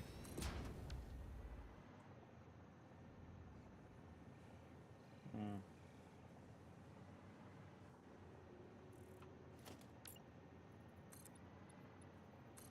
feel like I only need that much. Maybe even less. Let's put our dimensional depots in here. I only need one foundation to really get that going. Just do it like this, and then I can see the dimensional depots from far away. Well, so we'll go this way. Oh, we need to split too. Oh, that's why. That's why we did that. Yep. We're gonna need to split that among these. Let's bring this up. Go ahead and put our floor hole in there. Take this into there. Like this. And then we're going to need to split these like so. We'll do a central splitter. And then we'll run these like the right way, if we can find it. There we go. And then that one's unnecessary. And then that way. All right, nice. Okay, is that the input? Yes, it is. This one this way, this one this way, this one in there, that one in there, this one in here. Is it working? It sure is. And then the ones at the end are redundant. if you put a splitter there. No point, because I'm not going to put any more. Now that's going at 5 times 240, everybody. So we'll round it to 250. It's about 1,500 plates going into the dimensional depot right now. And again, what's going to happen is it's going to fill the dimensional depot. Then it's going to start to backlog. It's going to start to go down into the storage and fill up all 24 of those storages down there. Then it's going to start backlogging back into the production, and then it's going to start backlogging all of the ignits there, and then it's going to backlog all of the raw ore, and then the whole entire thing is going to be backlogged and ready to rock at any time. It's going to literally have thousands of plates that anytime I need those plates, they'll all just instantly pretty much run in the dimensional depot. And I never have to think about plates again. They'll be in there just like I'd never have to think about concrete again. And that's what we're solving with our mega building, is never having to think about that again. Now again, this is all tied to one connection, which is our priority switch. So all of the power that runs here should only be connected to the priority switch. Let's take out all of this power now, so we don't feel tempted to utilize that or anything. It should all be connected, again, to the one switch right down here. Now, again, I can be back in my factory and access this priority switch right here, raw plates, on my thing right here, which I'm going to put right over here. And so this is actually a factory, so I actually need to put an F in the front there. That's how I do it. F for factory, P for power. And then you can put like M for miscellaneous if you want to. But that's a factory. So factory is actually low priority, because this factory does not go on to help me with any power. Its sole purpose is to fill the dimensional depot as quickly as possible whenever I need that. Now, you don't need to do this on every single resource, everybody. Just the ones that you're using a tremendous amount of that particular resource. A great example would be, again, concrete, plates, things like aluminum sheets, things of that nature that you're just using a tremendous amount for storage or whatever it is you're using for. So you'll see me do the same thing when we go to do our aluminum production, and we will do our aluminum production at maximum capacity. But it all starts with the extraction. So you see I'm using a modular style, building the factories at the actual node, and then also combining nodes together to do a maximum output. And this is what you call mega building, everybody. This is fun. And then, of course, giving it a bit of style as well. Because I like to get to this point where I've earned the right to give it some style, right? Instead of just building square boxes and whatnot. Now we could probably finish this off again, running real long. Looks awesome. Thank you, Harm. These buildings really look clean. Thank you, Bad Guy. Thank you. Now again, remember, if you are one of my patrons of any level, by the way, if you support at any level, even $1, $5, whatever it is, you get all of these blueprints. That's right, all of my hard work, thousands of hours, you get to utilize and then take them and make them better. That's right, of course, give me credit if you do use them. I got these from Kismet stream. So feel free to check it out, patreon.com/Kismet.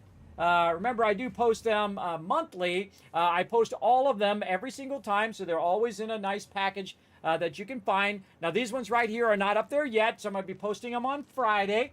Then as I add more, you can then access them as you go along. Lots of other exclusive content up there just for patrons as well. The best place to support the Kismet Love Train. I greatly appreciate it. Amazing, amazing. Oh, man. So awesome. All right, now let's just make it look legit by going over here and putting some supports. I kind of feel like I do want to put some center supports here. Let's say right there. And we're just going to offset this one, let's say over here, like that. And then because we'll make it somewhat symmetrical across the middle, because you don't want to have a support one support here, one support. You don't want to do that in real life, everybody. It'll cause the building to bend. You don't want to do that. You want to have a nice, consistent support. That would not be good. Again, I did study architecture, everybody, and that would be very bad. You do not want to do that, though you could counter it with some other tricky architecture stuff. I would suggest no. But that's just me and my crazy ideas. You do you. Again, there's our supports in the ground. We're going to say that that one's there. A little bit off the ground there, but we're going to roll with that.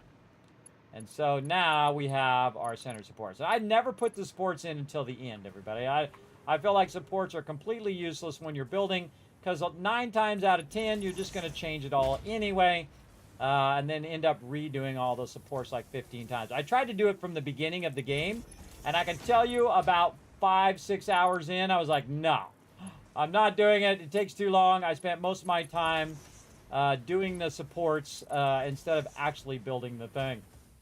All right, so we're going to go with those there. I think those look awesome there. And then we're going to just say right here at the end, which I think I'm going to need a middle beam. No, okay, don't need it. All right, awesome.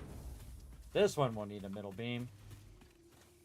I think that's going to be too far. Yes, okay, middle beam here from our architecture. And something like that, maybe. Ah, awesome. All right, then we'll give it some fancy look here, some carbon steel on all of these to make, because you don't want the supports to stand out, usually. You want them to be very stealthy, and you just kind of see them if you're looking for them, but they shouldn't really stand out. They should be hidden. But there we go, everybody. Totally legit. Really like it. I like all of that. And maybe some supports at the end as well. Just to give it a good feel. Like that. I like it a lot. All right. And again, we'll take this stuff off the end. We no longer need this. We're also going to test our little flying guy here to make sure that he does fly over the building and not through the building. We'll check that as well here in just a bit. But let's go ahead and get ourselves some nice final supports here at the end.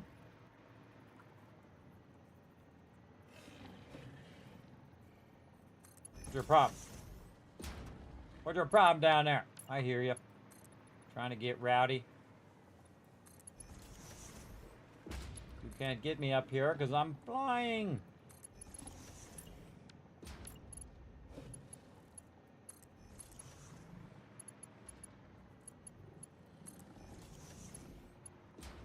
Let's put 2 of those down there. No, all right. Felt like I put 2. Okay, and then our really nice carbon steel. And that is probably the most supports I've ever put in for an actual reason. Look at that. Totally looks industrial strength. Now we can go in and kind of take a bit of this out.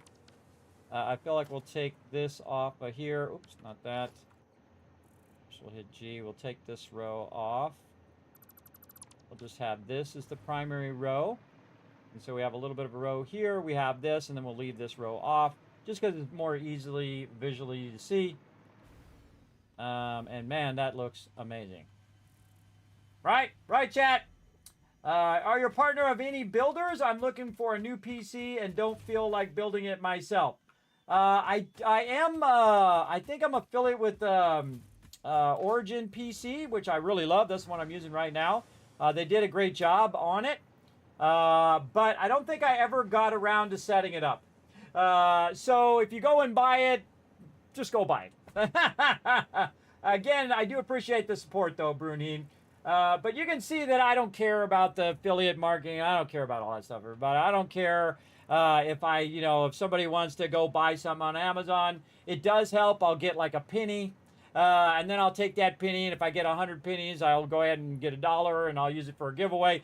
But for me, because my channel's so small, and I'm not really into it, I don't really care. I'm not trying to make $1 million on affiliate marketing or make money doing this. This is not for money, everybody. I don't do this for money. I could go be a Walmart greeter and make way more than I'm making doing this. This is for my health. This is for my spiritual side as well as my health and for my willingness to keep living.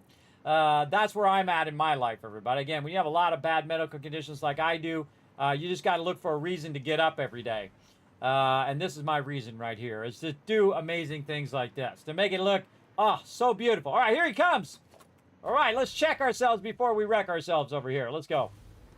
Let's get up high, see if he comes in. He's going to buzz our buildings right here. We'll get up on top, see if he knocks me off.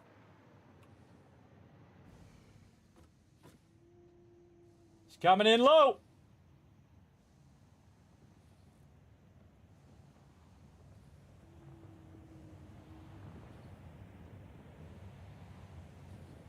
Perfect. And then I have that building back there pushed back enough where he's just going to miss that one too. And that's why I built it the way I did instead of stacking it vertically, which normally I would do. I'd stack it vertically to get up to where my train level is up here. But we don't want to interfere with our buddy here. I call him the manta ray, the flying manta ray. We'll let him do his thing. I mean, they got flying whales in Throne and Liberty, so they might as well have flying manta rays here in Satisfactory.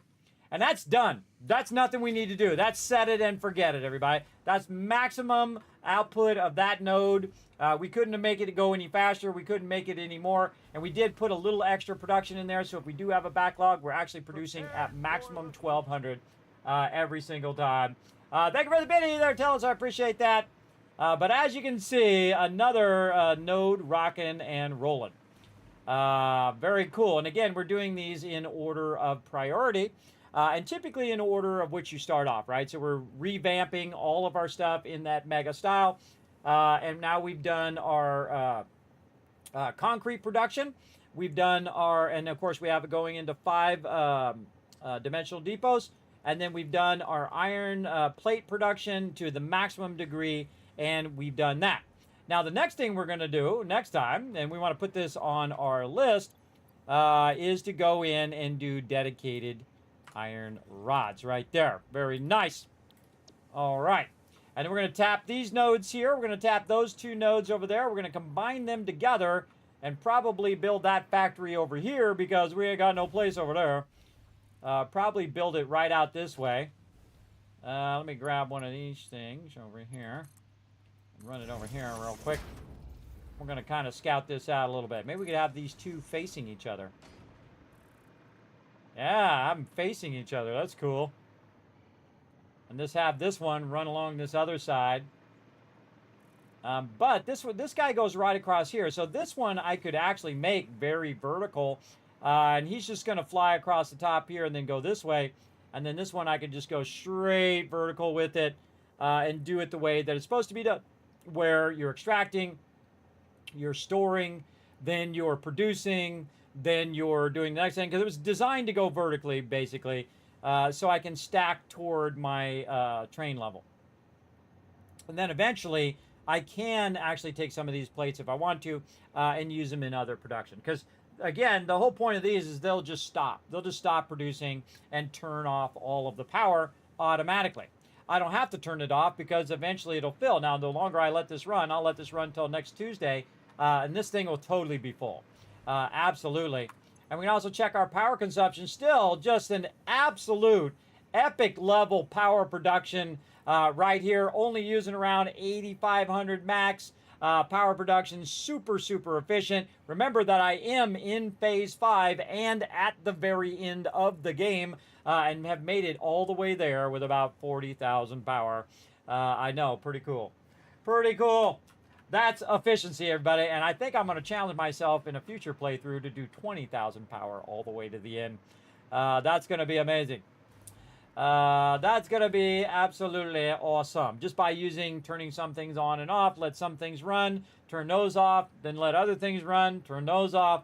And I could probably get away with just coal power. I could go ahead and take out coal power and do, because I've done 15,000 coal power before, or I think it was 12,000 coal power, but I used 2,000 of the power to actually produce the power, and then I had 10,000 power left over. So if I did that twice, I made 200 and, what would it be, 150 times 2 would be 300. Would be 300 coal power plants would basically power me all the way to the end of the game. And that'd be a cool thing in the future. All right, here we go. Here he comes. Let's watch him one more time. Cruise by our location. I totally feel like I'm going to probably do that vertically. We'll see if he swings way out over here. I'll probably put it right above this node right here. And this node's going to be awkward. We'll take all this out. This node's going to be awkward because it's really close to that one.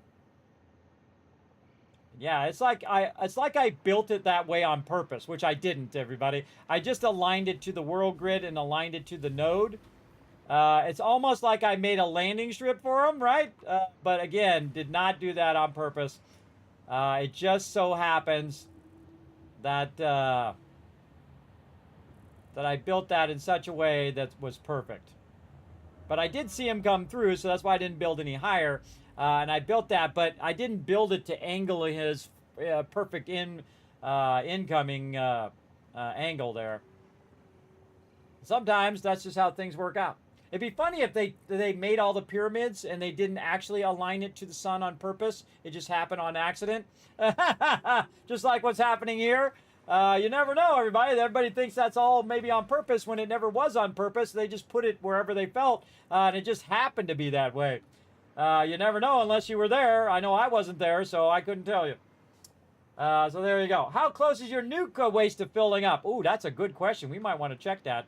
That is a good question. Let's go back.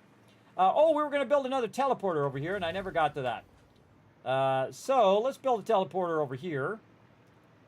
Out of the way. Wait, I had the blueprinter right there. Why did I make another blueprinter? What the heck was I thinking? It just dawned on me that I had it right there. Let's take this out while I'm thinking about it. Clear the blueprinter. Take all the stuff out of here. Put this one out of the way. And then take out the blueprints of that. We'll take all those out at the same time. And we should put the teleporter over here by the blueprinter so that it's kind of out of the way. We haven't built the foundation edge of that. I just realized where we put all the angles in and we color all of that. We might have to come back and fine-tune all of that. But we definitely want to put our teleporter over here so that the next time we do this, we don't have to run back and forth. I'm just going to put it right here at the end, or actually put it right here by where we do the thing. Like this. Select link portal. Oh, it doesn't have any power. Let's run some power to it. Select link portal. So we're going to say this one here. Links with different portal. Disconnect link. Okay, disconnect that one. Okay.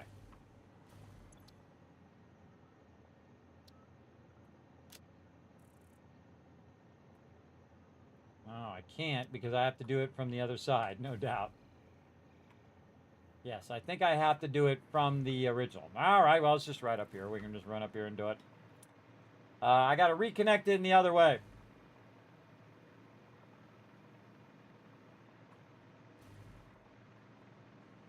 What's up, buddy? Back this way.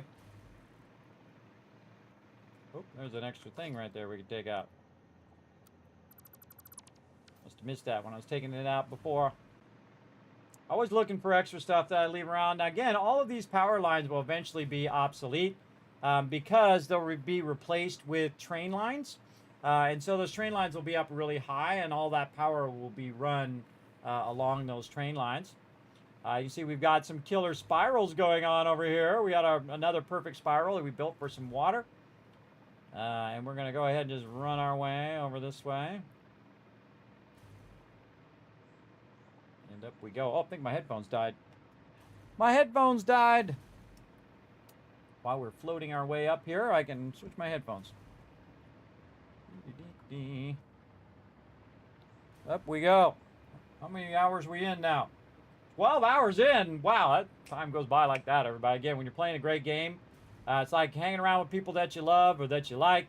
Time just flies by. That's why you can go out to eat, and all of a sudden it's been like 4 hours you've been out over there. I'm not a big fan of that, everybody, spending 4 hours at the restaurant. But, you know, if it's with the right people, maybe. Maybe. We'll see. Okay. So, we got back here. We're not doing anything with this. We are coming back here to adjust our, to check our nuclear waste, and also to, oh, I could have just used my hypertube. And also fix our teleporter. And we should bring our teleporter. Wait a minute, didn't I put the teleporter by the thing? I did. All right, well, now I can just go this way so I can go back that way. I put the teleporter by the thing, by my hub, which is the smart place to put it. All right, while we're going by, we'll go back and fix my audio here. Switch my headphones. Headphones. Yay, I can hear again. All right, yeah, teleporter right over here. Okay. Man, it burns up all those cells, too. That sucks. All right, this one. Disconnect link. This one. Select link. Okay. Feel like you just want to take one out manually because it just burned 50 of those up. And those are not cheap. God, I can't remember how to do them individually. Let's see. Split stack, right mouse button, shift. Shift just moves it. Control, drag. Oh, come on. Control, click. Control, right click. Control, shift, right click. What is it? Oh my God. Right mouse button is to split it. There's a thing where you can drag it. Just drag it, right control. Oh boy. What is it? Can't remember. There it is. Control, right click. Control, shift, right click. Control, right click, drag. Ah, okay, that's what it is. Control, right click, drag. Okay, I only want to get one. Right there. Put that there. Because it just burned 50 of those suckers. Oh, just did it the wrong way. Storage here. There.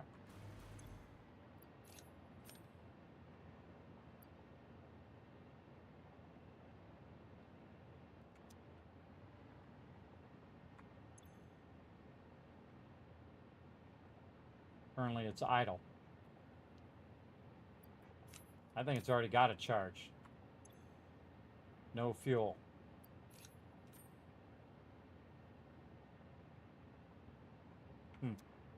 All right, we should go check our nuclear power. Let's go. Good question. I bet you it's backlogged a whole lot of it. Luckily, I made myself some anti-things, which is why I made those things in the first place. Uh-oh, we're going to go right through the middle of the building. It worked. Got ourselves some particle accelerators over here.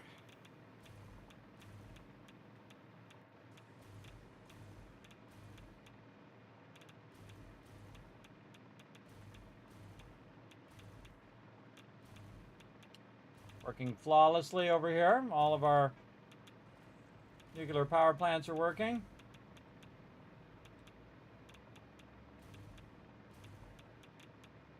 It's still running. That tells you that it's working.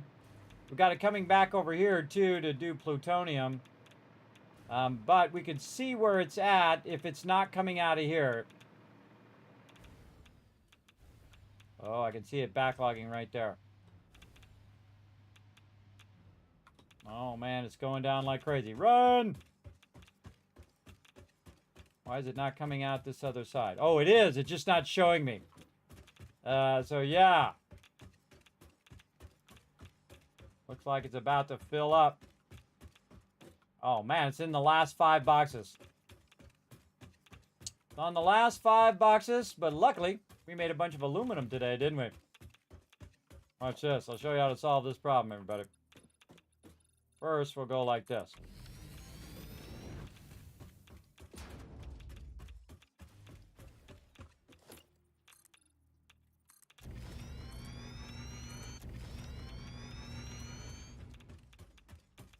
We're going to get radiated a little bit while we're doing this, but we'll get this going on.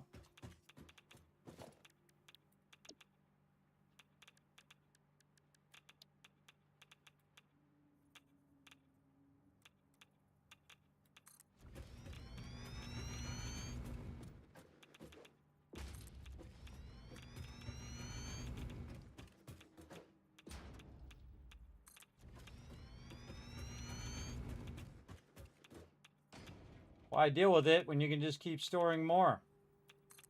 I'm sure that's not going to be a totally biohazard or anything. I'm sure everything's going to be just fine. Thanks for the reminder, though. Little backseat gaming there, but we're going to let it slide in this case because I actually was doing the aluminum for this very reason, where I could do some more of these. But I do appreciate the reminder. I did forget to put it on my to-dos. Whole reason why we made a note to do aluminum next time. Oh, out of resources. But see it filling back up? It's actually filling back up in the Dimensional Depot because I do have a bunch of those backlogged. So we'll give that a minute. And while we're giving that a minute, we're going to do this. We're just going to go ahead and convert these into super fast ones for the transfer. We really should remake these into faster belts. And we will eventually. Where these all have upgraded lifters and belts and stuff. Not that hard to do. I could go in and do it, but I don't really want to use a lot of this right now. Because this can just run at slow pace. It doesn't really matter. Like that. Now, one of the things we definitely don't want to do is we don't want to put this in our inventory. That's going to make that go even faster and worse. Now, look at this. Look how much radiation I'm getting. And I'm not even close to that yet, everybody. It's radiating me way out here. And now you know why I put this way out here. To keep me from getting massively radiated. All right, let's see how many of these, more of these, we can get going. Blueprint, probably one or two more by the time we're ready to get on out of here. Maybe just one more ought to keep it busy for at least a week or so. That's probably good enough. You can always add more later. Now, what we're going to do is we're going to divert what we already have over here. We're going to split it. And then we're going to run it into this one. We're going to try anyway. Run it back this way first.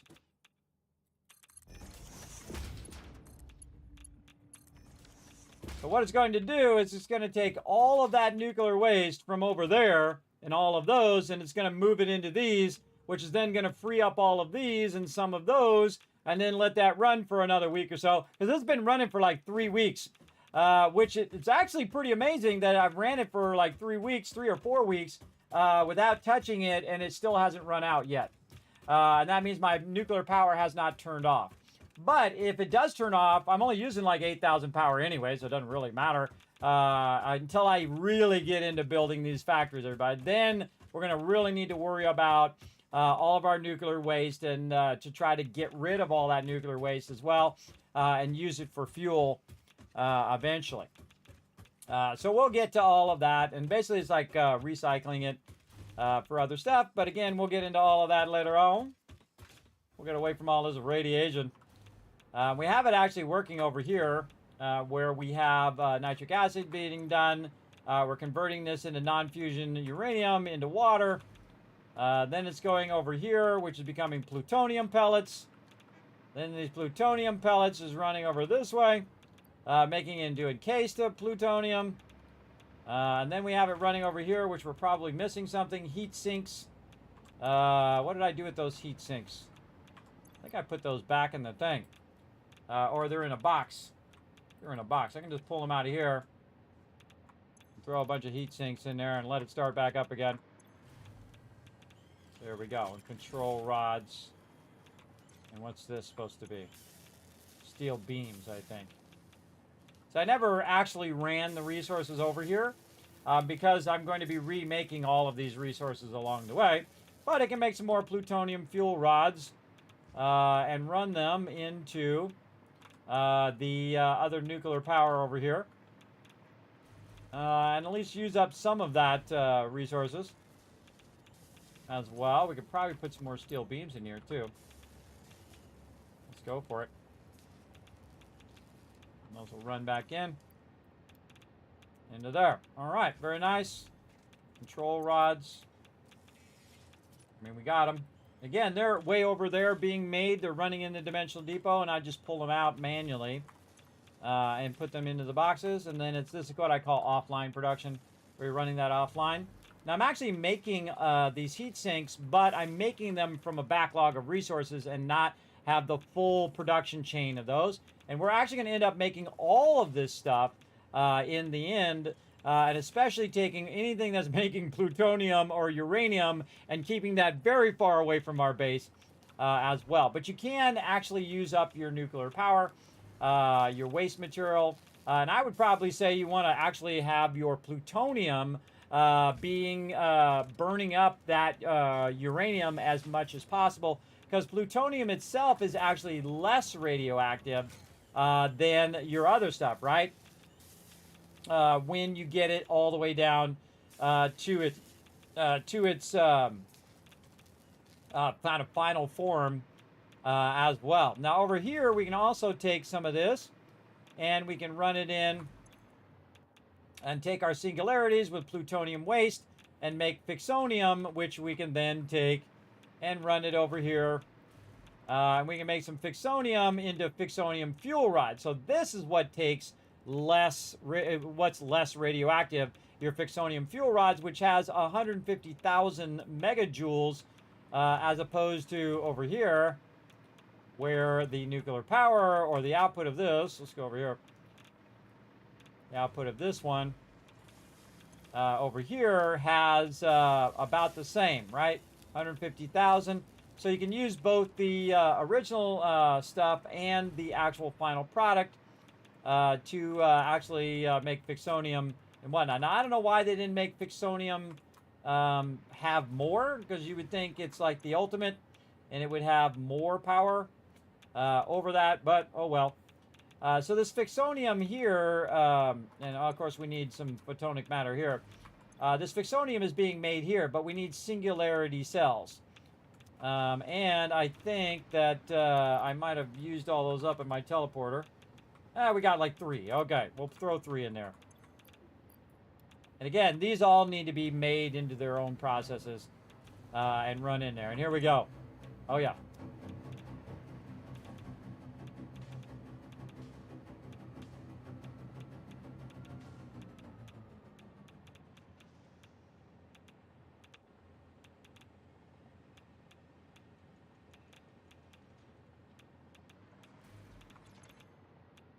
Ran out of dark matter residue. Where's that dark matter residue coming from? Oh, over here. And this is stopped over here, too. Let's go see what this was doing. Again, this is like makeshift. Did it in the moment to make the progression. Supercomputers. Slowing us down. I don't know if I was running supercomputers in there. Oh, I was. Look at me go.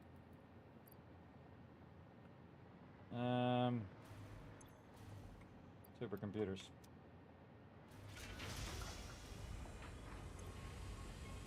All right. Going to make some neural quantum processors and some dark matter residue, which that dark matter residue is going to go over there. It's also going to make some dark matter crystals, because I'm also making diamonds. That's the really highest end of the high-end stuff that you do there. That's kind of the top level stuff. There are some things that I've never done in the game that I'm leaving for this particular playthrough, because we're going to do all of these processes to the nth degree, right? And all of these processes will have dedicated resources that is just to get to the end result of that particular thing. And so really want to scale up a lot in the beginning so that you have a lot of extraction, and then it's going to diminish down to the thing that you're trying to make at the end. And because I have basically an unlimited amount of time to run the server, I can just let this run. So I can let it run at 1 per minute and then come back in a week, and then bam, I've got a ton of them if I want. Or I can massively scale up my power and then massively sell that up. Like, one of the things we would do is we would scale up the nuclear power and then use the nuclear power to produce the plutonium power, which would then give us a lot more power than what's being produced over there, right? So if we go over here and we look at this, which is being produced right here, it's producing 2,500 megawatts. over there, and that one lasts for a lot longer than if we go over here and we look at this one, which is producing the same, but not as long. So this actually is producing more over a period of time. So again, we go over here, and we can see this is producing 2,500, and it needs 0.2 per minute, right? And you can see it's got an absolute ton of them in there. In fact, I could probably add more nuclear powers, and it could then burn all those excess up if I felt like it. And then over here, this one is 0.1. So this is basically going for twice as long, right? So these are going twice as long here. And that's actually producing more power now. Where you can see my power has jumped to around 45, roughly 45,000. Now what you never want to see is that gray line going up and down and up and down. You want to see a nice solid gray line for your production. But you can also see that my actual stuff that's being produced is much higher now. So it went from about 8,000 up to about 25,000. But I'm producing 45,000. So, oh well. But eventually, at the level that I'm going to be doing it, everybody, it'll be hundreds of thousands of power that we'll have to make. And we'll make it look awesome at the same time as well. All right, I think we did some exceptionally awesome things. We should probably write that down this time as well so we don't forget again. For next time, check nuke waste. There we go. And we want to do our dedicated iron rods. And then let's see. Actually, we'll put that as number 3 here because I don't think it's going to be an issue in about a week. And then what are we doing after rods? Then we'll just do dedicated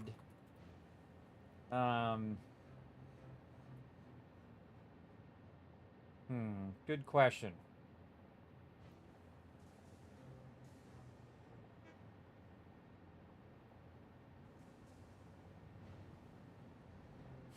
I would probably say aluminum plates and plastic, because those are things I run out of a lot too.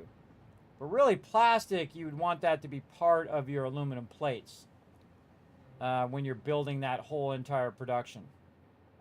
You'd want to bring oil just specifically for the plastic.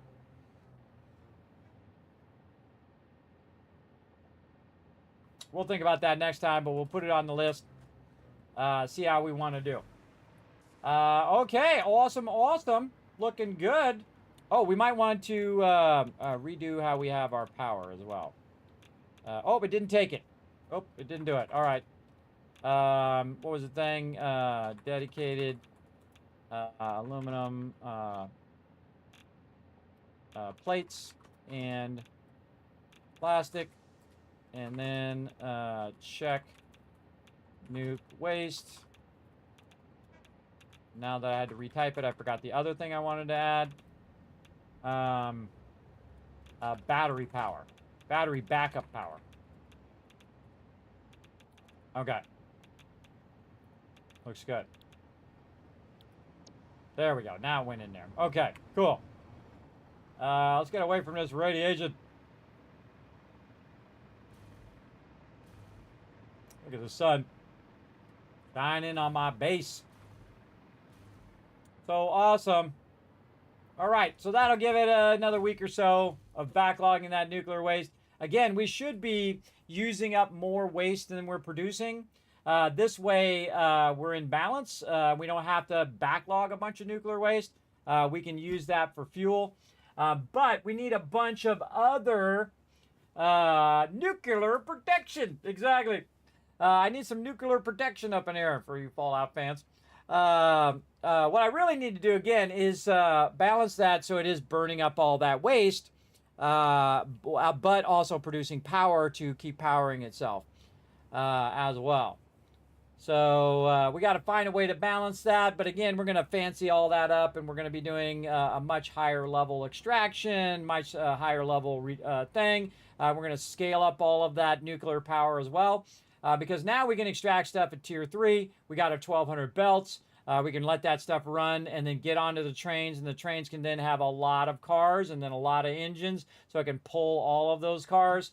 And it will be dropping off 10 times the amount of, or 100 times if we really wanted to go crazy, the amount of resources that we're going to use. So the resources for power, we're going to bring it here. So this is like our power station, right? This is where we're producing the bulk of our power, and it's easy for us to access. And I typically like my power to be by wherever my hub is, because that's the thing that usually gets messed up the most. Of anything else, it is usually your power. And then if you have it way out in the middle of the boondocks, you have to go out there every single time. That's why I actually bring the oil to me, instead of me going out and building an oil plant way over there where the oil is. Better to bring it to me than to me have to go to it all the time. And it really cuts down on a lot of travel time, back and forth, back and forth, back and forth, that you have to do. And this is probably the first time in a long time that I've actually brought the uranium to me. Where I'm bringing the uranium actually over here, and it goes right here, and then is fed over here into this green. That's why I have it marked green, to say, look out, it's radioactive. And then it's producing a massive backlog of powered cells, which I could actually put down more nuclear power right now and burn all that up, but then I'll end up with more nuclear waste. So I really need to think that through on how I'm going to get rid of all that nuclear waste, or what I can do is just keep running it further and further and further away from my base. Another thing that you can do is have a waste train, where you go ahead and you take your waste and you take it as far away from you as possible. I'd actually think the best place for waste would be down here in the corner, or in this empty spot over here, which you can't really do anything other than extract water. You could just make a big spot right over here, train all of those resources way over there, and just have it drop it off, and just make boxes after boxes after boxes after boxes. And this would be like a radiation zone over there in the corner. And I got to watch out because you're going to hit the edge. But it's right about right here is the edge of the map. So I can make a huge area that's just nothing but nuclear waste storage over there if I wanted to. But it's really far away, and if there's anything goes on with it, I have to go and deal with it. We got coal there. Why is that green? Why is that one green? I don't know, but I can see I'm taking my uranium from right here. You can see it's picking it up and then running that uranium from that uranium pure node. I think I have some more uranium nodes. I don't know why those are green. Maybe because they're pure nodes? No, that's a normal node. Maybe they're underground or something. I forget what that means. I totally draw on a blank. Or they're covered. They have to be cleared out, like they got a thing over the top of them. I'm trying to look for any more uranium. I don't see any more.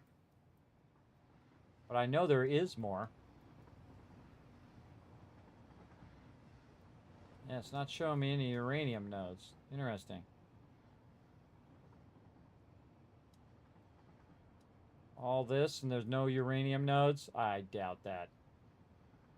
I seriously doubt that.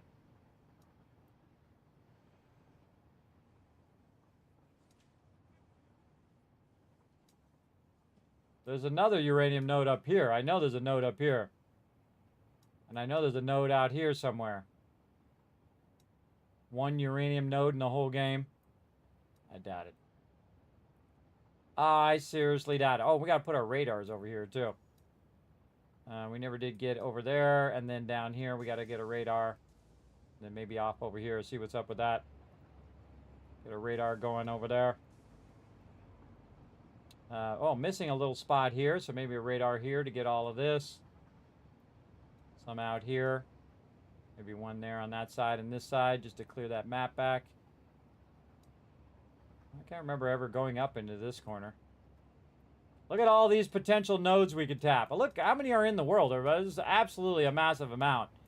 And you don't even need most of those. I mean, I could use one pure node of each and everything, and then I'm done. I'm good. So there you go. So yes, we're going to let that run. Okay, so that's going to run. We're going to go ahead and land here so we don't log in and just fall to our death. We're going to get on the Kismet love train. Let's go.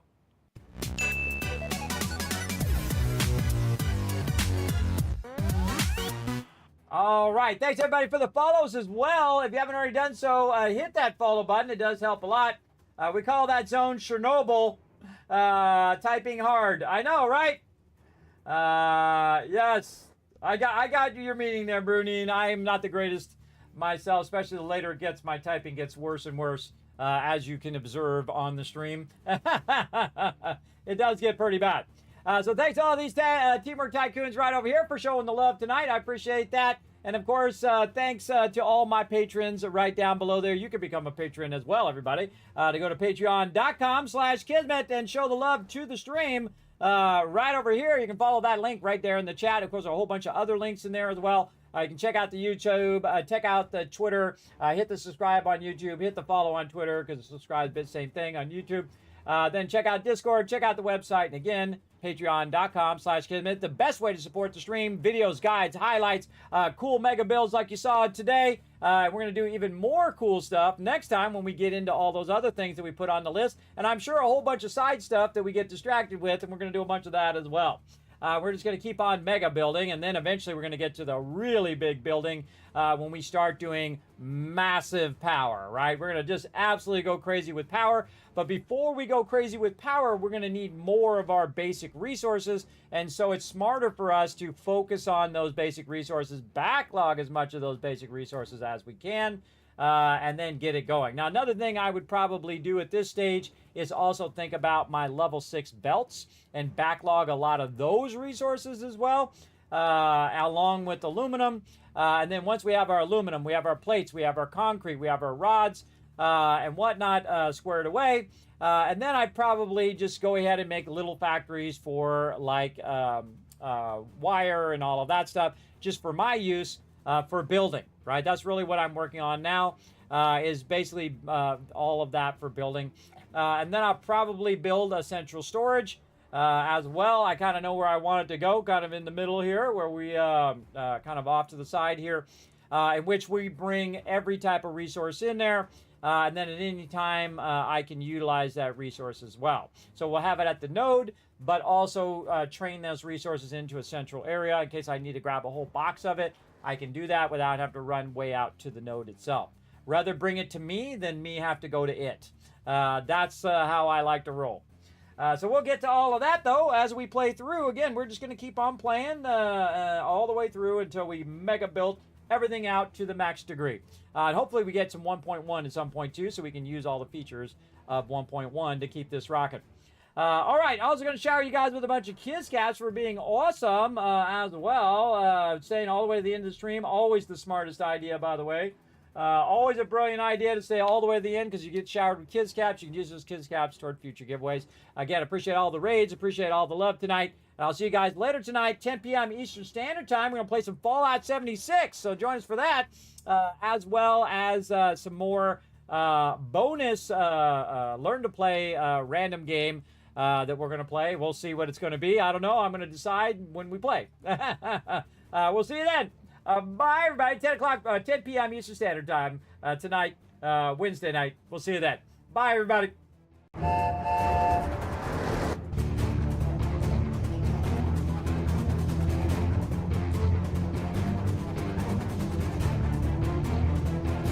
Hi, this is Norbert. Thanks for watching. Hit the subscribe button. We'll see you all next time. Bye.